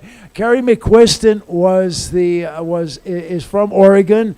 She was a candidate for the governor of Oregon, and she's going to be speaking to us about the importance of grassroots organizations in your campaign organization. Is that correct? That's correct. Okay. Maybe put it there. Might be a little bit easier. Okay. Thank you. Okay, how does that sound? Good? Excellent. So I am here today basically to say why the gentlemen who just spoke before me are absolutely correct, and what all of that looks like in a grassroots gubernatorial campaign. So I'll just tell you my story. I was raised on a cattle ranch in the northeast corner of the state of Oregon, about an hour from the Idaho state border.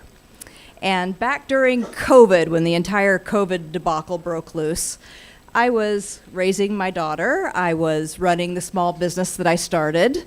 I was happy, not too far into politics, but I had never seen such a grab for our freedoms in my adult life.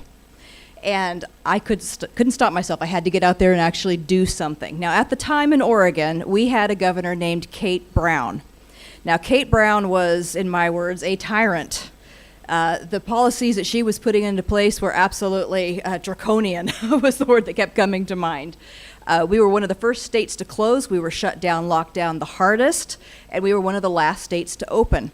Now, in my neck of the woods, we also had a very liberal, left-leaning city council and mayor. And those folks had shut down city council. The meetings that should have been open to the public were not. Everything was closed. Our healthcare workers were told if you didn't get the jab, you were out of a job. We were close enough to a little bit of freedom in Idaho that our businesses were shutting down and moving an hour across the state line, because why wouldn't you? Didn't make any sense to sit there in deep blue Oregon and suffer. And so I decided, okay, I'm going to run for city council. And I did, and I ended up becoming the mayor of Baker City. And we flipped that town's council from blue to red. Now, here it's like, yay! So what we did at the time is push back a little bit harder than that, because the more I listened to Kate Brown and her people, her appointed bureaucrats on all of these boards and commissions, the angrier I got. I authored a resolution, and the resolution, the media called it the Common Sense Sanctuary. But what it really was doing was declaring a crisis against what our government was doing to our small community. Now, in Northeast Oregon, we had maybe half a dozen folks die with COVID, and I say with COVID, not of COVID. One example comes to mind. We had an elderly gentleman who was up on a ladder doing repair work, 7 feet up in the air, fell down, hit his head, broke his neck, and he was diagnosed as one of our COVID deaths. Doesn't make sense. I started noticing on the city budgets, they were saying the deaths were increasing in our area, but the income and the revenue from our cemetery had not increased. Why was that? We were not being impacted in the way our governor was saying that we were, and we needed to open up. So when I became mayor, we passed this resolution, and it declared a crisis on mental health, economics, financial, all the way across. We had 3 young men commit suicide in the week that I was elected mayor.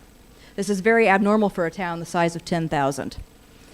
National media picked this up, and they ran with it, and I ended up on Fox News.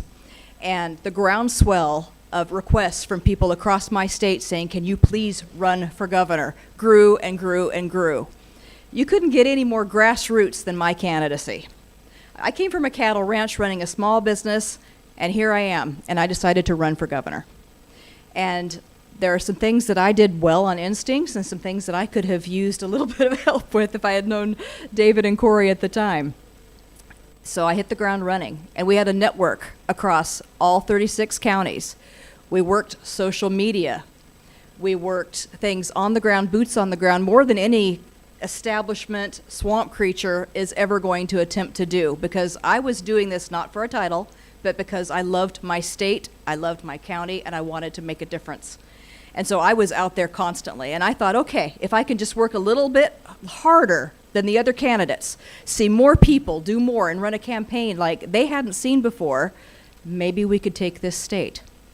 And I worked it constantly, and I was doing very well up until the swamp kicked in. And so right about a month before the primary, here's where my media story happens. So I knew at the time that Oregon was very divided between blue and red. We were very polarized, but most of our counties were red, and the high population counties around the Portland-Salem area are mostly blue, deep blue. And so I decided to look at my people, look at what each area wanted, and I knew for an absolute fact, based on our voting numbers out there, that if a moderate milquetoast candidate got through that primary, we were going to lose the general election and we would lose the governor's seat to a Democrat again. Because the people in my congressional district are conservative, and they sit on their ballots and they don't turn them in for someone who comes from the establishment. And so we needed a grassroots candidate more than anything at that point. And so the debates were coming up. And at that point, I had been doing more with about $1 for what every $5 my competition had been spending. So I knew that I was being effective out on the ground. Here's where this comes in, the media. We went into a media blackout with my campaign. And here's how that looked. The media decided to set some goalposts, or some goals, and the goalposts kept moving along the line. The first one was, have to have $100,000 in donations come in if you want to make the debate stage. Great, I met that. I had $5, $10, $100 donations, and we met that when it came in. They changed the goalpost again. Okay, 1,000 separate individual donors. Made that. Had to do well in this poll. Did that. They kept moving it. Well, take away the in-kind donations. Those don't count in your 1,000. Fine. I met that as well. So I was still on that debate stage a month before the votes would happen. They made one final move of that goalpost. And that move was, okay, we're going to depend on a poll. And that poll is what's going to determine who makes the debate stage. So there's a lobbyist in Oregon. And this lobbyist happens to own a polling company.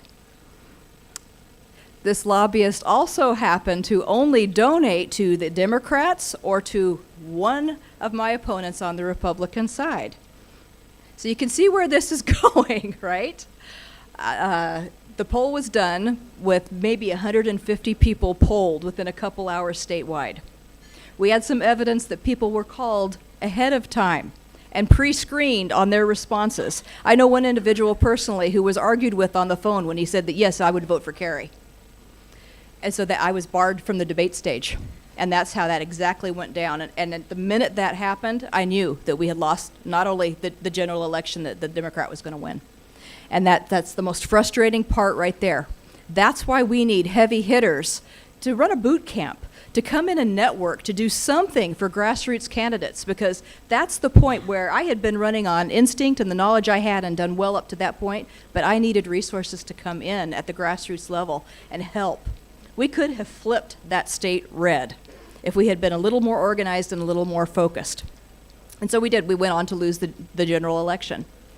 And my message to you today is that it is so important to recruit good, solid, principled grassroots people and get behind them. Because if you're coming from the swamp and you're an establishment politician, you're looking for that title.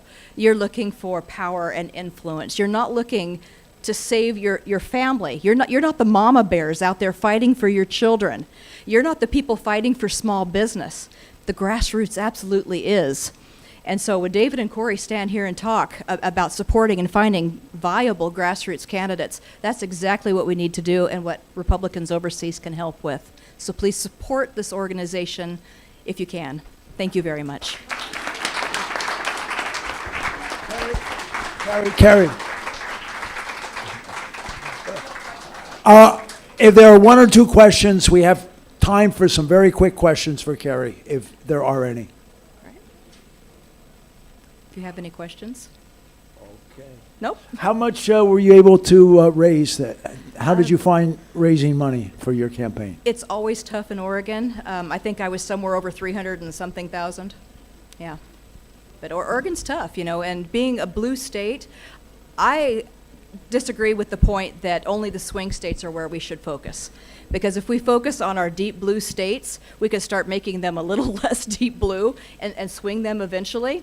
If we abandon these states, then people flee these states. That spread of liberalism is just going to spread state to state to state. We have to draw the line and hold it somewhere.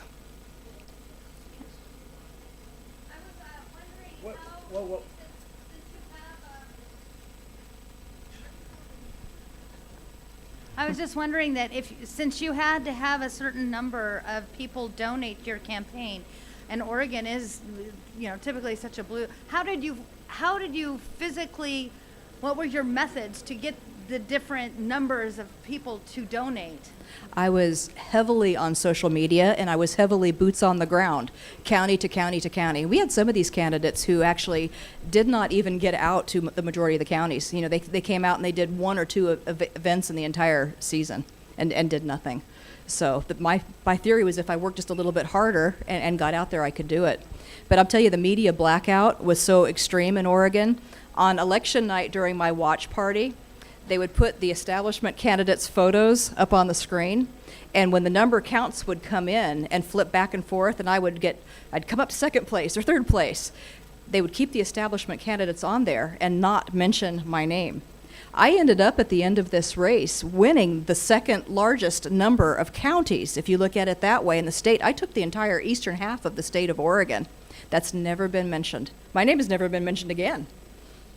Yeah.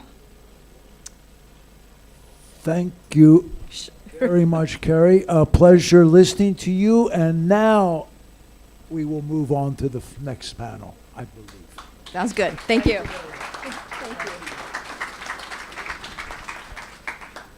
Rodrigo, I think you are going to be serving as moderator, so please come and organize your panel.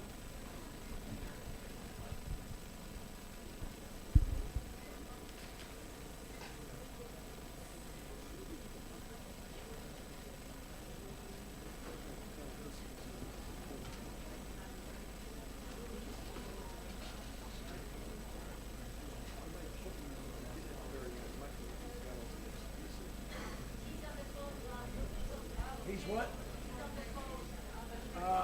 Where is he?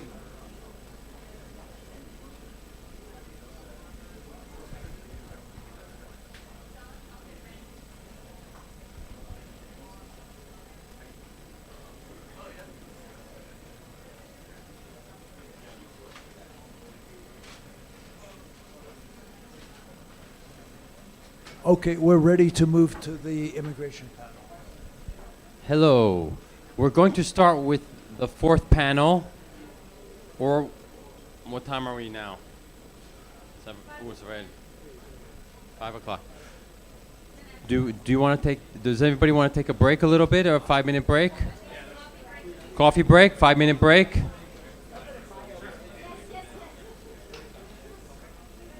We have to get we have to 5-minute break because then we have Nigel calling in too. Okay, don't forget Nigel Farage is going to be on also on the second, the next one too. So 5 minutes, please.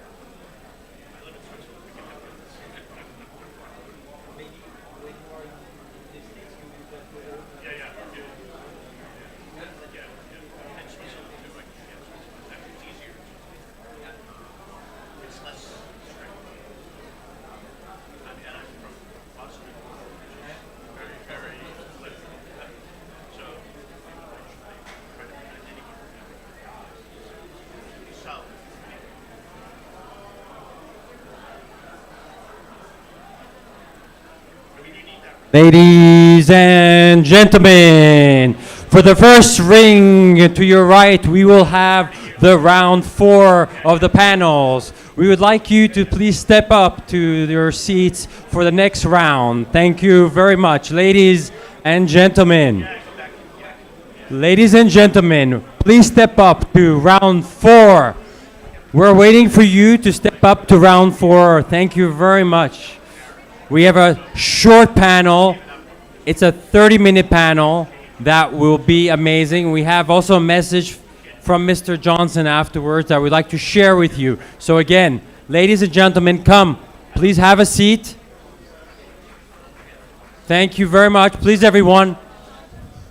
It's a unique opportunity. I know it's a long day. It's not every day we get all these people in one place. We need to be patient. And I know we gave you a break, so let's come. Everybody, let's have a seat, please. Round 4 is about to start. Ladies and gentlemen, please join us. Thank you.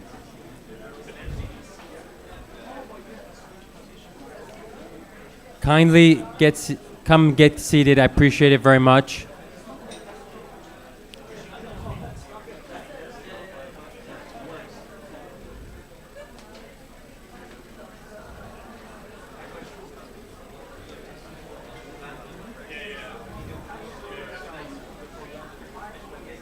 Ladies and gentlemen, please join us for a short panel on immigration for 30 minutes. Very important. Please have a seat. Merci de nous joindre. On a un panel très court sur l'immigration, 30 minutes, s'il vous plaît. Il y aura un message aussi du président des chambres des représentants. There will be a message from Speaker Johnson too, please. Can you have a seat, please? All of you, we would appreciate it very much. We're going to have a message after our panel from Speaker Johnson. Could everybody have a seat and talk? Shh. Thank you very much. Mr. Rodrigo, you're on. We are on. Good afternoon, everyone. Good afternoon, dear Salomon. Just some introductory words. First of all, to thank all the organizers, all those that you see in the banner. So, Republicans Overseas, for sure, the Navium Institute, and especially Randy, because Randy, this is very much your baby. You raised it very much on your own. And so the final result is very amazing, and I think everyone is extremely satisfied with this first and certainly not last World Freedom Initiative. So congratulations, Randy. Something else I wanted to tell you before we start and we jump into the topic of migration is that let me remind you, me as a Spanish citizen, that in my countries right now there is a coup d'etat going on. There's no more rule of law since yesterday. No one wishes to speak about it, but it's definitely the case. And what makes me extremely upset is that all these rule of law ayatollahs in the European Parliament, those who, for example, kicked out 180,000 Hungarian students from the Erasmus program, in the name of the rule of law, those are the same persons who now are keeping their mouths totally shut. Please don't forget it. And also speaking about migration,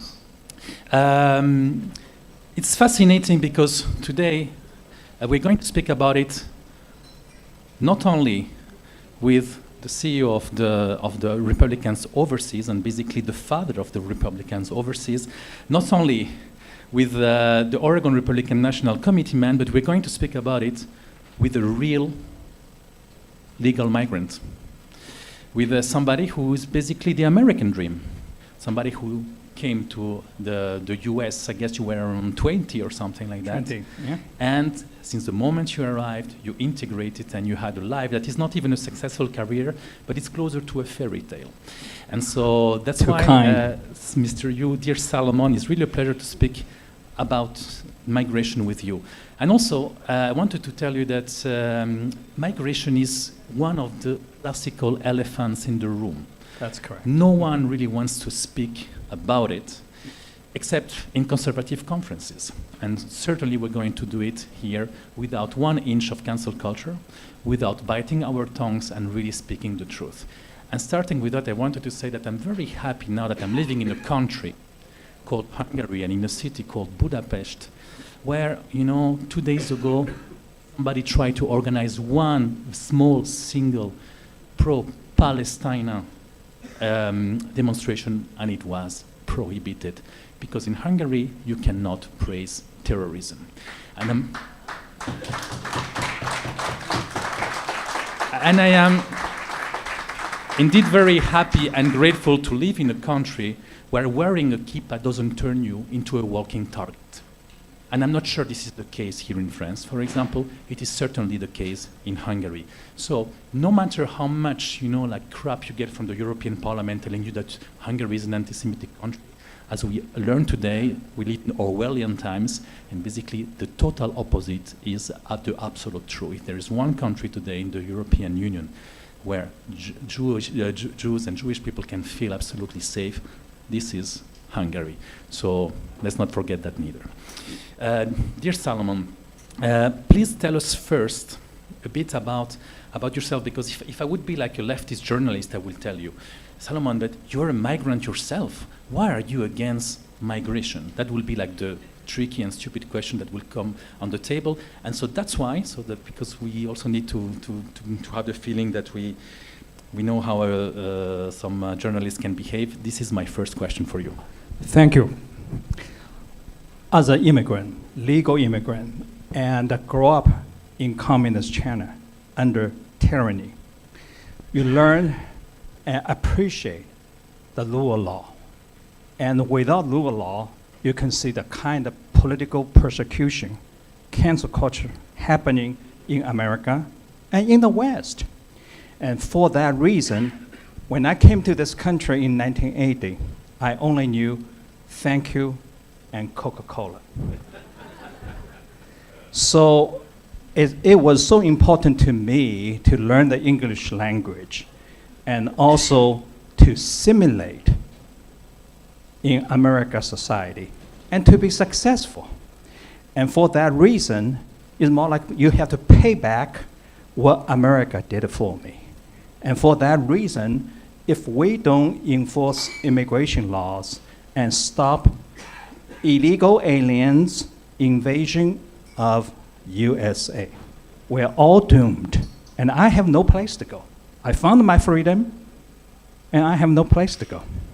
That's why I'm fighting. And what is the situation now? Because we, in the last 30, 40, 50 years, we always had the impression that migration was better controlled on your side of the pond than on our side of the pond. But it seems that now with the Biden administration, this might have changed, and it's true that what I hear from the US looks very much and sounds very much like what we have in Europe already. What is your diagnosis on that? I think the deal done by my favorite president, Ronald Reagan. Because of him, I became a Republican. Remember, he's bring down Soviet Union, USSR, and stop communism advancing, and so I become a Republican. But during his 8 years, you guys remember Reagan amnesty. Probably 3 million illegals got in under Reagan amnesty. So in everybody's mind, if there is a Reagan amnesty, especially in those minds of all the illegal aliens, America will grant us another amnesty. For that reason, when they saw Biden came into office, I call Beijing Biden. The reason I call Beijing Biden, you all know, he took money from CCP China. And now we can document that, and we have canceled checks to prove that. Now, so under Biden administration, and we had right now 8 million illegal aliens already come into America, and they are here. And they expect we will grant them amnesty again. By the way, when they come to this country, they bring lawless. They bring that garbage to this country, to America. And so we need to come up with solutions to deal with this. So we can talk about that next. Exactly. One of the problems in the European Union is they have difficulties controlling their borders. And why?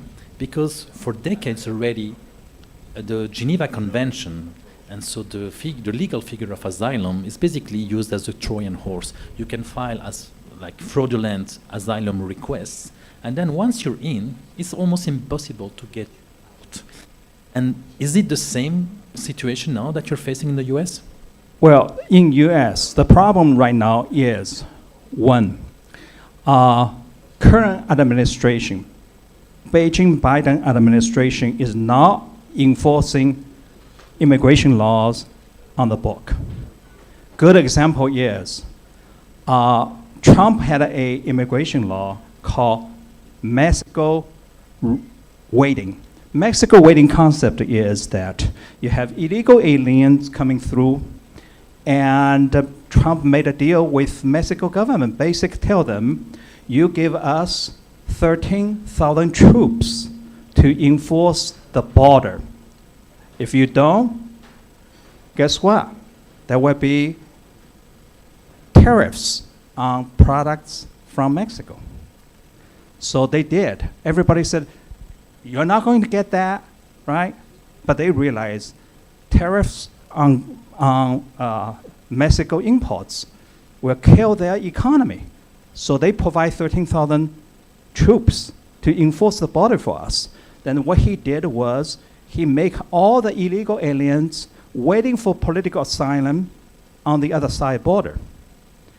Now, they took him to U.S. Supreme Court, all the way to U.S. Supreme Court. Guess what? Supreme Court decided.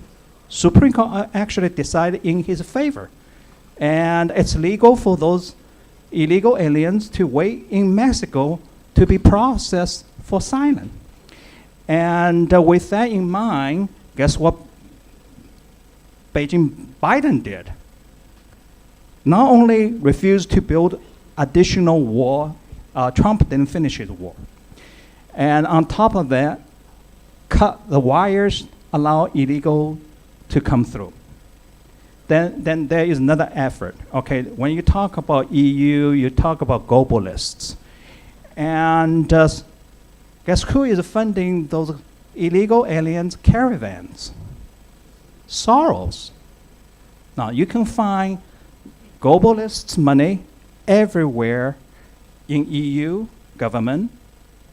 And we heard EU president is elected by leftists and German money. And so when you see this, we're not talking about conspiracy. We're talking about use illegal aliens to destroy our civilization, our heritage, our culture. That's what you see right now. Yeah, that's a very important point, and this is really one that is now like really like on the top of the political agenda in a lot of European countries, starting with France. Starting with France. When we speak about migration, what resonates is security, and we will speak about it, but it's also like the cultural impact that massive flows of unintegrated migrants indeed to a cultural change. How do you see that in the US? Because everyone says that the US is a country of migrants anyway, but still, there was a melting pot, and still they were integrating to a specific culture. Is it still the case, Salomon? No. The concept of melting pot, when I came to America, 1980, is that you got to simulation is so important to be part of the culture. And but under current environment, what I call multiculturalism, that's wokeness. And basically, U.S. culture is bad. Freedom is bad. Capitalism is bad. And anything we believe, traditional values, Christianity, all bad. What we have to do is destroy them and accept other society values and standards. First of all, we pay a price on lawlessness. Let me tell you an anecdote. When I was working in the European Commission, I was in the cabinet, so in the private staff of a commissioner. We had a little talk once, like private type of VIP, with a Dutch sociologist who was in one of the refugee welcome committees, and he told me something that I would never forget. He said that, in Amsterdam, we shouldn't teach Dutch culture anymore to the newcomers. You know why? Because in Amsterdam, only 1/3 of the youngsters under 15 are of Dutch origin. So actually what we should teach to the newcomers are actually the values and the culture of the migrants who are now the majority in Amsterdam. Did it go that bad? And this is actually the case in the Netherlands, in France. You can also see Belgium, of course, in Western Europe, everywhere in Western Europe. Sweden, certainly. And for example, in Central Europe, where I live, in Hungary, is absolutely not the case. Where does the US stand now? Do you see that now, like this capacity now to really disrupt Absolutely. The American culture? Under Obama administration, we took in refugees from Muslim countries. And today, those refugees settle in Michigan area. Guess what? They got their own congresswoman just got censured. You remember Marcel talked about the congresswoman talking about openly free Palestine from a river to the sea, basically eliminate Israel. And so if that is not the kind of things we want to accept, and that creating national security implication for us, not just eliminating Israel. And one of the issue we just learned from Hamas and Israel war is that we had a PLO spokeswoman. Trump closed down PLO office in Washington, D.C. and labeled it as terrorist organization. Guess what she got? She got a job with Immigration Service as an asylum officer. So now she actually posting and genocidal pictures against supporters of Israel like me and calling for genocide against the Jews. And Beijing Biden didn't fire her. Now, as a political asylum officer, do I trust her to do the good job, keep those jihadists out? No. So this really become a national security issue for Americans. And maybe, and sadly, this is something on which you can learn from the bad examples in Europe, because jihadism has been going on, as far as I remember, in France since 95. Right. 95. So it has been 30 years of jihadism since the attacks in the Métro Saint-Michel. And it has only been growing and growing and growing and spreading and spreading. And then came Paris, came Madrid, came Berlin, came Strasbourg, came Brussels, of course. And it's true that something that is that I find absolutely appalling is that, you know, is exactly like the cultural influence that the jihadism is now, you know, having, not only in your country, but especially among your elites. And I think here we need to also speak about another elephant in the room, which is like the open and totally, let's say, spontaneous, harsh anti-Semitism in the US. I never ever saw it before. And when I see, for example, those students in Harvard, in Ivy League universities, you know, like speaking exactly like some people spoke in Europe in the 30s, it really shivers down my spine. What is the situation, Solomon, please? I think it had a lot to do with today's education system. And it had been dumbing down the values. Karen McChristen, daughter Vivian there, is a homeschooler because she refused let political public school to brainwash her kid. And then you see the kind of funding for Harvard, for Ivy Leagues in the States. They are the one under multiculturalism, under free speech, allow students and Palestinian students to demonstrate against our value and calling for killing the Jews. And you can see also in front of Sydney Opera House, those demonstrators actually chanting, gas the Jews. I mean, they're calling for second genocide openly. And what did the Australian government do? Nothing, okay? So that's what we're facing right now, worldwide. And so from that perspective, I really appreciate what President Trump said lately. He said, you know what I would do for those universities, allow this kind of situation going on, he is going to take their federal grants away from them.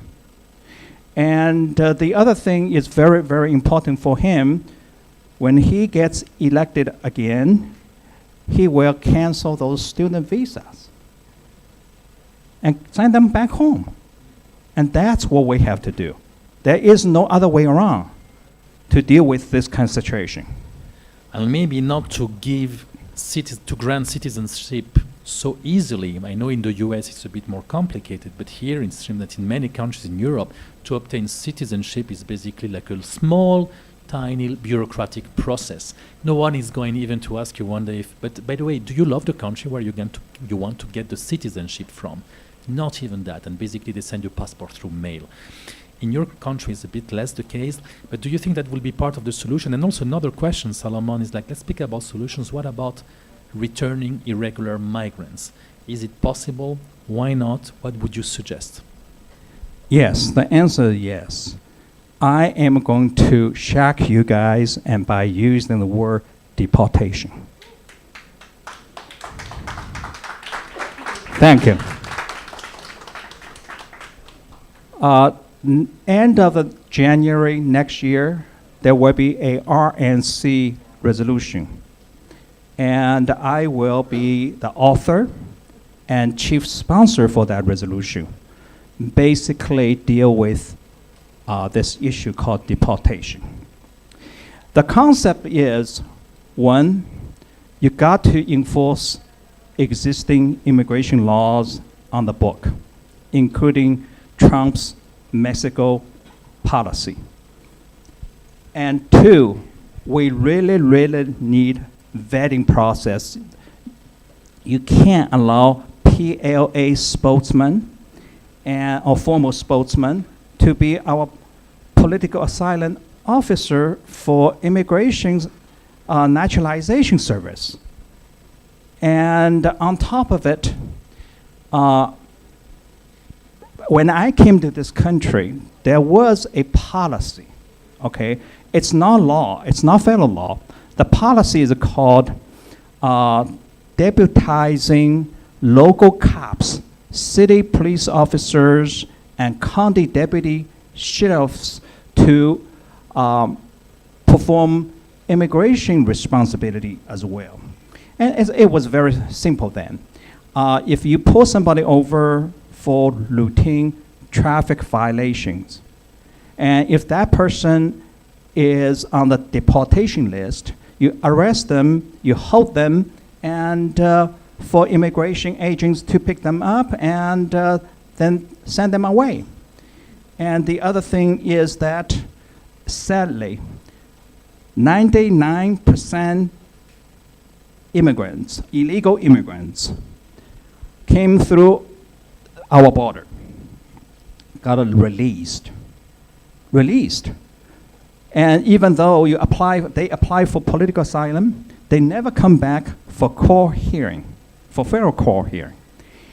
And there is a law on the book. A illegal alien not coming back for a court hearing, and judge could order immediate deportation. Then that person will be on the deportation list.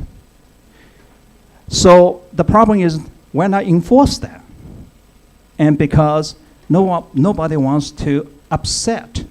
In Europe, I was in Greece, gave a talk. Afterwards, somebody told me I call them illegal aliens. That's politically incorrect. If I were a legislator, gave that speech, I could be arrested next day. So you have to say irregular. No, I call them illegal aliens, okay? And because words mean things, and there is no way we should sugarcoat this kind of stuff. So what you're going to do is put them on the deportation list and ask a judge to order deportation order. And then cops will be able to do their job. So the thing I'm going to propose as a resolution is that introduce a federal legislation. The kind of legislation, instead of deputizing city cops or county sheriff deputies, and you just grant them authority to arrest illegal aliens during routine traffic violation and during, arrest them for petty crimes, then check their records. If they are on our deportation list, you hold them. Then they call immigration. and you deport them. Usually that apply to the entire family now. So the disconnect, what I saw in America really is, you got those laws on the books, but not enforce them on one hand, on the other hand, even they got on deportation list, you can't catch them. So when you start doing the right thing, lastly, very important, we must elect Donald Trump for president in 2024. But Salomon, what about third countries? You know, the big problem we have here in Europe about forced returns is that sometimes their countries of origin says, no, we won't bother taking them back. By the way, you have to prove they are citizens and they don't have a passport anymore. So there is a blatant and very bad faith, a lack of cooperation from a lot, for example, of African countries. I have a solution for you. You have a solution for that? That was my called question. Trump's solution. I remember a case, okay, and somebody decided not to take back some country. And Trump's solution was, I'm going to tariff your products. I'm going to sink your economy. It will work. It worked with Mexico. Exactly. It worked with Mexico. So until you have a president, a politician, stands for principle, for principle means standing for our rule of law. Otherwise, we are all doomed. And in my case, I have no place to go. Now, that's very important. Where else can we go? Yeah. Well, Hungary, Salomon, Hungary. No. I have still one question for you, but I'm going also to tell you that we will have a little bit of time also to take your questions from the audience. So get ready, because the next one will be yours. Wokeism and migration, there is a link. For example, in France, this is a country where you have citizens of French citizenship of Algerian origin, for example, and this is a country where their parents or even their grandparents were born, and still they hate this country. So they hate the country where the parents were born, not least because they are taught to hate him because, of decolonialism, because of wokeism and grievance and victimization and stuff. This is creating like a social bomb in France, because when you have like 200,000 or 300,000 youngsters who hate you, hate the country where they were born or their parents were born, this is a total recipe for disaster. And by the way, this is also one of the sources of anti-Semitism, of Muslim-fueled anti-Semitism. What is the situation in the US? You mentioned it before that, yes, sometimes also migrants, in order to really destroy the Western societies and the Western culture, are basically used like cultural weapons against the host societies. Is it the case? Wokeism in America is a weapon. And we reach a point, when I came to America in 1980, and you don't see this kind of stuff. Today, actually, first you see political correctness. They try to shut you down and take away our First Amendment rights. Free speech, that's where they were. And now, eventually go to cancel culture. If guys like me speak up, I do a lot. And they're going to take your mortgage away, they're going to take your jobs. And so that's how they're going to silence you. Now, it's even getting worse. They will call you fascists. Okay? If you don't agree with their policies, and wokeness is a good example, they call you fascists. So yes, it's getting worse. I always told people, it reminds me of Cultural Revolution. So very much so. I grew up, survived Mao's Cultural Revolution, and escaped, found freedom. And when I look back, I said, gee, I have to fight this battle all over again. So That's very relevant what you said. If I try to look for a historical precedent of wokeism, I go straight to the Mao's Cultural Revolution, yeah. where the youngsters were even targeting the oldest communists. Absolutely. They had this culture of tabula rasa. We start from ground zero. We know better than anyone else. And then also this culture of public excuses that people have now to do on Twitter, on Facebook. I'm so sorry if I offended anyone, it will never happen again. And still they end up losing their jobs anyway. So don't apologize. Never apologize. Never for what you apologize. He's right on that. If they see you apologize, they smell your blood, and they come for you. By the way, if you follow me on Twitter, I'm vicious. I call Joe Biden, Beijing Biden, and have you heard Hamas Harris? You know why I call her Hamas Harris? Now, as White House initiative. And she is talking about we have to deal with Islamophobia.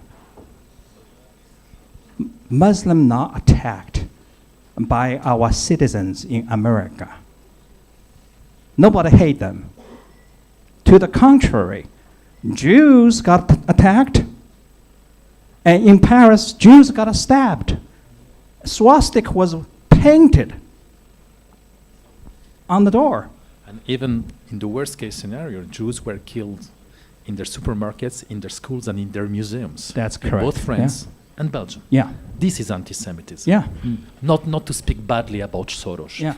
Certainly not. Thank you. We're going to take maybe some questions from the floor. Gentlemen, please.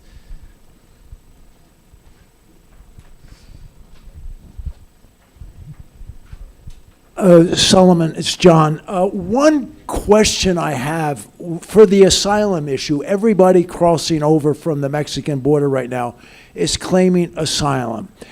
Under the law, they have the burden of proof to prove that they have a credible fear of persecution in the place they come from. My question is, why don't we put 5,000 immigration judges on the border? These are easy cases to deal with. They can't prove it and send them back immediately. Again, the answer is it's a question of will, but there are solutions under the existing law. Absolutely, but you got a Joe Biden in office, and Hamas Harris want us to deal with Islamic phobia. That's the problem. By the way, Islamophobia, which is a concept totally coined and pushed by the Muslim Brotherhood very successfully in Europe. In Europe, you have Islamophobia days. In the European institutions, you have a special coordinator for Islamophobia. And at the end, is a way to prevent anyone to criticize political Islam. A big mistake. Maybe more questions from the room? Madam, please.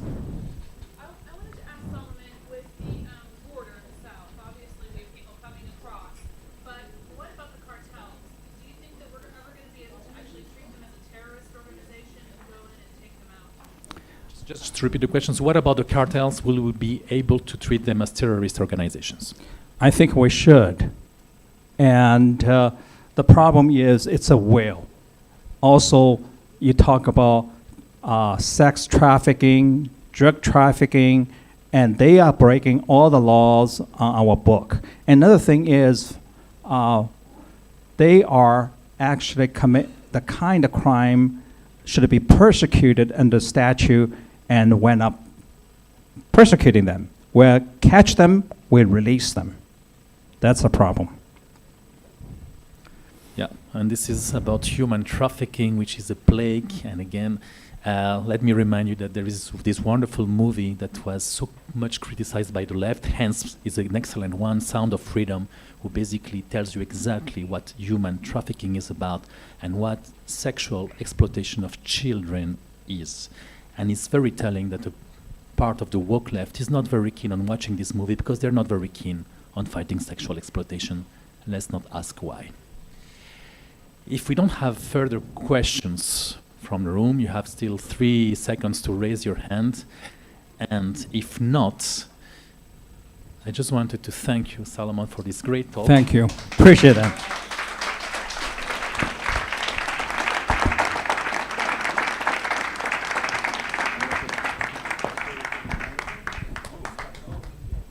Before starting the next panel, we have a little surprise message from our speaker, Mike Johnson. Nous avons un message écrit fait par le président de la Chambre des représentants pour nous parce qu'il s'excuse pour ne pas être présent, mais il nous a fait une lettre qu'on va vous lire directement pour toutes les gens qui sont là ce soir. Et je vais inviter Jim Gosser, qui est notre président. I'm going to invite our president of Republican Overseas, Jim Gosser, and thank you.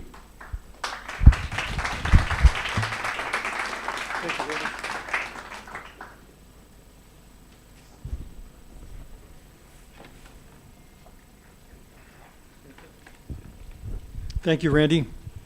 Well, freedom and liberty is alive and well in this room. It is so refreshing and so encouraging and so inspirational to have you all here today, to listen to all of your testimonies. Randy, to you and to Republicans Overseas France, thank you for just organizing a truly amazing event. To all the speakers here, thank you for your commitment, for your dedication to freedom and liberty, and for making this such a success. And also, we have, you notice Republicans Overseas is a sponsor of this event. We have about, I've lost track, I think it's about 15 countries that are represented here. 15 chapter leaders are here, and I think the total number of countries in this room is, I've lost track at 20, Randy. Maybe you have it's a lot of countries represented here. And I thank you all for your commitment, and freedom and liberty is certainly alive and very well. Speaker Mike Johnson, Louisiana Representative Mike Johnson has been a strong supporter of this event from the very beginning. As some of you may know, he delivered a live address at our inaugural meeting this year on July the 4th. We are fortunate that we now have a strong supporter of this event and this organization as Speaker of the House.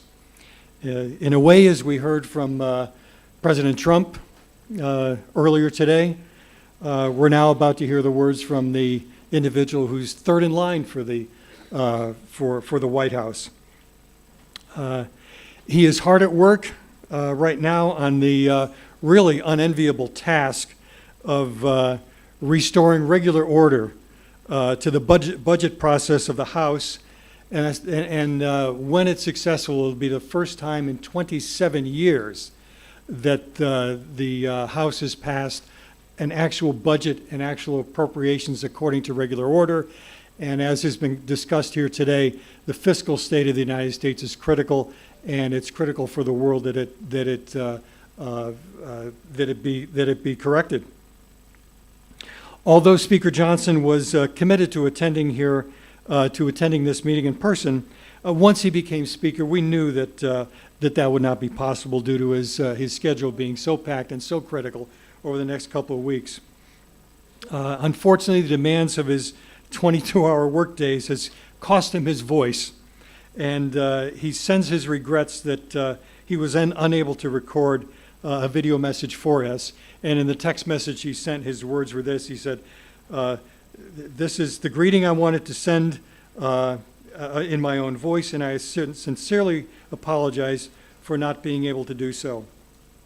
So, Speaker Johnson, I'll do this slowly enough for the translators to get it accurate for all of you. I want to commend each and every one of you for your attendance and participation in this inaugural summit. I'd hoped I could be there in Paris with you today, but I am honored for the opportunity to address you. 2 weeks and two days ago, my colleagues in the House unanimously elected me to serve as the next Speaker of the House of Representatives. This period in the interim has been a whirlwind. My staff compares it to drinking from a fire hose, but I corrected them, and it's been said to be more like drinking from Niagara Falls. As a result, and as you can tell, I have lost my voice, but the business of the government is unrelenting, and we are in a critical position in American history. The challenges we face seem insurmountable. And while we know they are not, we must act swiftly in response. In America and across the globe, freedom is under assault like never before. Free expression, freedom of religion, freedom of the press, and so many more have come under assault as the slow creep of authoritarianism sweeps the West. Occasioned by the COVID-19 pandemic, tyrannical governments succeeded in curtailing the individual freedoms of the people, often by fiat or under, quote, emergency declaration. So-called liberal democracies have become increasingly illiberal. They are more interested in restricting free thought and behavior than in safeguarding individual rights. It is effectively soft authoritarianism. Leaders have consolidated power, restricted freedom, and curtailed the rights of the people. This moment in time demands decisive action. We know the consequences of inaction are perilous. I'm comforted knowing that that organizations like Republicans Overseas have made the cause of freedom central to their mission, because the cause of freedom is noble. To champion freedom and make the case for its flourishing, we must also be armed with the timeless principles that have guided us so far. I call them the 7 core principles of American conservatism, but they are really 7 core principles of America. Individual freedom, limited government, the rule of law, peace through strength, fiscal responsibility, free markets, and human dignity. These central beliefs anchor us. They have made America the freest, strongest, and most prosperous nation in history, and we must heed them. In closing, I implore all of you to continue to be champions of the cause of freedom. We are the backstop between freedom and authoritarianism, safety and danger, and human flourishing and destruction. And we cannot waver in freedom's defense. I thank you again for this opportunity to address you all. God bless you. Thank you.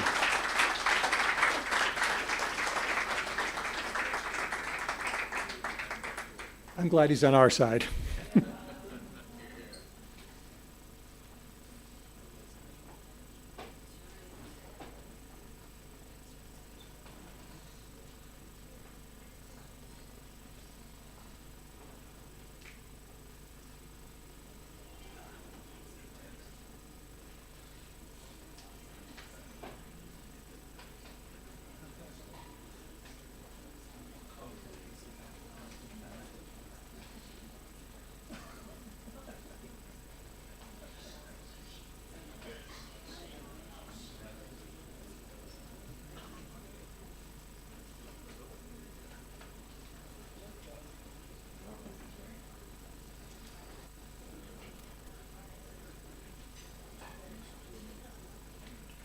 Différent.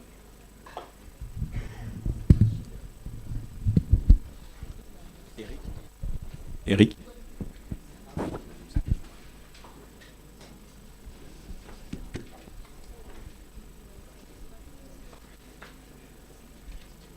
Voilà, comme ça tu t'installes déjà. Ce sera un deuxième micro. Ouais, tu vas parler. J'introduis juste.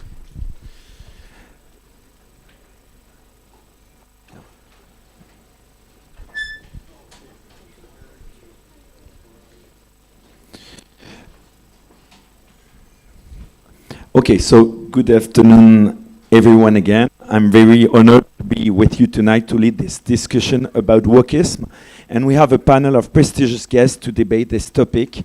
We will get things started running with Eric Zemmour, a man of many hats who enjoys finding new ones every time. To begin with, he's an intellectual, a journalist, right politician since the presidential battle of 2022. Hitting the headlines with landmark books and offering us epic television moments, notably on the news Zemmour has succeeded in acquiring a presidential stature, a leading theorist of the Great Replacement theory, which seems anything but a theory. He founded the Reconquest Party, managed a pick up of to 19% in the polls. He notably wrote the terribly lucid French Suicide, and France has not said its last word. The fight continues 2023 with his latest work. I haven't said my last word, and we could not be more pleased to hear that. Éric Zemmour, bonsoir. Éric Zemmour, on peut l'applaudir. J'aimerais bien qu'on m'amène un second micro. Le wokisme, c'est donc le sujet de cette table ronde. Alors, qu'est-ce que le wokisme pour vous?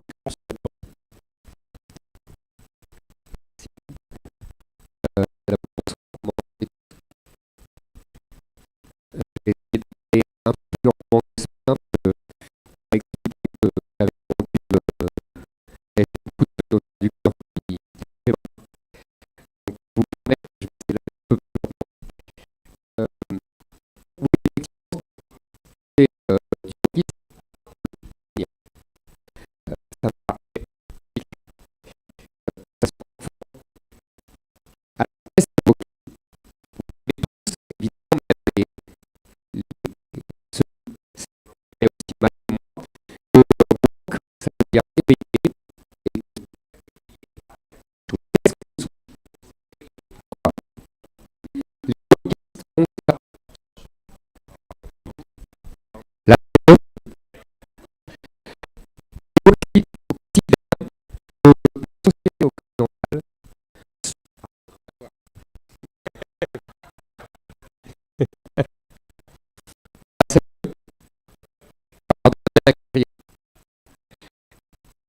effectivement, c'est du wokisme.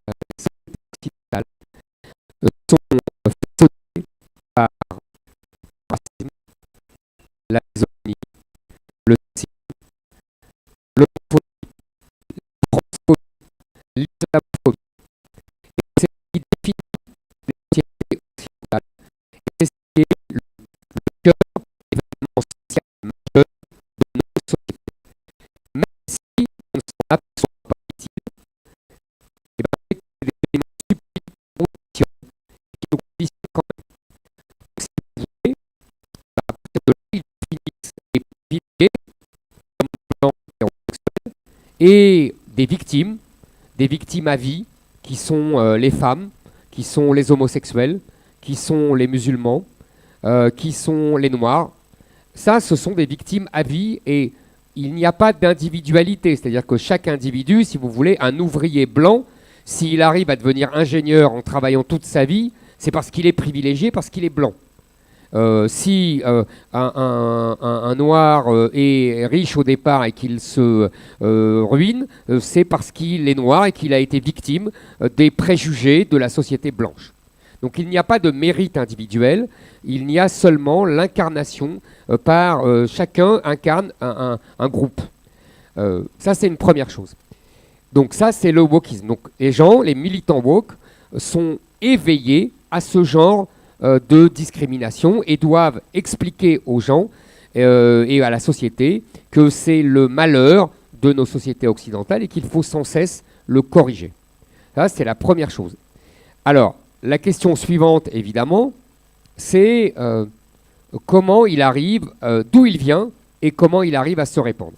Alors, d'où il vient, là, c'est encore nos liens transatlantiques qui ont été mis en œuvre. C'est-à-dire que les intellectuels français dans les années 60, les fameux intellectuels de la déconstruction, Derrida, Deleuze, Lacan, etc., qui ont expliqué que rien n'était simple, rien n'était au premier degré, que toutes les structures, que ça soit la famille, la patrie et tout le reste, n'étaient en fait que ce qu'on imposait aux gens et qu'il fallait les déconstruire, qu'il fallait voir ce qu'il y avait derrière.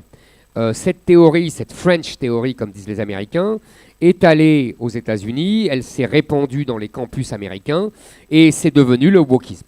Et les Américains nous ont renvoyé ce wokisme en Europe et en particulier en France. Ça, c'est la première explication la plus claire.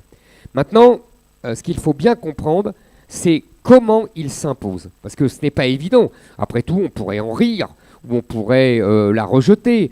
Pourquoi il s'impose? Pourquoi ces gens qui sont minoritaires sont en même temps hégémoniques? Je pense qu'il faut bien comprendre le mécanisme intellectuel qui commence dans les universités et qui descend ensuite dans les lycées, dans les écoles et dans toute la société.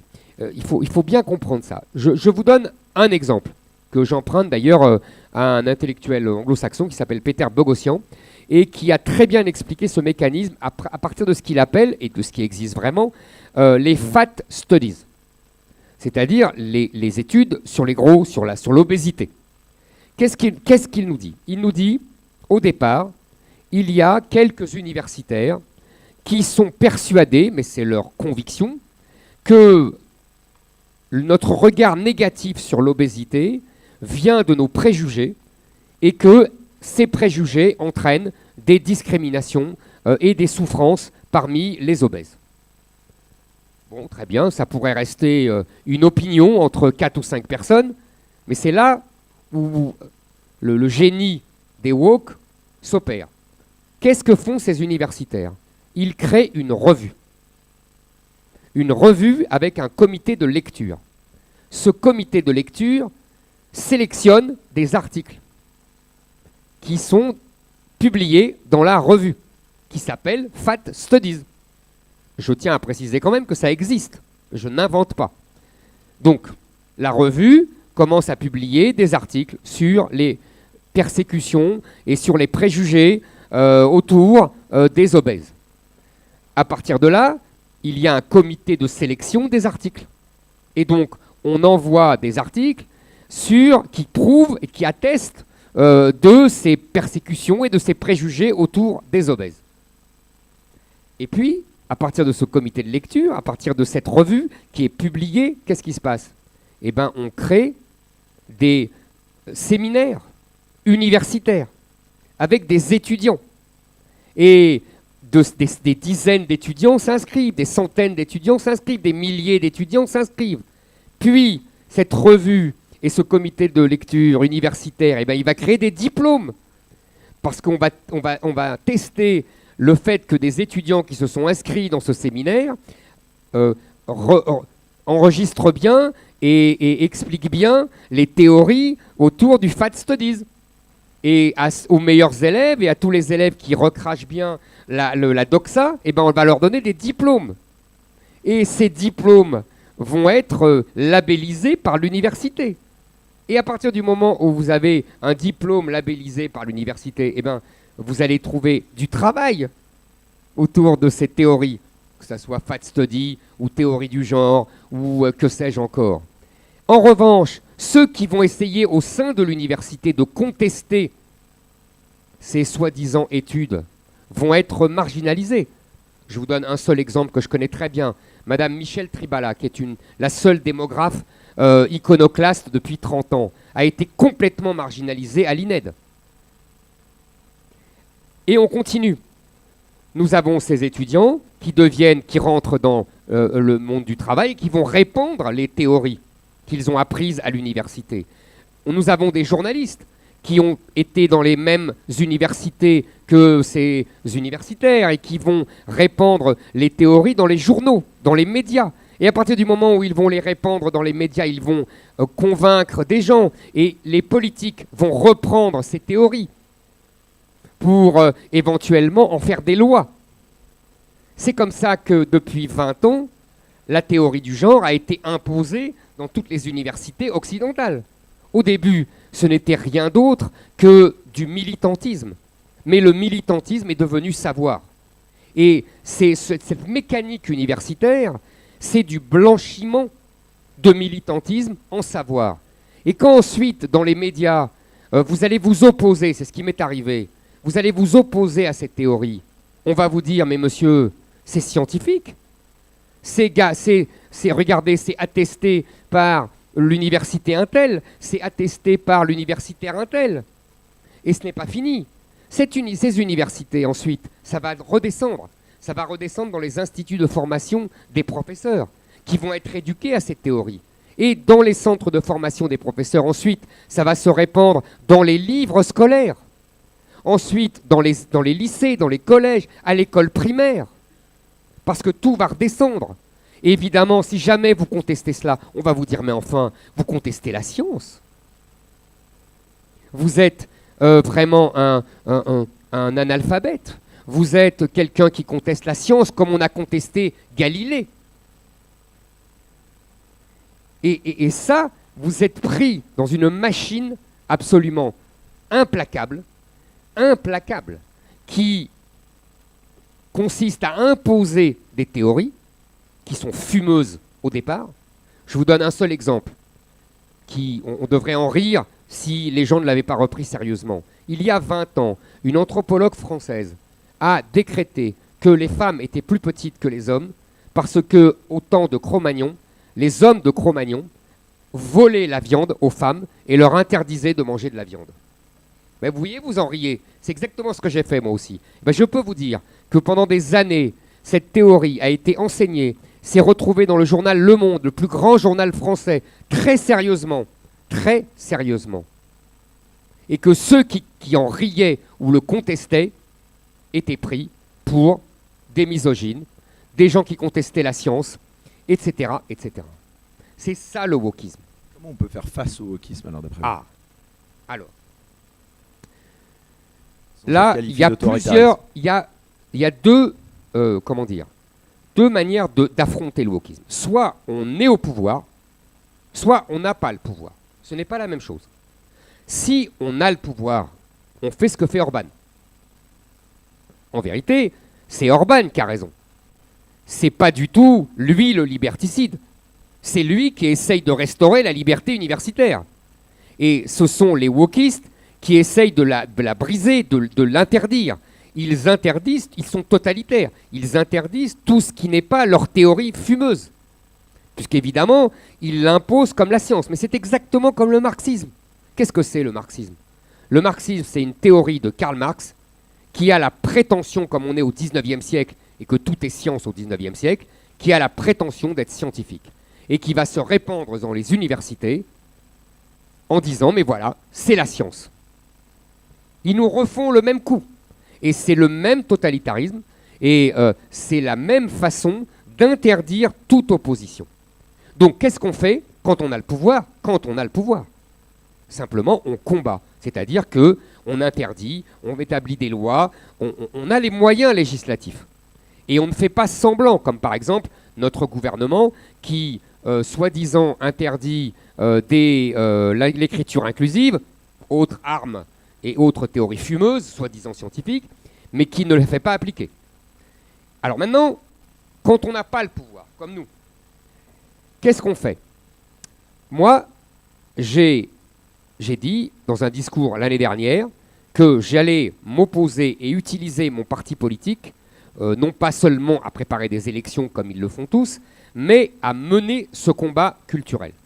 Parce que le grand drame de la droite française depuis 1945, c'est que, y compris le général de Gaulle, a renoncé à mener le combat culturel et à laisser l'université, et à laisser l'école, et à laisser les médias, et à laisser tous les moyens culturels, le cinéma, etc., à la gauche, à l'époque marxiste, et désormais celle qui a pris sa succession, les wokistes. Donc, et comment on mène le combat culturel? En tout cas, comment moi j'essaye de le mener? D'abord, en les appelant wokistes. Là, c'est quelque chose de très important. Ils détestent être appelés wokistes. Ils détestent être mis en lumière, parce que wokiste, ça veut dire tout ce que je viens de vous dire. C'est-à-dire, ça veut dire que leur pseudo-savoir n'est que du militantisme blanchi. Et sur le plan médiatique, dire que vous êtes, ça m'est arrivé souvent, dire que vous êtes contre l'antiracisme. Pour nous, on comprend ce que ça veut dire. Ça veut dire qu'on refuse l'antiracisme institutionnel, etc., etc. Mais dans les médias, dès que vous dites ça, on vous dit « mais alors vous êtes raciste ». Et vous ne pouvez pas vous sortir de ça. En revanche, si vous dites « je suis contre le wokisme », là, ils ne peuvent plus avoir leur position en surplomb moral. Ça, c'est une première chose. Deuxième chose, j'ai créé il y a 1 an ce qu'on a appelé les parents vigilants.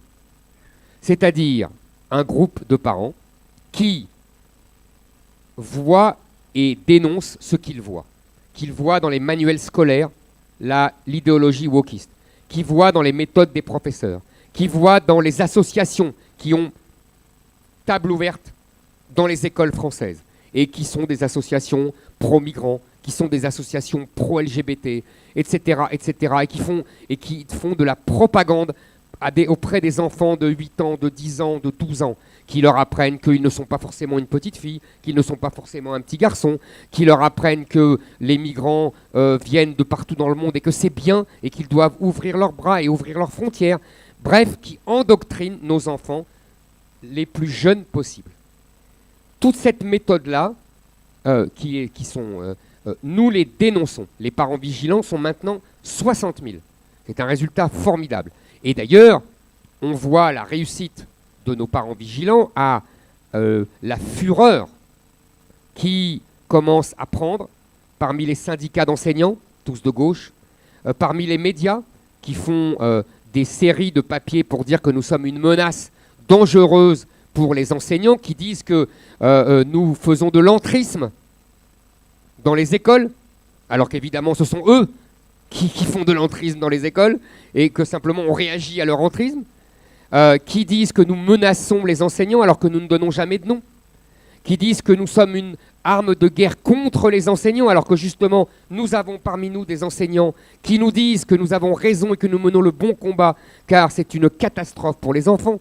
Parce que vous comprenez, non seulement ils endoctrinent les enfants, mais ces théories fumeuses qui sont présentées comme de la science, ça rend encore plus médiocre nos enfants alors que le niveau scolaire s'est déjà écroulé depuis 40 ans. C'est accélérateur de médiocrité et d'affaissement du niveau scolaire de nos pauvres enfants qui doivent subir cela. Donc nous nous battons comme cela. Et j'ai eu la joie, je vous l'avoue franchement, de découvrir que les Américains faisaient la même chose. Non pas qu'ils nous imitaient, hein, ils l'ont sans doute fait avant nous, mais il y a des groupes qui se sont créés et sur exactement le même modèle et qui défendent également, qui eux aussi combattent l'idéologie woke à l'école, dans une université, etc. Donc je suis assez fier qu'on ait eu comme ça la même idée de part et d'autre de l'Atlantique. Et je pense que c'est parce que justement nous avons subi la même offensive que nous faisons exactement la même chose. Donc voilà comment je pense que nous devons combattre. Nous devons continuer à combattre. Nous avons depuis cet automne-là présenté des candidats dans les élections de parents d'élèves. Et nous avons eu la joie d'avoir à peu près 3500 élus. C'est un début. Évidemment, les syndicats habitués et habituels hurlent à l'extrême droite, à l'entrisme, etc. Mais nous ne nous laissons pas intimider. Mais je pense qu'il en va vraiment de la santé mentale de nos enfants et également, comment vous dire, de la qualité de l'intelligence française et américaine. Je pense que le wokisme est une machine à détruire l'intelligence occidentale. C'est dramatique en vérité. Le marxisme n'était pas aussi pernicieux. Le marxisme respectait la culture française, respectait la culture américaine. D'ailleurs, sans doute une des seules choses positives qui a été laissée par les pays communistes comme la Russie, la Tchécoslovaquie, etc., c'est l'excellence du niveau scolaire et l'excellence du niveau culturel des enfants éduqués sous le communisme. Vous voyez, ils n'avaient pas la liberté, mais ils avaient la qualité intellectuelle et la qualité scolaire. Or là, le wokisme, c'est une machine à abêtir nos enfants. Voilà. Merci Éric Zemmour, on peut vous applaudir. Vous restez avec nous. Alors je vais appeler les autres participants. Oui, je vais appeler l'ensemble des autres participants de ce panel à nous rejoindre. Tout d'abord Laurence Trochu, Kusha King, je crois elle est en visio, Il y aura aussi Nigel Farage en visio et bien sûr Monsieur Orban qui va nous rejoindre aussi. Et you can join us, please. Je vous en prie, installez-vous à côté d'Éric Zemmour. Et justement, on va continuer à parler de wokisme.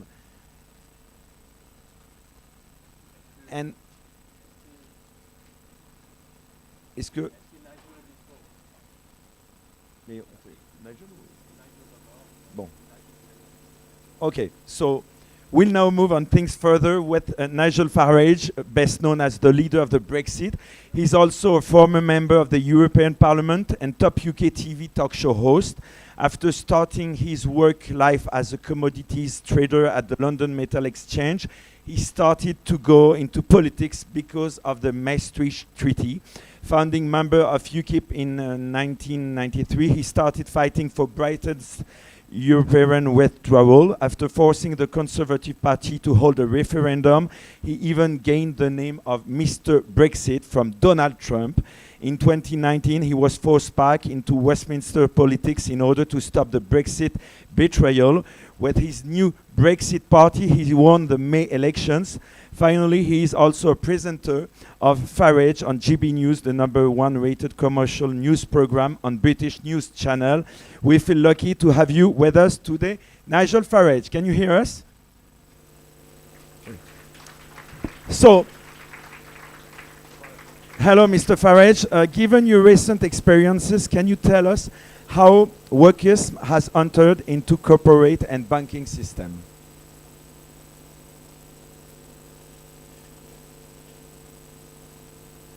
Alors, est-ce que M. Farage nous entend? Il y a un petit décalage. D'ailleurs, on avait l'image. Et il nous a souri, donc I have the impression he was hearing us. He can hear us, but we cannot hear him. So, Randy, what do we do? Okay. Are you hearing me, guys? Okay. Okay, I do it again. Hello, Mr. Farage, thank you to be there. So, given your recent experiences, I was asking you, can you tell us how wokism has entered into corporate and banking system? How can we fight against it? Absolutely. I take it you're now hearing me loud and clear.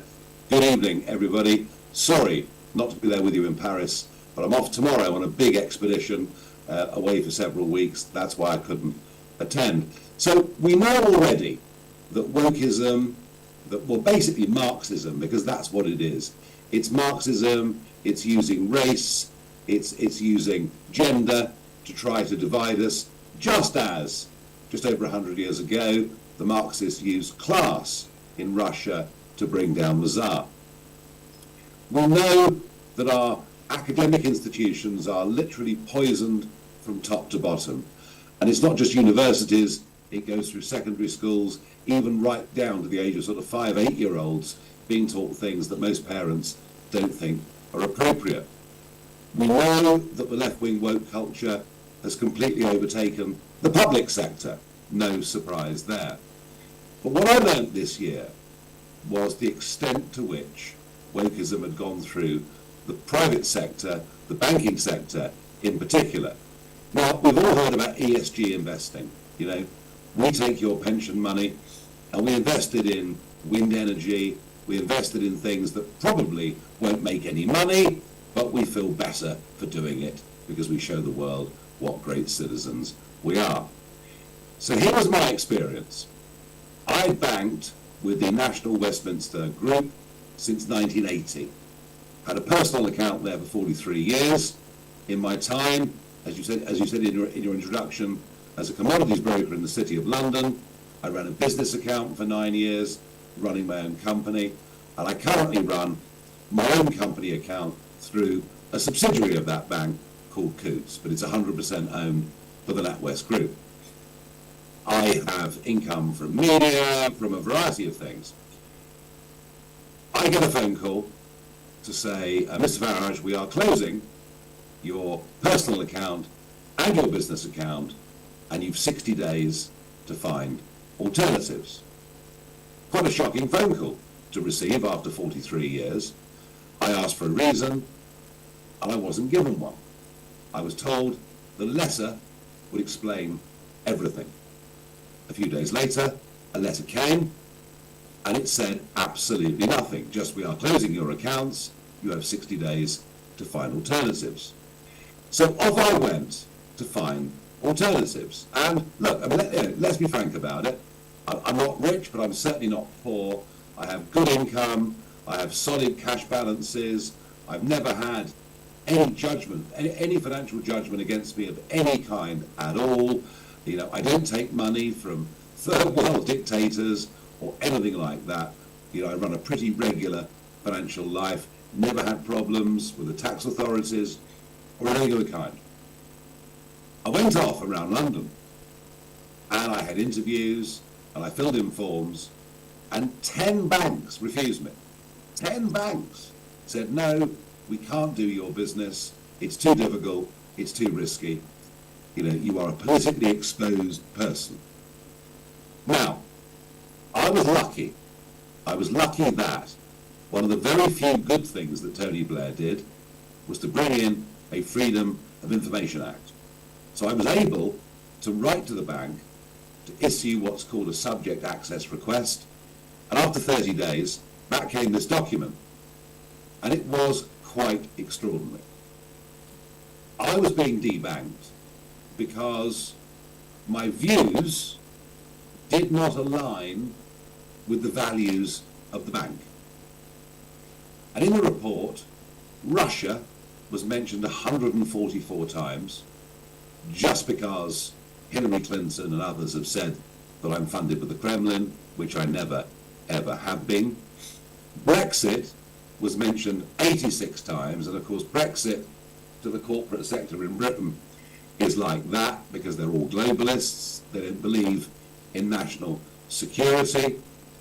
And on it went, comment after comment made in this report, derogatory, the fact that I didn't support their net zero agenda, that I was skeptical about the way we were getting to net zero, the fact that we were deindustrializing, sending our steel industries to India and China.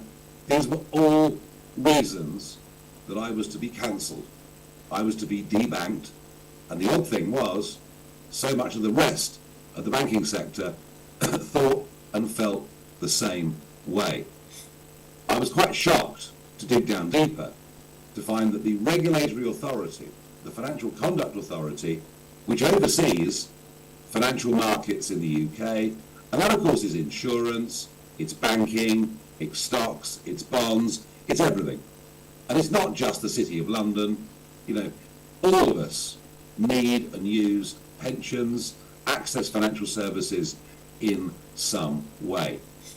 So I was pretty shocked and appalled, and I decided to go public. I decided to blow the whistle to say, look, you know, I have been debanked, and if I can't get another bank account, I will become, in the 21st century, effectively a non-person.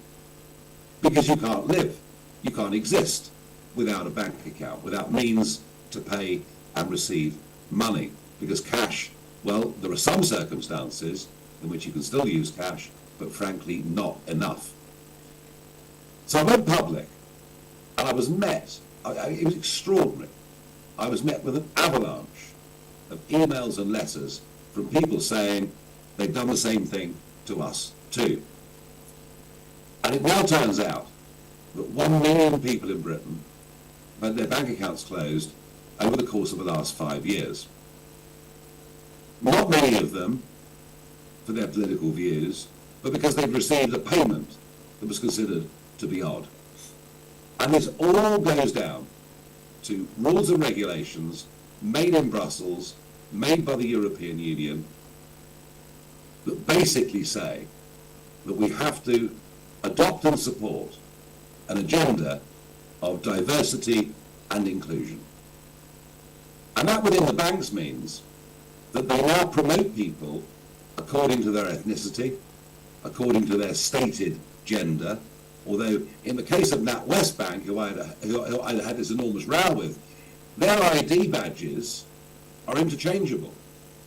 So you can be a man one day and a woman the next day. And I'm really, honestly, truly not making this up. This is how deep all of this has gone, and it's happened through equalities legislation. It's happened through even the regulators themselves insisting that private companies operating within the financial services sector abide by a certain set of political values. And that is, diversity matters more than ability. That climate change must be believed like an absolute religion, and that open borders and free movement of people is a good thing that should never, ever be questioned.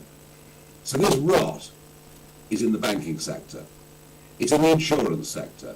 In fact, it operates right throughout the entirety now of our private corporate businesses.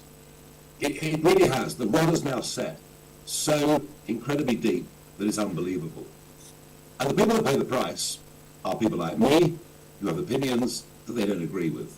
Vicars. There was a vicar who went into his bank in Yorkshire because they'd literally decked out the front of the bank in Gay Pride Month, colours, rainbow colours and slogans, and said, look, I bank with you because I think you're a secure place to have my money. I want to transact through you. I don't bank through you to be given political signals. They cancelled his account. Others get cancelled for a whole variety of reasons, but the customers themselves are never, ever told. So there is a major scandal that is going on right at the heart of our financial services industries, without which none of us can actually live and survive in the 21st century. Well, I fought them very hard, I fought them very publicly. I'm pleased to say that the chief executive of NatWest has been forced to resign. The chief executive of Coots, the subsidiary, has been forced to resign. The government have said that it is an outrage that anybody should be debanked as a result of their political opinions. So it looks on the face of it that I've secured some massive victory, but I'm not so sure that I have. Because my fear, and by the way, I said this in the European Parliament in 2013, I said I really think we're now being governed by a new unholy trinity of big business, big banks, and big politics. I don't think I knew in 2013 how far ahead of the curve I was. I'm winning little victories. We may well get some legislative changes in our country. We don't have, unlike in France, we don't have the absolute right to a bank account, and maybe that's something that I'll win. But what I've revealed is that this terrible Marxist culture is now deep within the private sector, right across the Western world, and they must be sitting there in Beijing, literally laughing their socks off. So I've been deeply shocked by what's going on, and I very much hope that when we get the 47th President of the USA into the White House in January 2025, and of course it's going to be a good friend of mine, a chap called Donald J. Trump, I hope this is one of the issues that he will start to begin to address. We are literally, despite the external threats we face, China being the biggest, but we are literally beginning to destroy ourselves within, destroy our societies, our communities, our cultures. We are ashamed now of our histories and what those that went before us did, but we're now financially putting ourselves in a worse position. If your banks and insurance companies are run by people who've been over-promoted on the basis of their gender, on the basis of their ethnicity, on the basis of their politics, that probably is the ingredient for another banking collapse, the likes of which we had back in 2008. So my last great mission was to get Britain to leave the European Union, and I'm pleased to say I did have a degree of success with that. But my next one is we've got to get the woke out of private business across the Western world. Otherwise, our decline will become even quicker than it is today. Mr. Farage, you talked about Donald Trump. We know you're very close to Donald Trump. Has he displayed any interesting tips for the fight against the wokeism?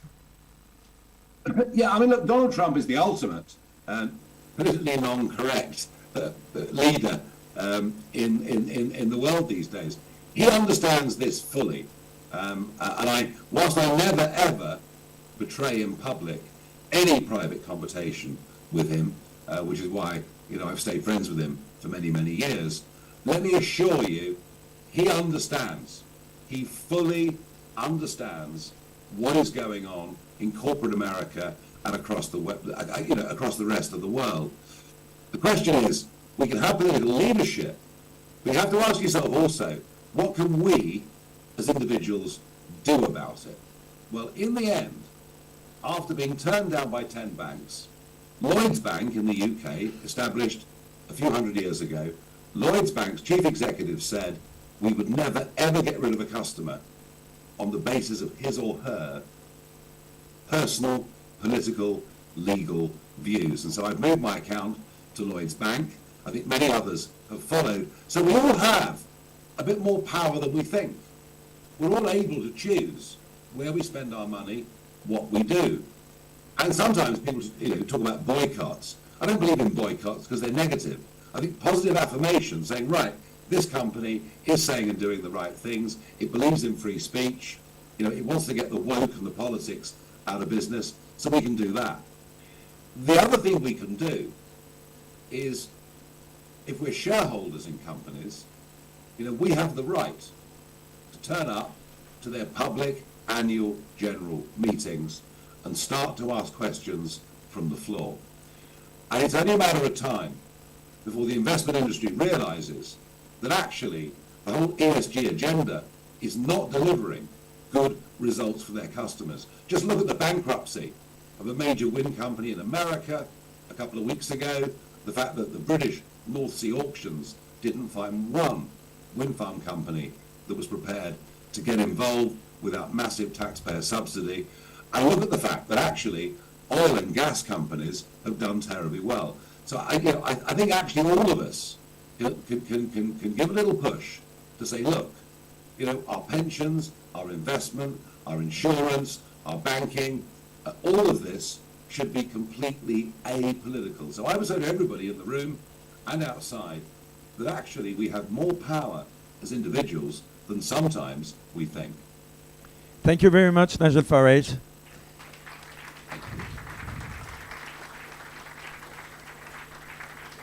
Then things will be considered with a different angle thanks to Balázs Orbán. He's an Hungarian minister and also the political director of Prime Minister Viktor Orbán, which has such an important role to resist the European globalization and uniformization underway. After a career in research and teaching, he entered politics in 2018. Since 2021, Balázs has been serving as political director under Viktor Orbán, where he bravely defends Hungarian values and way of life against what the European Union would like to enforce. Balázs Orbán, I'm sure your advices will be precious for all of us around this table. You can come near from me, please. First question, it feels like the Hungarian people are more immune to wokeism than other countries in Europe. What is their secret strength for that? Thank you very much. Bonsoir. Good afternoon. Yeah, okay. Good afternoon, ladies and gentlemen. Bonsoir. We can do it in two ways. I prepared for a speech, and I'm ready to answer questions. It's up to you. I'm fine. Then let's go with your questions because it makes sense. But then I sit down. Sorry for that. Ah, okay. So why are you making? Again. Yeah, please. So it's like. So I was asking you. Yes. It's a freedom initiative, so we feel ourselves very free to decide the format. So I repeat my question. Yes. It feels like the Hungarian people are more immune to wokeism than other countries in Europe. What is the secret strength for that? Secret strength. It's a very good question because some of the people, they call us Hungarians as the mavericks of Europeans. Some of them, some others, probably more like the liberals, I call us the boogeymans of Europeans. So if I attend to conferences abroad and I starting my conversation saying that my name is Orban, I came from Hungary, you know, many people get scared immediately. So, we think a lot about why it is the case, and why it is that the 10 million country coming from Central Europe, okay, we are doing better. We have some economic progress. We have our military is getting stronger and stronger, but we are not significant in a geopolitical way. Why it is the case that everybody is talking about us, and I think there is one reason behind it. It's because Prime Minister Orban and the entire conservative right-wing political course in Hungary is dedicated to serve the interest of people, Hungarian people. So we don't care any kind of ideology. We don't see the purpose of politics as working on, as our duty is to work on some utopia which could possibly turn into a dystopia, or we don't see any kind of ideology which should be followed and govern our activities. It's just the other way around. From like centuries, it's deeply decoded in European history for like centuries and even thousands and thousands of years.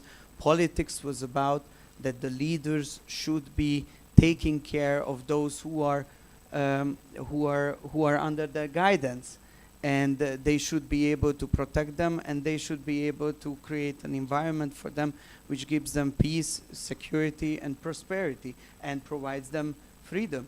This is the job of the politicians, and what happened? We lived under liberal, post-communist ruling class for a long time, not just before the transition period, before the Soviets went out, but also after that.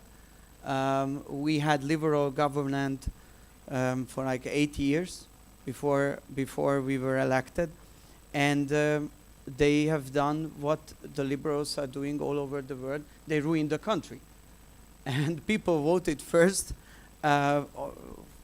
in favor of us because they wanted to have a country which is successful.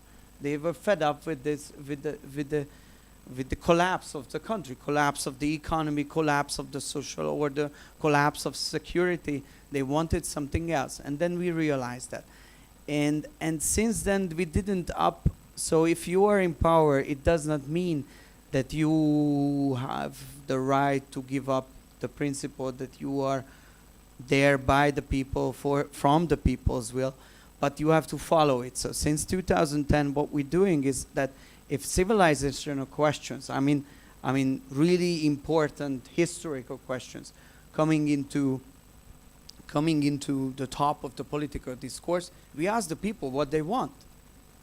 We asked the people in 2016 when 400,000 people try to march across our country and try to cross the borders illegally. We asked the people, we organized the national referendum, what they want. And overwhelming majority, the people said that they don't want this. They want law and order. They want stopped illegal migration, and they don't want any kind of forced relocation quota or whatsoever from Brussels. So the government duty is to reject that and resist and represent this opinion of an international level, even if it's controversial, even if it's highly attacked by the liberal mainstream. This is the job. And the same with the wokeism. I mean, at the beginning, when we started to talk, when we seen that this thing is coming, because it was obvious that what is going on in United States and some Western European countries, we started to talk about it in Hungary. And there was an open debate, and when I started to say the word wokeism, because we don't even have an Hungarian word of it.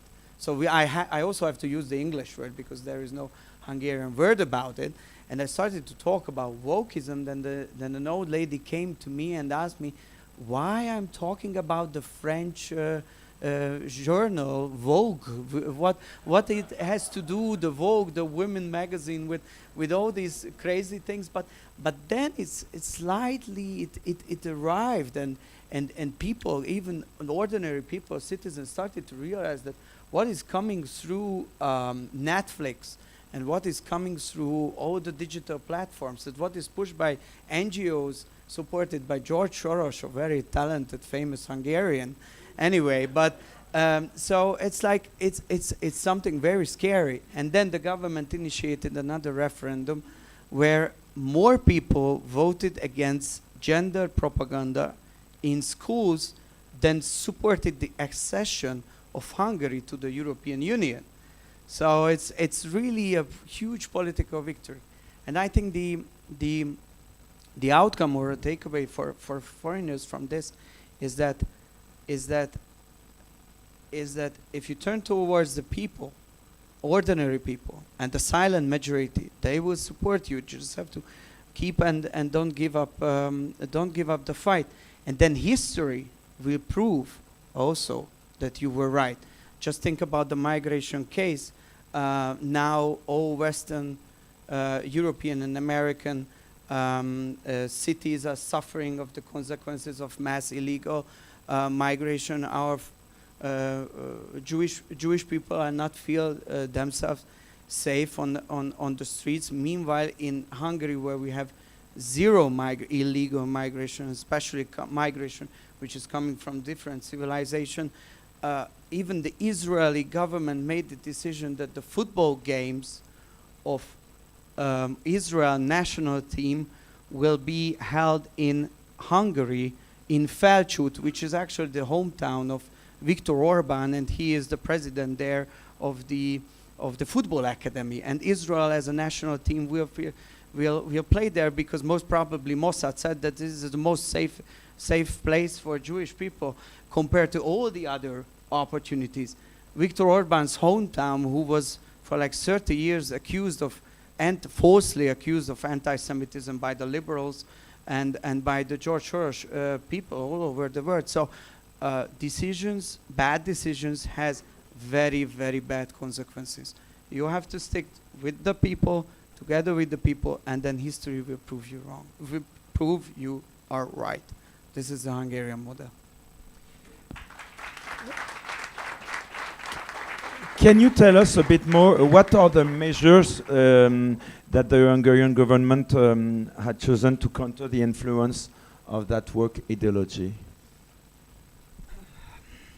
Since we had the result of the referendum, our job is a bit more easy. And since we are in government and we have the constitutional majority to amend the constitution, first what we did is we secured our legal system. Because the legal system should be protecting the people, not supporting the spread of woke ideology. So we amended the constitution, and I know it sounds ridiculous, but we have to put in the constitution that the father is a man, the mother is a woman. How ridiculous it sounds, but it's necessary because from the very first moment, from that moment, it's secured in the constitution, and we banned all NGO activities in kindergartens and in schools. We said with the consent of the parents, the parents want to their children's education, education structure. Now we are working on I think most legal framework of protecting our children. So it's a job which is honestly it seems that it's never going to finish because new and new initiatives are coming up and new legal measures are needed to counter them. But the basic idea is that adult people can do whatever they want. It's not our responsibility to decide. Probably God's responsibility to decide. If they don't believe in God, then it's up to them. But children dealing with children is different, because the future of the children is the cornerstone and the main pillar of the society. So the government and the state has to do anything which is allowed in a constitutional way to protect them. And this is a kind of a new legal system what we're building up. Obviously, there is a huge scandal in Brussels. They do everything they can to cancel us, to block us. They are supporting openly financially our political opposition. They are withdrawing our money. They are trying to postpone our voting rights, and so on and so on. They are using international courts to fight against Hungarian decisions. But again, it's if 2/3 of the Hungarian people voted in favor of that, then this is the only way how you can act. And honestly, if you are a sovereign country and you take sovereignty seriously, it doesn't matter which international integration you are part of. You have the right to decide, and you have everything, every power and every opportunity to act in accordance. So we would be very happy to see that we are not the only maverick country of the Western world. Thank you very much, Balázs Orbán. So now we are more than happy to welcome Laurence Trochu. She considers herself a right-wing woman and dedicates her political life to fighting left-wing ideology. She has already achieved many victories, especially in her home department in the Yvelines. She supported François Fillon in 2016 and then Éric Zemmour in 2022. In the legislative elections of June 2022, she achieved one of Reconquête's highest national scores. She's an outspoken critic of wokeism, and I'm sure she'll be sharing with us decisive arguments this evening. Bonsoir, madame. On est ravis de vous avoir avec nous. Alors tout d'abord, la question elle est assez simple. Quelles sont vraiment les causes finalement du wokisme? Parce que ça revient à connaître les causes, comme c'est ça le plus important. Exactement. Vous savez, on est la veille du 11 novembre. Alors je voudrais saluer particulièrement nos alliés de la première heure, nos alliés britanniques, nos alliés américains. Et je crois que le souci que nous partagions, que nos ancêtres partageaient lors de cette guerre, c'était celui de conserver nos nations dans leur continuité et la liberté. Et je pense que ce combat-là, c'est exactement celui que nous portons aujourd'hui tous ensemble.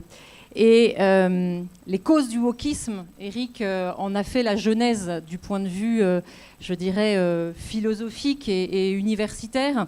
Moi, je crois qu'il faut se référer là à Toynbee, qu'on a déjà évoqué ce matin. Nous ne déclinons pas parce que les barbares nous attaquent. Les barbares nous attaquent parce que nous déclinons. C'est je dirais, ce vide qui attire, en fait, nos adversaires à le remplir de leur idéologie. Alors évidemment, l'école est devenue, je dirais, ce nouveau terrain de jeu de la lutte des classes. On a vu l'inspiration marxiste tout au long de la journée, mais cette déconstruction, elle a été aussi orchestrée de manière toute particulière dans la politique française des années 80. Donc, les années 80, c'est François Mitterrand, évidemment. Et cette vision politique égalitaire, en fait, elle a fait de l'école ce nouveau terrain de jeu de la lutte des classes parce que le principe était le suivant. Puisque la culture classique n'est pas d'emblée accessible à tous, eh bien, supprimons-la parce que les élèves seront égaux. Ils seront égaux dans l'ignorance, ils seront égaux dans la nullité, mais ils seront égaux. Et ça, c'est le logiciel de la gauche, évidemment, qui fait suite, je dirais, à tout un substrat anthropologique du marxisme, cette ère du vide que Lipovetsky avait très bien décrite, c'est quoi? C'est l'avènement d'un individu qui est complètement libre, libre de s'auto-déterminer, de dire qui il est, de quel sexe il relève, quelle que soit finalement la biologie. Cette disparition des repères et des limites, eh bien, elle est caractéristique de la modernité. Et déjà, souvenez-vous, les années 20, Adorno, sociologue allemand, qui nous disait que c'était ce processus de négation sans limite qui devait paradoxalement structurer la société. Alors la conséquence sur l'éducation, on va la voir de manière très simple. Puisque la liberté se définit comme un principe d'autodétermination, eh bien, le projet éducatif qui en découle, c'est quoi? C'est placer l'élève au centre de ses apprentissages. C'est-à-dire qu'il n'est plus possible d'avoir un maître et un élève, parce que le maître, c'est le symbole de l'oppression. Et donc, quand Marx combattait la domination économique des bourgeois, eh bien, les déconstructeurs qui sont à l'œuvre dans les années 80 dans l'école française, eh bien, ils vont beaucoup plus loin parce que finalement est coupable pas simplement le bourgeois du point de vue économique, mais le bourgeois, c'est-à-dire celui qui incarne un modèle hégémonique, donc le mâle blanc, occidental, hétérosexuel, de culture classique, héritier d'une civilisation qu'il veut transmettre, qu'il veut perpétuer. Donc l'école va devenir, et ça c'est vraiment le projet de la gauche, l'école va devenir cette usine à fabriquer des êtres vierges de toute trace civilisationnelle. Il y a quelque chose d'inquiétant. Emmanuel Macron, début de son deuxième quinquennat, a utilisé une expression qui colle parfaitement à ce projet-là. Il a dit qu'il fallait dessiner les traits d'un nouveau peuple. Eh bien, l'école, en fait, elle va servir à cela. Le nouveau peuple d'Emmanuel Macron, c'est quoi? C'est celui qui vit dans un monde où il n'y a plus de limites, où tout est au-delà. Donc c'est un nouveau monde post-national. Il ne croit pas à la nation et certainement pas à ses frontières. Un nouveau monde transhumaniste, et ça on le voit à l'échelle européenne. Et puis un nouveau monde multiculturaliste. Alors ce nouveau peuple, eh bien, il va falloir le façonner. Il va falloir le former en le déformant. Et la meilleure manière de faire, eh bien, Bernanos, vous voyez, 1947, la France contre les robots, nous avait déjà dit comment ça se passerait. Eh bien, c'est la machine à bourrer les crânes. C'est la machine à bourrer les crânes qui veut en finir avec l'école qui servirait à formuler le jugement critique, parce que sans jugement, en fait, il n'y a pas de conscience. Donc cet appauvrissement de la pensée, il est organisé par une étape importante qui est celui de l'appauvrissement de la langue. Et c'est la raison pour laquelle, dans les solutions que nous évoquerons tout à l'heure, l'enseignement du français revêt un caractère fondateur. Je ne sais pas si les personnes dans cette assemblée qui ont eu à subir dans les classes une collection qui s'appelait « J'aime lire ». Je ne sais pas si ça vous dit quelque chose, Tom Tom et Nana. Je pense que dans les années 80, on a tous été biberonnés à ça. Et bien, c'était vraiment la fadeur des textes et puis la laideur des illustrations, mais tout à fait symbolique de cette réforme, de ce projet de 1989 qui résumait très bien justement cette nouvelle pédagogie, l'élève au centre du système scolaire, c'est-à-dire l'élève à qui, sur le dos duquel on met la charge d'être l'auteur de ses propres savoirs, alors même que justement on ne lui donne pas les mots pour les penser et pour les élaborer. Et donc ça a entraîné très rapidement, on l'a vu et Eric l'a évoqué, cette baisse du niveau et du quotient intellectuel général. Et en 2018, il y a deux économistes norvégiens qui ont fait une étude très intéressante justement et qui ont conclu à l'importance du rôle de l'environnement culturel pour les élèves et leur niveau. Et l'intérêt de l'étude, il est de comparer des élèves entre eux, notamment au sein d'une fratrie, d'exclure de cette étude aussi des immigrés, parce que évidemment ça pourrait biaiser, je dirais, l'impact avec des enfants peut-être appauvris, y compris sur le plan éducationnel. Et alors, qu'est-ce qu'ils nous disent comme facteur non sociologique à même de comprendre ça, facteur non sociologique et non génétique? Le déclin des valeurs éducationnelles, la dégradation des systèmes éducatifs et scolaires, la télévision et les médias, on en a parlé, et la dégradation de l'éducation au sein des familles. Si on prend ça à rebours, eh bien, on voit quelles sont les solutions immédiatement. Et c'est vrai qu'on peut se poser la question, et l'économiste Fitoussi qui le disait très bien en commentant cette étude. En fait, la pensée unique vient de l'appauvrissement de la langue. Parce qu'évidemment, je vais donner quelques exemples. Quand vous n'enseignez plus le conditionnel, eh bien, c'est toute la logique hypothético-déductive qu'on n'apprend plus. Quand vous supprimez du vocabulaire français le mot de mademoiselle, quand vous appelez une jeune fille de 13 ans madame, qu'est-ce que vous faites? Vous gommez la différence entre la jeune fille et la jeune femme. Donc vous contribuez à ces frontières qui sont floutées. Et même chose, quand vous n'enseignez plus la conjugaison des temps, eh bien, vous ne pouvez plus penser qu'au présent. Et vous n'avez plus de référence au passé, vous ne pouvez plus penser l'avenir. Donc vous voyez, on a cet appauvrissement de la pensée qui vient aussi de l'appauvrissement de la langue elle-même, ce à quoi les pédagogistes ont travaillé. Et c'est quand leur chemin a croisé celui des politiques que s'est mis en place cette politique de l'école. Est-ce que le combat, il n'est pas déjà perdu? Est-ce qu'il y a des solutions, finalement? Moi, j'ai envie de dire, je me bats pour qu'on puisse continuer à dire que 2 et 2 font 4, que la pluie, ça mouille, que, je dirais, un petit garçon, c'est pas une petite fille. Et là, je dirais que la référence à Orwell, elle est inévitable. N'oublions pas ce qu'il nous disait, le but de la propagande est de produire le découragement des esprits, de persuader chacun de son impuissance à rétablir la vérité autour de soi et de l'inutilité de toute tentative de s'opposer à la diffusion du mensonge. Le but de la propagande est d'obtenir des individus qu'ils renoncent à la contredire, qu'ils n'y songent même plus. Dommage parce qu'on est là, on est là de tous les pays d'Europe et des États-Unis. Alors je pense qu'il y a des solutions à mettre en œuvre. Vous l'avez compris, il y a un enjeu sur la formation du jugement critique.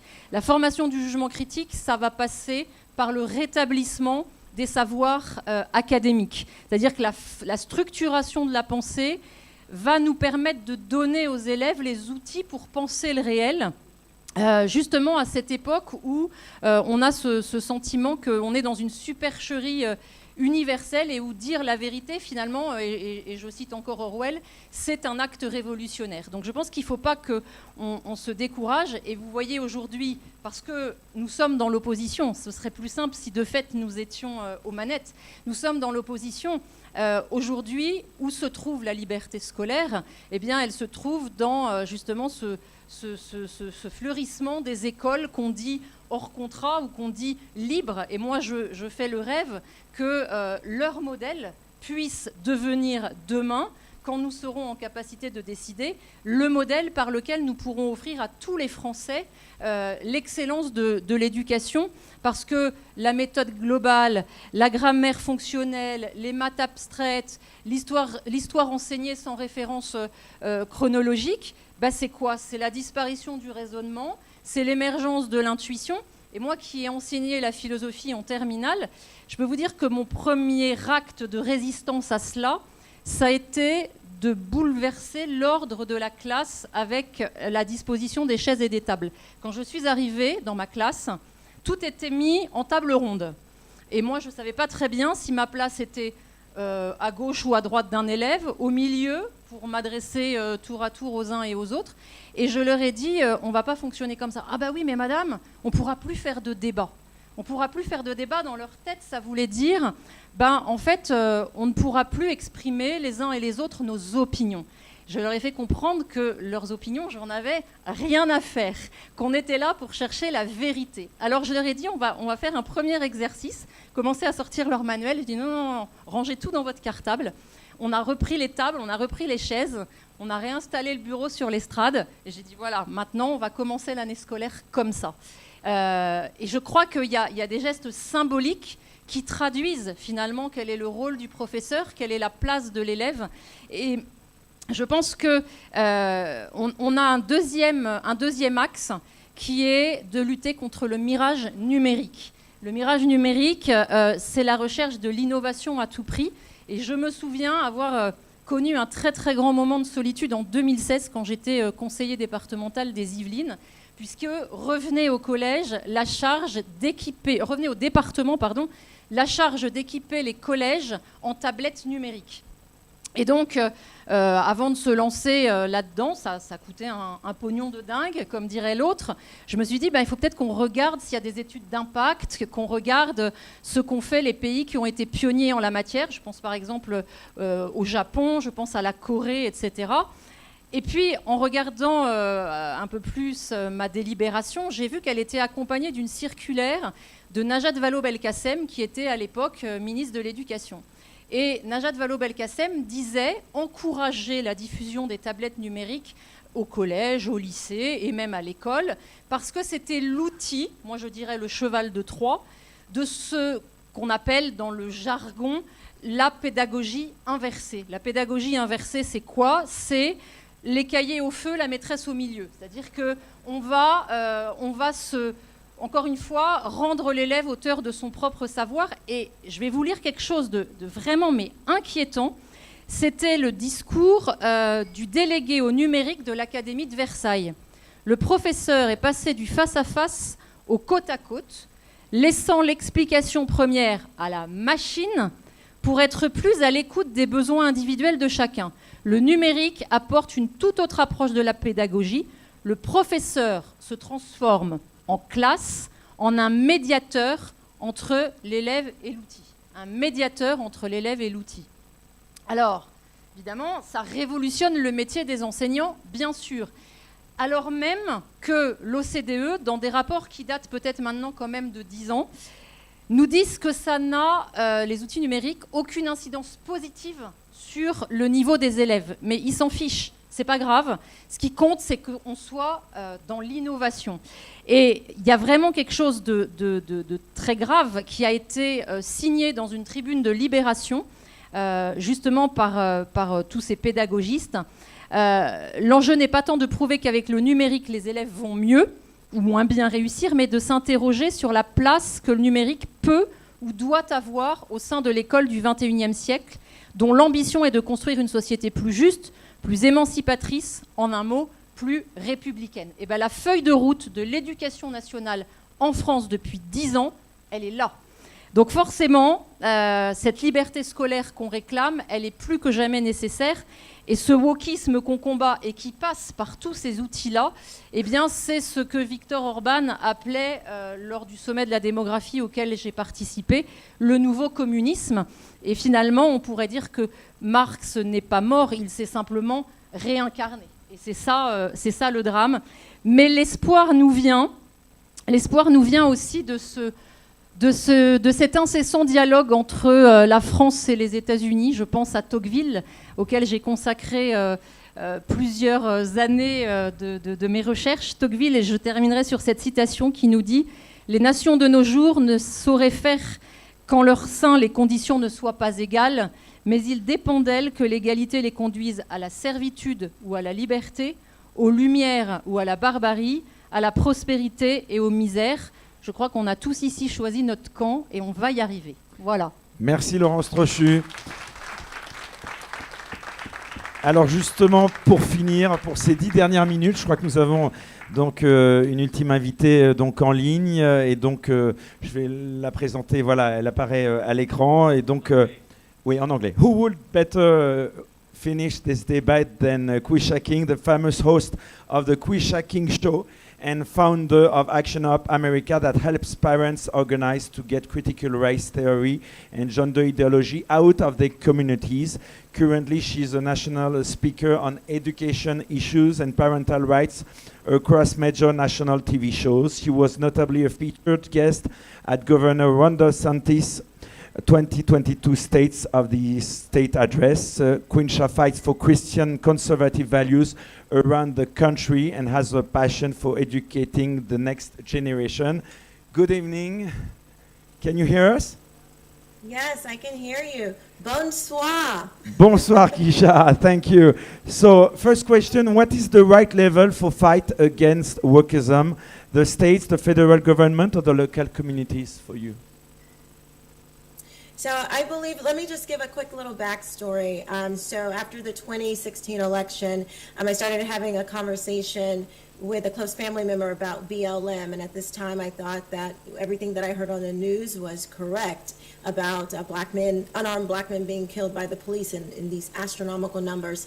I took a little time just to do some digging, and what I found was what was being reported on the news, and so it prompted me to do more digging on household income and just common things that we had heard around the country on the news and just in the neighborhood as we're growing up. And so as I found that what I had been told was not true, it made me keep doing that research. And I came across Dr. Thomas Sowell, Walter Williams, and Milton Friedman. And I listened to virtually everything that they had said, and I was blown away by these economists telling the truth about America and the truth about what was going on in black neighborhoods and what had happened prior to the 1960s. And so I tried to share this with my family and, was basically told that I had drunk the Kool-Aid and that I needed to, vote Democrat. And that was the only thing that, that was good for me. Well, a huge transformative moment came when I was sitting on my couch. And as a Christian, I do believe in praying and talking to God. And so in talking to God, I heard him speak to me and tell me that my skin color had become an idol in my life. And that moment was transformative because God was right. And instead of seeing everything through the lens of race, I needed to see the world through the lens of Christ and faith and in truth. And that is what we're facing right now. We see so many young people in America, across the world, who are viewing life and the world not through the lens of truth, but through the lens of things like critical race theory and gender ideology. Well, this hit home right to my oldest daughter, where her first week of 8th grade, she was asked what pronouns she wanted to go by. That same teacher subsequently introduced critical race theory to their classroom. Well, my daughter had good enough sense to record that conversation, and I could hear critical race theory being promoted within the classroom. And I think it was divine that in 2019, I happened to have studied critical race theory. I came across it from a minister who was talking about it and how destructive it was, and I just thought it was weird that this would be something coming to America, because critical race theory is a Marxist communist ideology. Why would this be in America? And so it was just interesting to me. And when it happened, it came right into my doorstep in 2020 with my oldest daughter. I knew exactly what it was and knew that this was a problem. So I started to get more involved. I had been getting involved actually throughout the years of when I had this big transformation in 2017, and stayed involved in my local politics. So started going to school board meetings and became very involved with Moms for Liberty and helped with that fight. Subsequently went on to help with other organizations as well. And so what we're seeing right now in America and across the world is this radical agenda to, as far as critical race theory is concerned, is to make children judge each other by their skin color.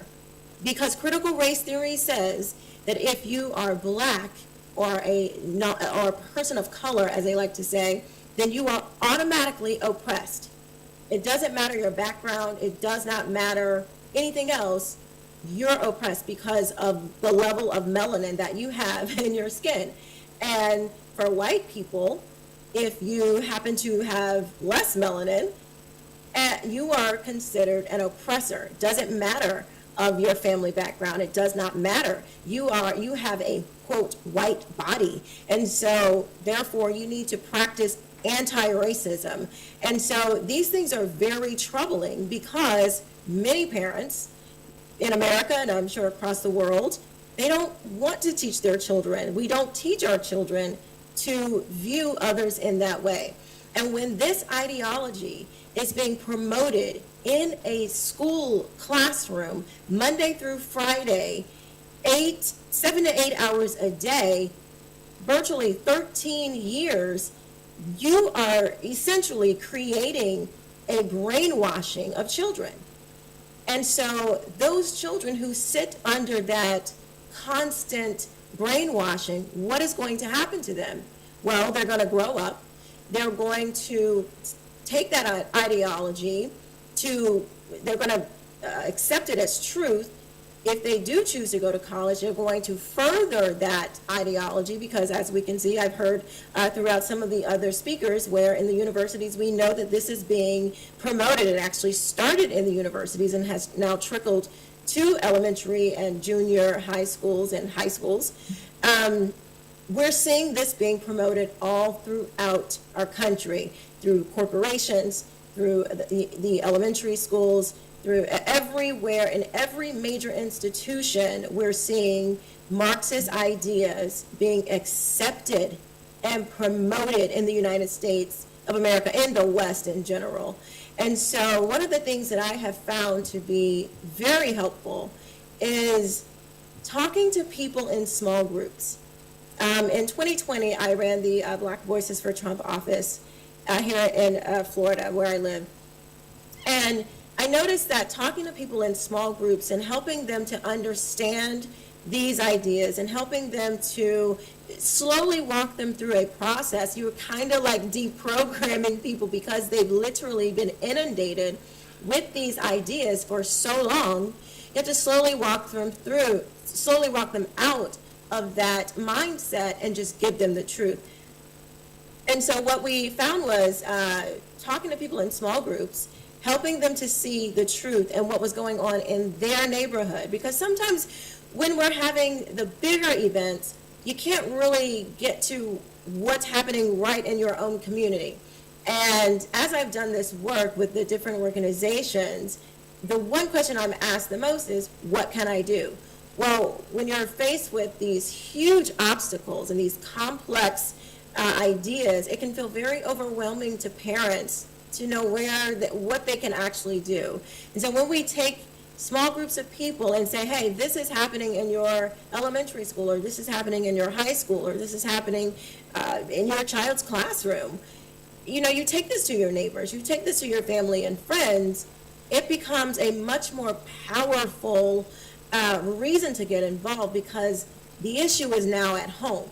The issue is now right in your backyard. It may be right in your child's school or high school, or maybe in their, you know, maybe in the PTA, maybe in a college that your neighbor's daughter or son is about to go off to. And so when you're bringing these topics to people and you can make it real for them, it seems to push them to get more involved sooner, and there's something tangible that they can do. They can actually go to a school board meeting. They can call up the administrators. They can actually go to the school, the college that they're about to pay tuition for to send their children to.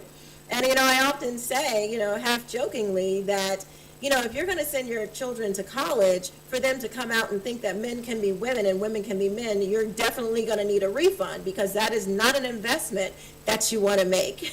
And so as we talk about being woke and seeing what we've done here in Florida, I am a huge supporter of Governor DeSantis. He has stood side by side with parents and helping us get the legislation that we need to get this critical race theory and gender ideology out of these schools, and DEI out of the colleges. It has been extremely helpful in giving parents and concerned citizens the ammunition that we need to fight against these Marxist ideologies. And, you know, when your child, I chose to pull my children out because of public schools, because having them sit in those, I call them indoctrination camps, having them sit in those indoctrination camps day after day, it becomes very difficult to deprogram every day. And so I chose to pull my children out. I'm not saying that that is everyone's situation that they can do, but certainly supporting things like school choice, school vouchers, where you can send your children to other, you can pick where you want your child to go that aren't pushing and promoting these dangerous ideologies. It is certainly better than having your child stuck in one institution.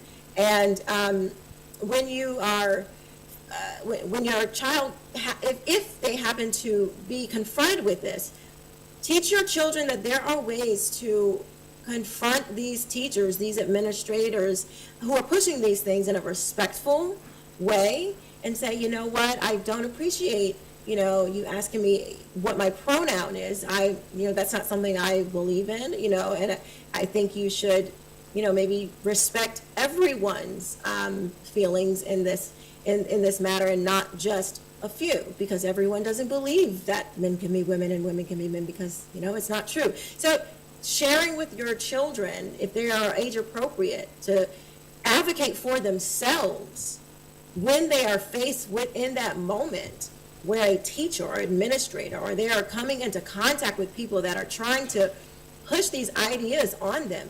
Arm your children with the words and the encouragement and the confidence to respectfully but firmly push back. Because if we don't arm our children and really arm them with the information to push back against these ideas, we are going to end up with a generation, the next generation, promoting and pushing communism and Marxism in the United States of America and in the West around the world. So that is what I've seen in the community and some of the things that you can do right now to push back. Thank you very much, Keisha King. Thank you. Thank you. Randy, tu vas venir, je crois, voilà, nous présenter le prochain intervenant.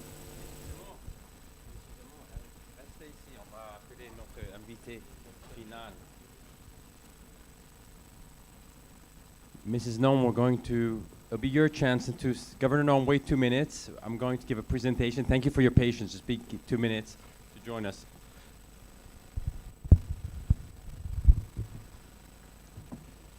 So, the day was long, quite long. We heard many people, many views, but we are all freedom fighters. Different countries, different struggles, but we are authentic. We are true to our beliefs. And that's why we're here today. And we will have the great honor today for the closing speech. Give me 2 seconds. Don't want to make any mistakes to present our dear guest. Governor Noem is a rancher, farmer, small business owner, and New York Times best-selling author of Not My First Rodeo, Lessons Learned from the Heartland. In 2010, after serving in South Dakota legislature for several years, Governor Noem was elected to serve as South Dakota's lone member of the U.S.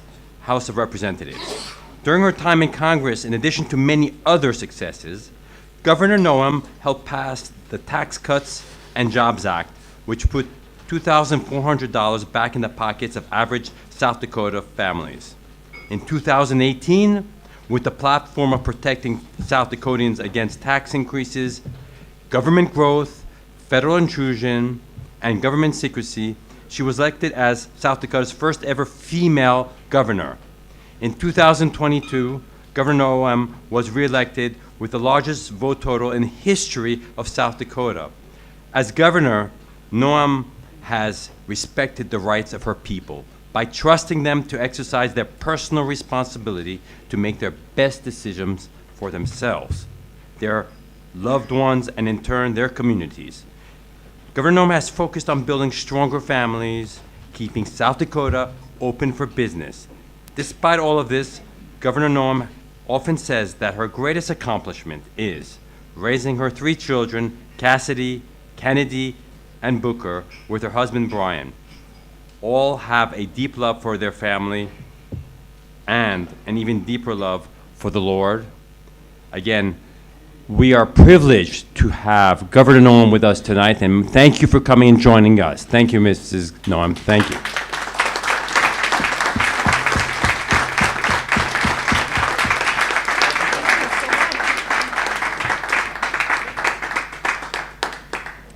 Well, good evening. I get to be the grand finale for the day. Thank you so much for inviting me. Randy, thank you so much for inviting me to be with all of you. The Worldwide Freedom Initiative is a pretty special event. I'm going to speak to you a little bit of my background and my story, how we have done things in South Dakota, and then also why it's so important as you, as leaders around the world, continue to hold up the beacon of liberty, and how important it is that we have people that will step forward and not just live their daily lives, but those who are engaged and involved in being the example that so many other people so desperately need to follow today in this day and age. So when most people think about the United States of America, they think about the gritty streets of New York City, or they think about the bright lights of Hollywood. They don't necessarily think of the middle of the country, which is where I come from, which is the prairie region, the western part of the United States of America. The small towns and villages that cover much of this countryside too, we also have that same kind of culture and way of life in the great state of South Dakota. You all have probably heard a little bit about me, but I don't know if you necessarily know how I grew up. I grew up as the daughter of a cowboy. Much like John Wayne is how my dad was. He was tough. I tell people that he used to wake us up by yelling up the stairs every morning, "Get up. More people die in bed than anywhere else." I didn't know if that was necessarily true, but what was interesting to me was growing up with him is he taught us to be problem solvers. I tell people so many times that one of the greatest gifts that my parents ever gave me was impossible things to do. I see that we have some young people here in the crowd today, and I would tell you, for all of you who are parents or grandparents to this next generation, give your children impossible things to do. There was many times my dad would give me something and I would think there's no way I can accomplish that. For instance, when I was about 12 years old was the first time we were leaving a field with a semi, an 18-wheeler truck full of corn, and I was sitting in the passenger seat, he was driving, and he said, "Christy, I need to take the other truck home. Jump over here, make your corners wide, and I'll meet you back at home." And he jumped out the door. So 12 years old, I'm driving a semi, dove across the cab. I took the widest corners that you've ever seen, the 7 miles home. When I got into the yard, I didn't even know how to shut the truck off. I just remember turning the key and letting it drift to a stop. I remember thinking at the time, I cannot believe that I lived. But the second thought that I had was, I bet I can drive anything now. And that is what we're robbing from our children by doing everything for them. We are taking away their opportunity to solve a problem, to accomplish things, to build their confidence to take on the next biggest challenge.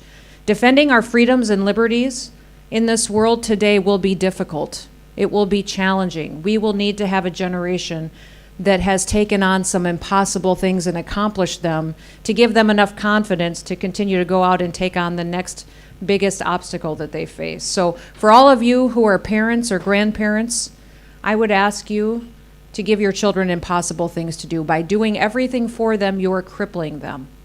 And instead, we need them empowered to go out and continue to fight and to be the problem solvers that we need. Now, my dad was tough, and we worked all the time. In fact, even our vacations often were work because they were hunting trips. But I grew up wanting to be with him.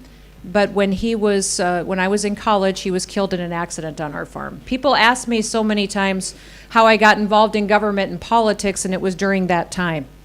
When Dad was killed in an accident, we got hit in our family about a month afterwards with a letter that came in the mail from the IRS that said we owed death taxes. So at that time, we were some of the largest farmers and ranchers in our state. We had several other businesses as well.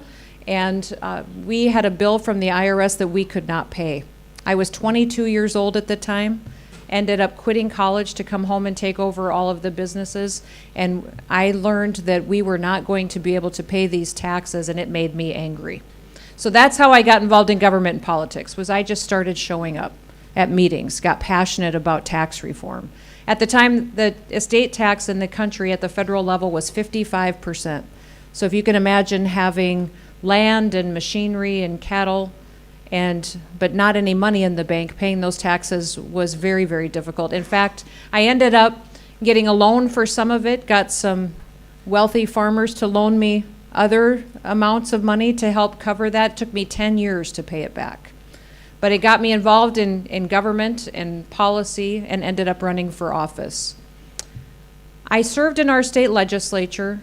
I got elected to Congress and served 4 terms there, served on the Ways and Means Committee, which is the committee that has jurisdiction over all tax policy, healthcare policy. About 80% of what goes through Congress goes through the Ways and Means Committee. Was very blessed to be a part of tax reform when President Trump was in office and had the chance to work on that bill for 2.5 years with him and was very proud to do that. But I started to look at running for governor because I recognized serving in Congress and being a governor. In Congress, you have the chance to work on policy. You get the chance to give speeches and work on national security issues, other things I was passionate about. But governors are CEOs. Governors get the chance to wake up every single day and to make decisions, to set an agenda of what they could do in their state that would really be innovative. I ran for governor on being a governor that built stronger families, because I believe that a lot of what is broken in the world today is the breakdown of the family. I don't care what the family looks like. I just think a family needs to be around you and supportive for our kids to be successful going forward. I also ran on growing our state. Our state of South Dakota, for the 20 years before I was governor, was shrinking. People were moving out of the state. Our economy was shrinking. Businesses were leaving, and our kids, to get the career of their dreams, needed to leave in order to pursue those opportunities. So I said I was going to grow our state, diversify our economy, bring in new industries, and build stronger families. You know, it probably wasn't until I was being sworn in as governor, after I'd won a very difficult race, that I was standing in the rotunda that day, being sworn in, and it was filled with thousands of people. And they were talking about the significance of the fact that I was the first female governor of the state to be elected. They were talking about the fact that it was so significant because it was also the anniversary, the 100th anniversary of women getting the right to vote in our state. So here I was being tasked with being the leader of our state on the 100th anniversary of women even getting the right to vote, and the entire ceremony was built around how remarkable that was, how historic it was. Now, being raised by a dad who was a cowboy who was tough, he never treated me any different than the boys. My brothers and I were treated exactly the same. We were all expected to work hard and do anything that needed to be done on the ranch. When I served in the legislature, I was one of just a handful of women there. Didn't focus on the fact that I was one of the few females. Got elected to Congress. Was the first Republican female to be elected to Congress from our state. When I got there, very few conservative women served. But then standing there in that rotunda in our state capitol being sworn in, it started to hit me that this was kind of a big deal. That it was pretty significant that I was being sworn in. And I remember standing there with everyone looking at me, thinking to myself, I better not screw this up. And I started to think about what I was promising. There was 2 things that I was promising that day. One was to uphold the Constitution of the state of South Dakota. The second was to uphold the Constitution of the United States of America. Those were the 2 promises that I was making. And that those were the 2 things that I just needed to remember and make the basis of every decision from going forward. See, people have asked me now for the last several years, especially since the pandemic, how I make my decisions. I speak on leadership quite a bit because it seems like that is what is so vacant in today's day and age. You've talked about important issues. You've talked about immigration, homeschooling, tax policy. You've talked about protecting freedoms. I never would have dreamed that I'd see the threat on freedoms that we've seen the last several years. And people ask me so many times, how did you make your decisions in South Dakota? How did you do that? How do you make difficult decisions? And I've told everyone it is easy when you know what your foundation is. If you know your core value system of how you make those decisions and go back to that, then you always start on the right footing so that those decisions can be wise and thoughtful. Now, my first year as governor saw a natural disaster hit our state. 63 of our 66 counties, so the vast majority of our state, 90% of it was wiped out by floods. I spent that whole year patching communities back together, helping families heal, building cities and roads and bridges again. I thought for sure when I got into 2020, it would be a better year.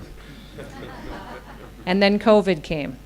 And I think throughout that, because it's been a long day for all of you, I'll keep it short, but I think throughout all of that, I did the same thing that every other governor did in our country. We all studied the virus. We all studied and talked to our health experts, visited with people that understood viruses, what we could do, what we couldn't do. I think what I did in South Dakota that was very different was I spent a lot of time with my constitutional attorneys, with my general counsel. I really wanted to understand what authority I had as a governor, but also what authority I did not have as a governor.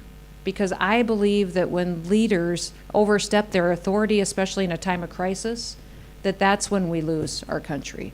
That's when we lose our freedoms. So for instance, in South Dakota, we were the only state in the entire country that never once closed a single business.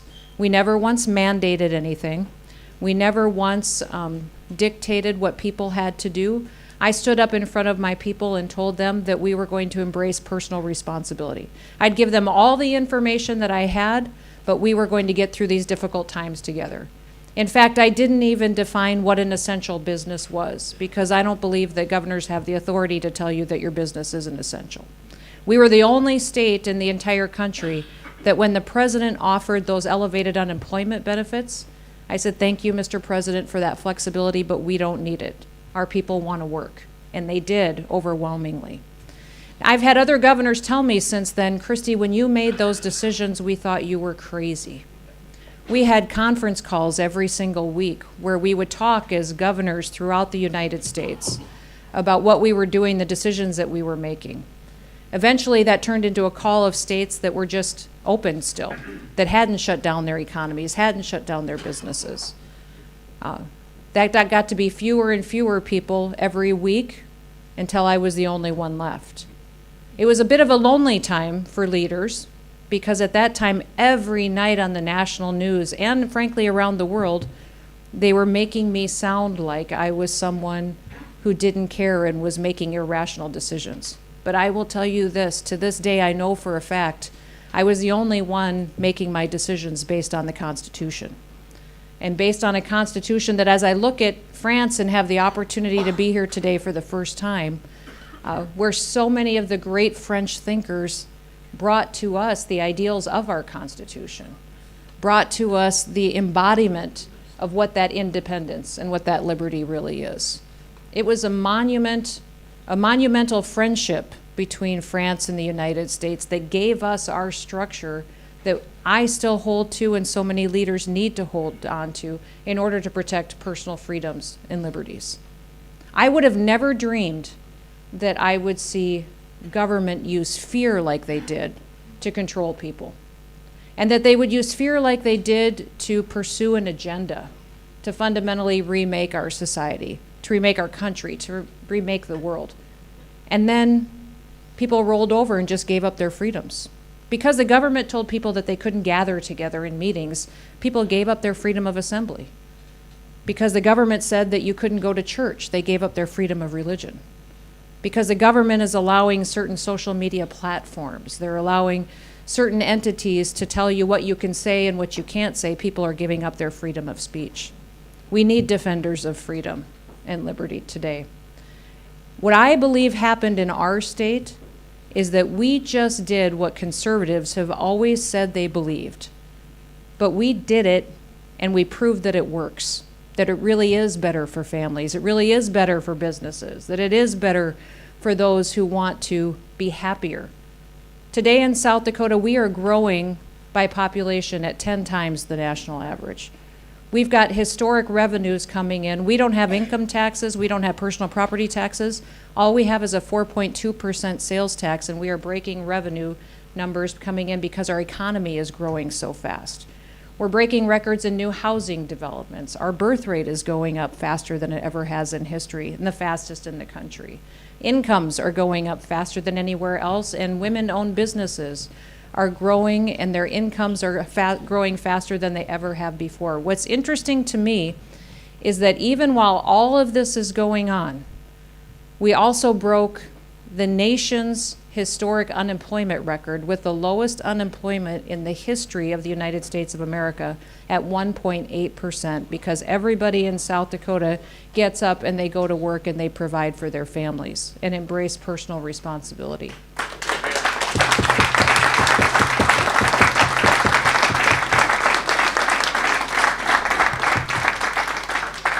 Now, what I'm proud of is the fact that not only do all those economic indicators show us and prove to us that conservative principles work, also what was interesting was our statistics that had to do with suicide, mental health, and overdoses were so astonishing too. We're the only state where our mental health challenges went down, where suicides dropped, and where overdoses have dropped instead of risen like you hear from all across the United States and the rest of the world. See, our people, because they were free, they were happier. They were happier, they were able to make personal responsibility choices for themselves and for their families. I believe now so many times when this little state in the middle of the United States of America gets attacked, and when they come after me, that they understand that the reason that that is happening is because we did what conservatives believe. We did it and we proved that it worked. So what I want to call on for all of you today is that you don't just talk about conservative principles, that we do them, we implement them, that we don't quit, and that we don't give up. See, I think it's monumental to me personally, the fact that I get to be here close to Armistice Day. It was the war to end all wars.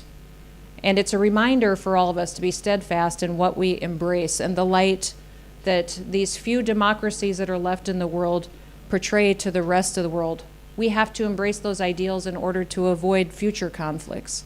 And when we look at what is going on with Russia invading Ukraine, we look at what is going on with Hamas and attacking Israel, and China grabbing more and more power and freedom from the world, we have to continue to live this beacon of light so that other people recognize that there is a different path than those conflicts that we have. So we avoid a future conflict that would be one larger than the war to end all wars. We remember our history so that we can not repeat it into the future.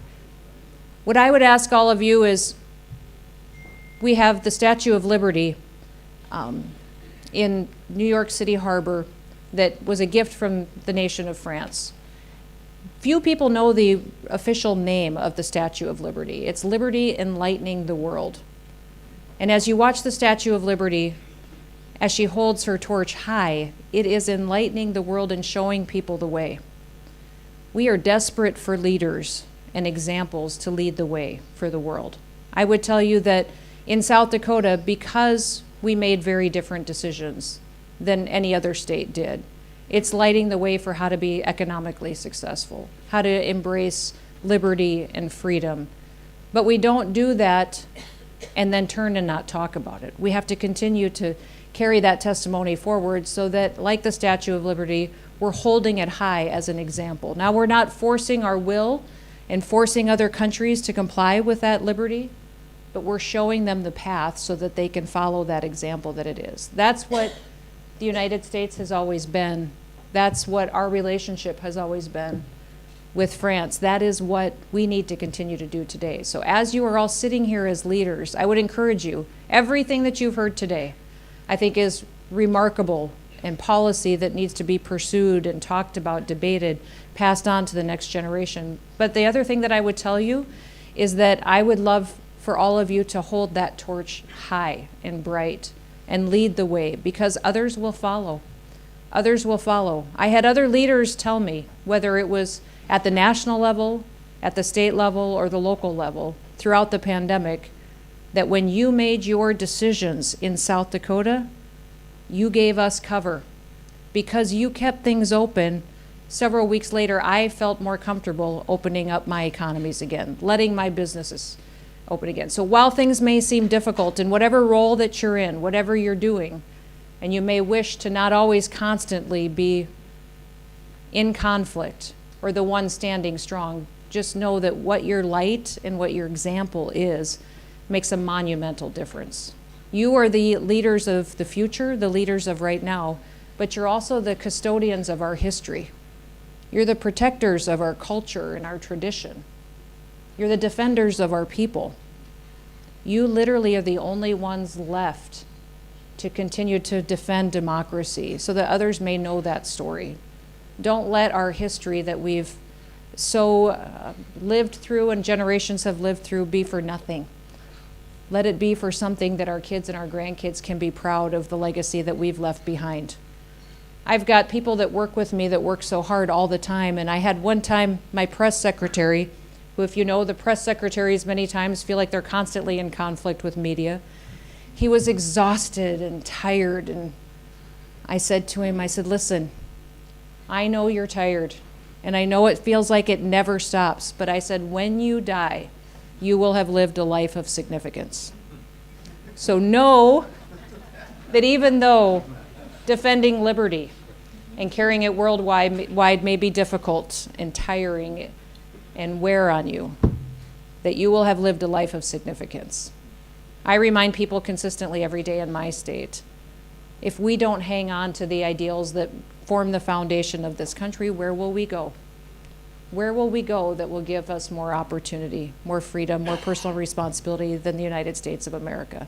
And then get back into the fight and remember to remind everybody about how truly special that is. So thank you for letting me be with you. And I don't know, Randy, if you want me to take a question or two, I sure can too, whatever. It's a pleasure. I'm sure everybody would. That's always more fun for me.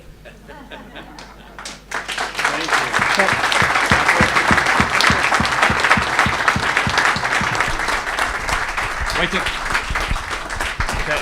Standing ovation for our governor. Thank you very much.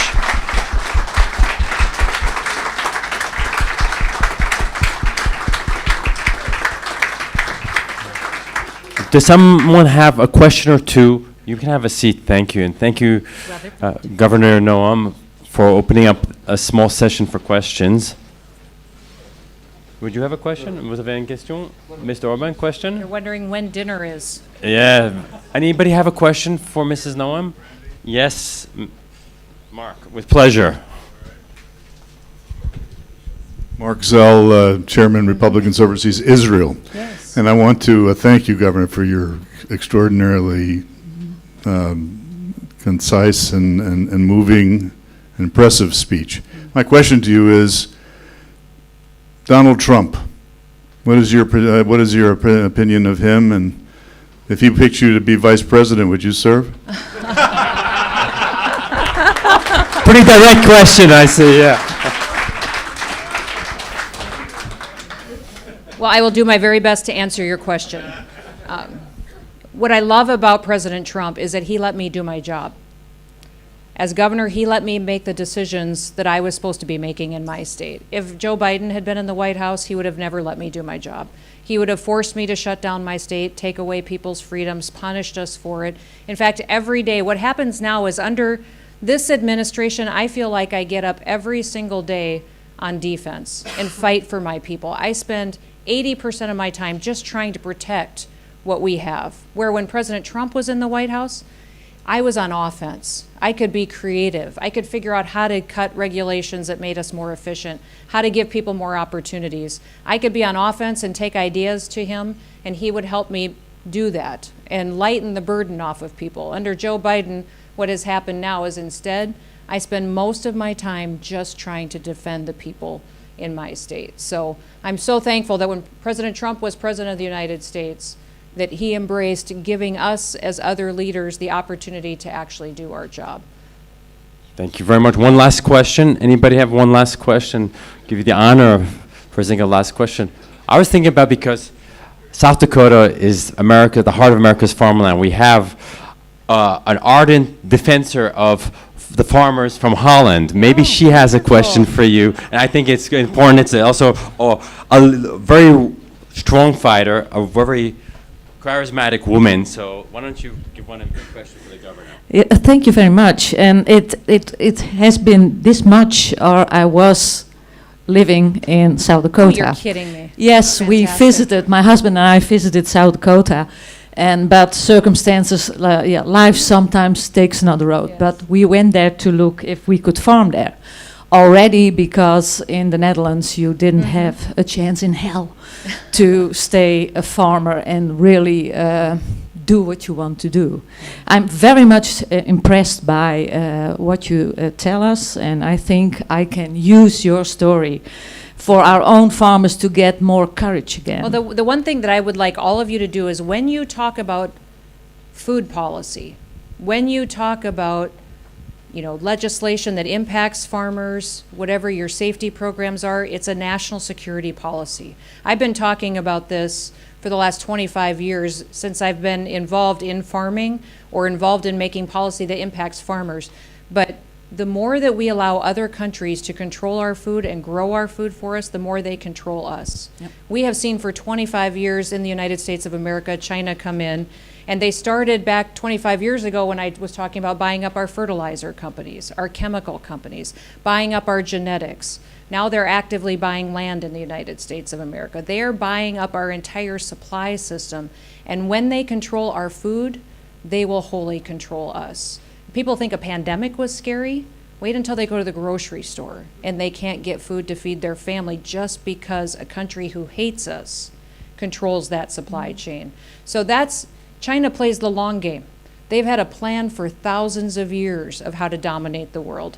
I'm concerned that Americans and perhaps other countries in the world, that our people can't even stand to be inconvenienced anymore. We can barely tolerate a 5-minute delay.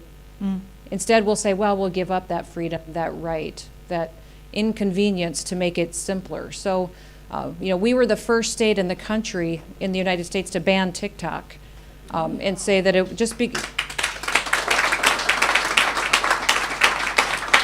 After I did that and talked about how they were actively mining our data and using it to go against us and to control us, 27 other states followed our example. So never forget that wherever you are, when you're pushing on policy items like that, others will follow. You're educating people every time you do something. But our food policy is a national security issue, and it's something I think people are starting to wake up to now. But whenever you get the opportunity to continue to grow your own food and to have it be a diversified supply chain, you'll be much safer as a country. Thank you very much. Yes, thank you very much. And for a small question, the question was about being vice president. I think you should really run for office because you will do a great thing for the whole world, well, really.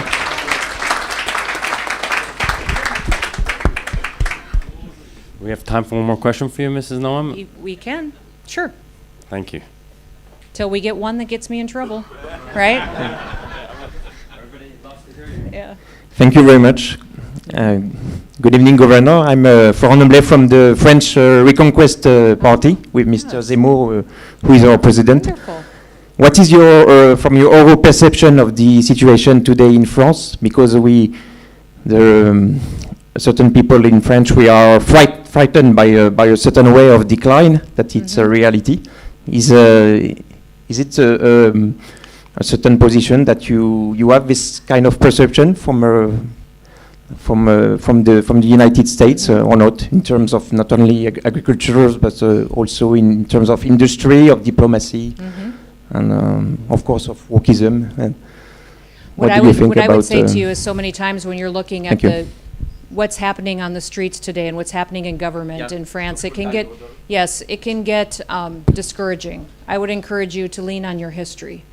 Lean on your history, and don't forget to talk about it because of what it means every time you do, how it educates the current population. We have a very uneducated population that's greatly swayed by emotion and what they've seen in the last half hour on TV. So that is what is shocking to me, is we're seeing the same trends in the United States that you're seeing here in France as well. But you cannot continue to talk about change without showing in the past what your history has meant to you. Embrace law and order. Embrace being a nation that stands for right and wrong, and continue to perpetuate that in every policy you have, and take the complication out of it. We still forget that as leaders, we want to be right. We want to look at what we're seeing as an eroding of our government and our way of life and our culture. But the most powerful thing that will change somebody's life is a story of what they will hear, and they will remember, and they will repeat it over and over again. So as smart as all of you are, and I know you're all intellectuals in the room, tell the stories of the people that are suffering under your current policies. Tell the stories of people who were successful under more freedom and more law and order policies that can happen, because that is what is going to be so powerful. I can get down to in a debate with you on any topic of what I see happening throughout Europe and what I see on energy policy or on any topic when it comes to national security issues. But you have to, if you're going to be effective and want the population whose hearts and minds you have to win, you have to do it through the simplicity of a story that grabs their attention, so that then they will grasp the facts that you're sharing with them as well.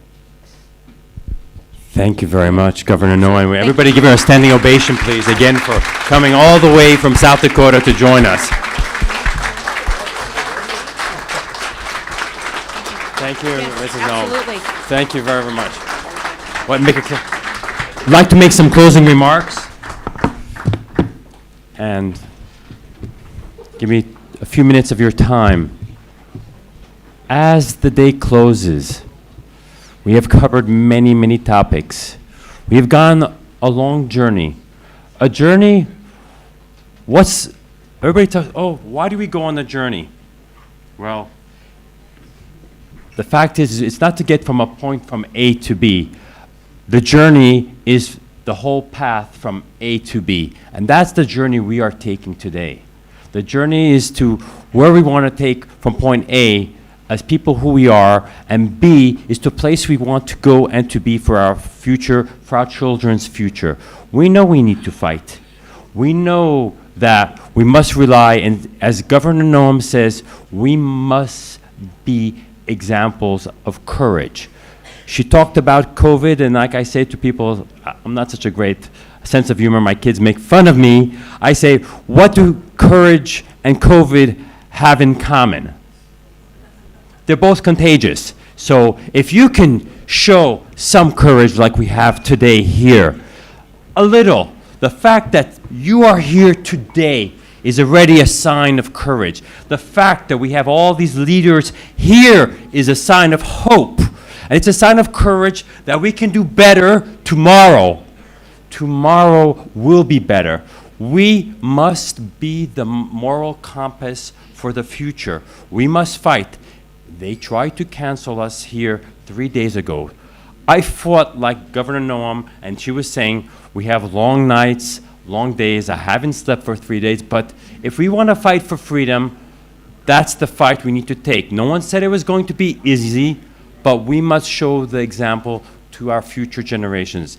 For this, I thank each one of you. I want to thank also my staff who made this possible. I'd like to thank all our guests. I'd like to thank all the teams that are here. I also want to also take some time to thank my family, my children, my parents who have always been there, because without a solid family and without solid values, I wouldn't be here today. So much big thank you to all of you. And as a last statement, because what it makes possible too is I want to thank also our key sponsor, the Danube Institute. I'd like Mr. Itzmankis to say a couple of words to us, because he was also very generous, but not just being generous, but he also had an authentic sense of devotion to this cause. And when I spoke to him on his phone, he said, Randy, you're going to make this possible. And I said, don't worry, I'll make it possible. And I'm very happy to have shared this moment with him. Come and join us for just to say a couple of words, Mr. Kiss. The Danish Institute is one of the largest think tanks in Hungary, and thank you very much for your support.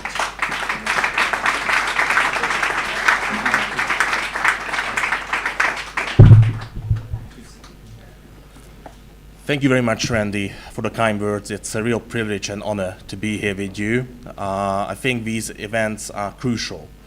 They are very crucial for three main reasons, I think. First, because the left has been doing the same for more than a century. They have been doing this since at least the end of the 19th century with the communist and socialist internationals. They developed huge networks. They have their own NGOs like Freedom House or Amnesty International. They have their huge conferences. They have regular talks where they share their ideas. They come together. Sadly, the right conservatives have been lacking in this. We haven't been doing events like this only just recently. And I think it's crucial that we do these. Second is that we share the same values, despite what we hear sometimes. Sadly, as I mentioned, the left has built its own organizations. The mainstream media is mostly owned by the left, and we will hear a lot of falsehoods and untrue things about our own movements, about our own countries. That's why I want to just quickly show you why we established the Hungarian Conservative 3 years ago. There's still some copies to the right of the room if you're interested. My colleagues can give you copies. To kind of counter some of the narratives which are spreading about Hungary and which are mostly false about them. And I think it's crucial that we show these values with events like this, where we come together, share our ideas, get to know each other. Because I said the left has been doing it and we have to catch up. And also because, don't mistake, we hear a lot of stories here, terrible stories. Coming from a post-communist country, I really was saddened and was fearful of what I heard here about how, you know, assets are being frozen because you are a member of a party or because you are participating in protests against the government. You know, that namely conservative government can accept net zero goals and go to farmers and you know, tell them to kill animals.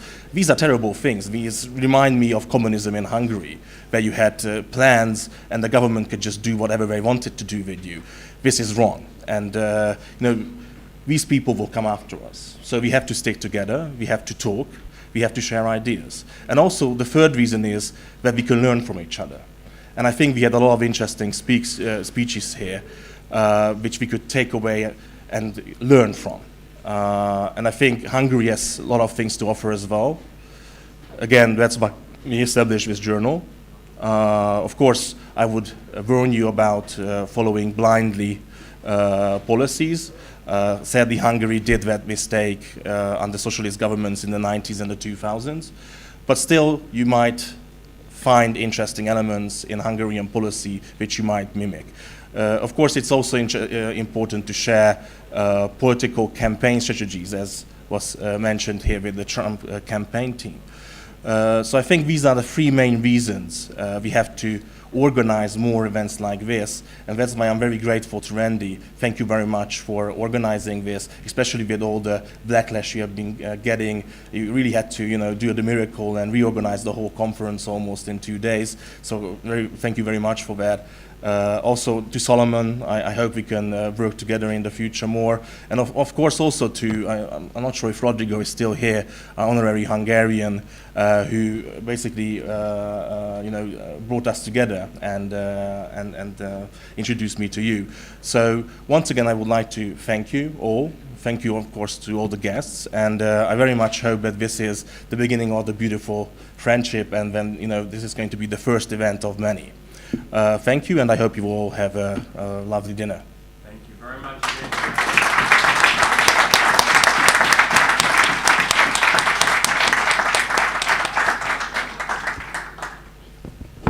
For those that reserved the dinner today, so let's get organized a little bit. So some of you need a break. We need to clear up. Yes? I want to thank everybody here, of course, for being here. But really, us here at Republicans Overseas, whether big global or the local French organization, we owe so much to Randy. And it falls on me to make sure that we really thank him, because what has occurred here really has been a miracle. Really, we have put all of our faith and our trust to make something happen out of nothing. And it's because of your undying and you just will not let anything go. Really, he's such a fighter, and we are so honored that you are our president of our chapter and that you work for the RO Global organization because this is your passion. And we thank you from the bottom of our heart. We also thank Solomon, that's also part of this. Thank you very much, Randy. Thank you very much. My pleasure. And your trust and your faith in me is a guiding light. Thank you very much.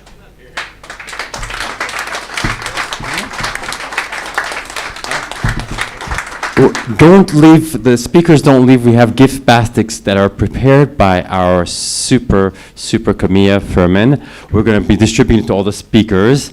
At the same time, for dinner, our dear caterer needs just time to clear up the place. Give us about an hour and a quarter. What time is it now? 8:30. Give us till 9:30, 9:45, 9:30. You can take a walk, come back. Maybe if your hotel is nearby, you can change. If you want to take a drink, and you come back for the dinner, okay? Let's give them some downtime to get the place cleaned up, and we will see you in about an hour and 15 minutes or so, okay? Thank you very much. It has been a wonderful day, and I'm looking forward to seeing you probably next year. May the force be with us, right? Congratulations, brother. Great, Thank great you. stuff. Amazing. And Jim Gossett. Thanks.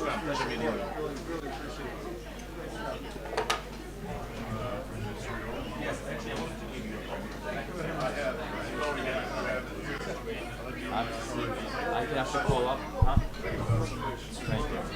One second.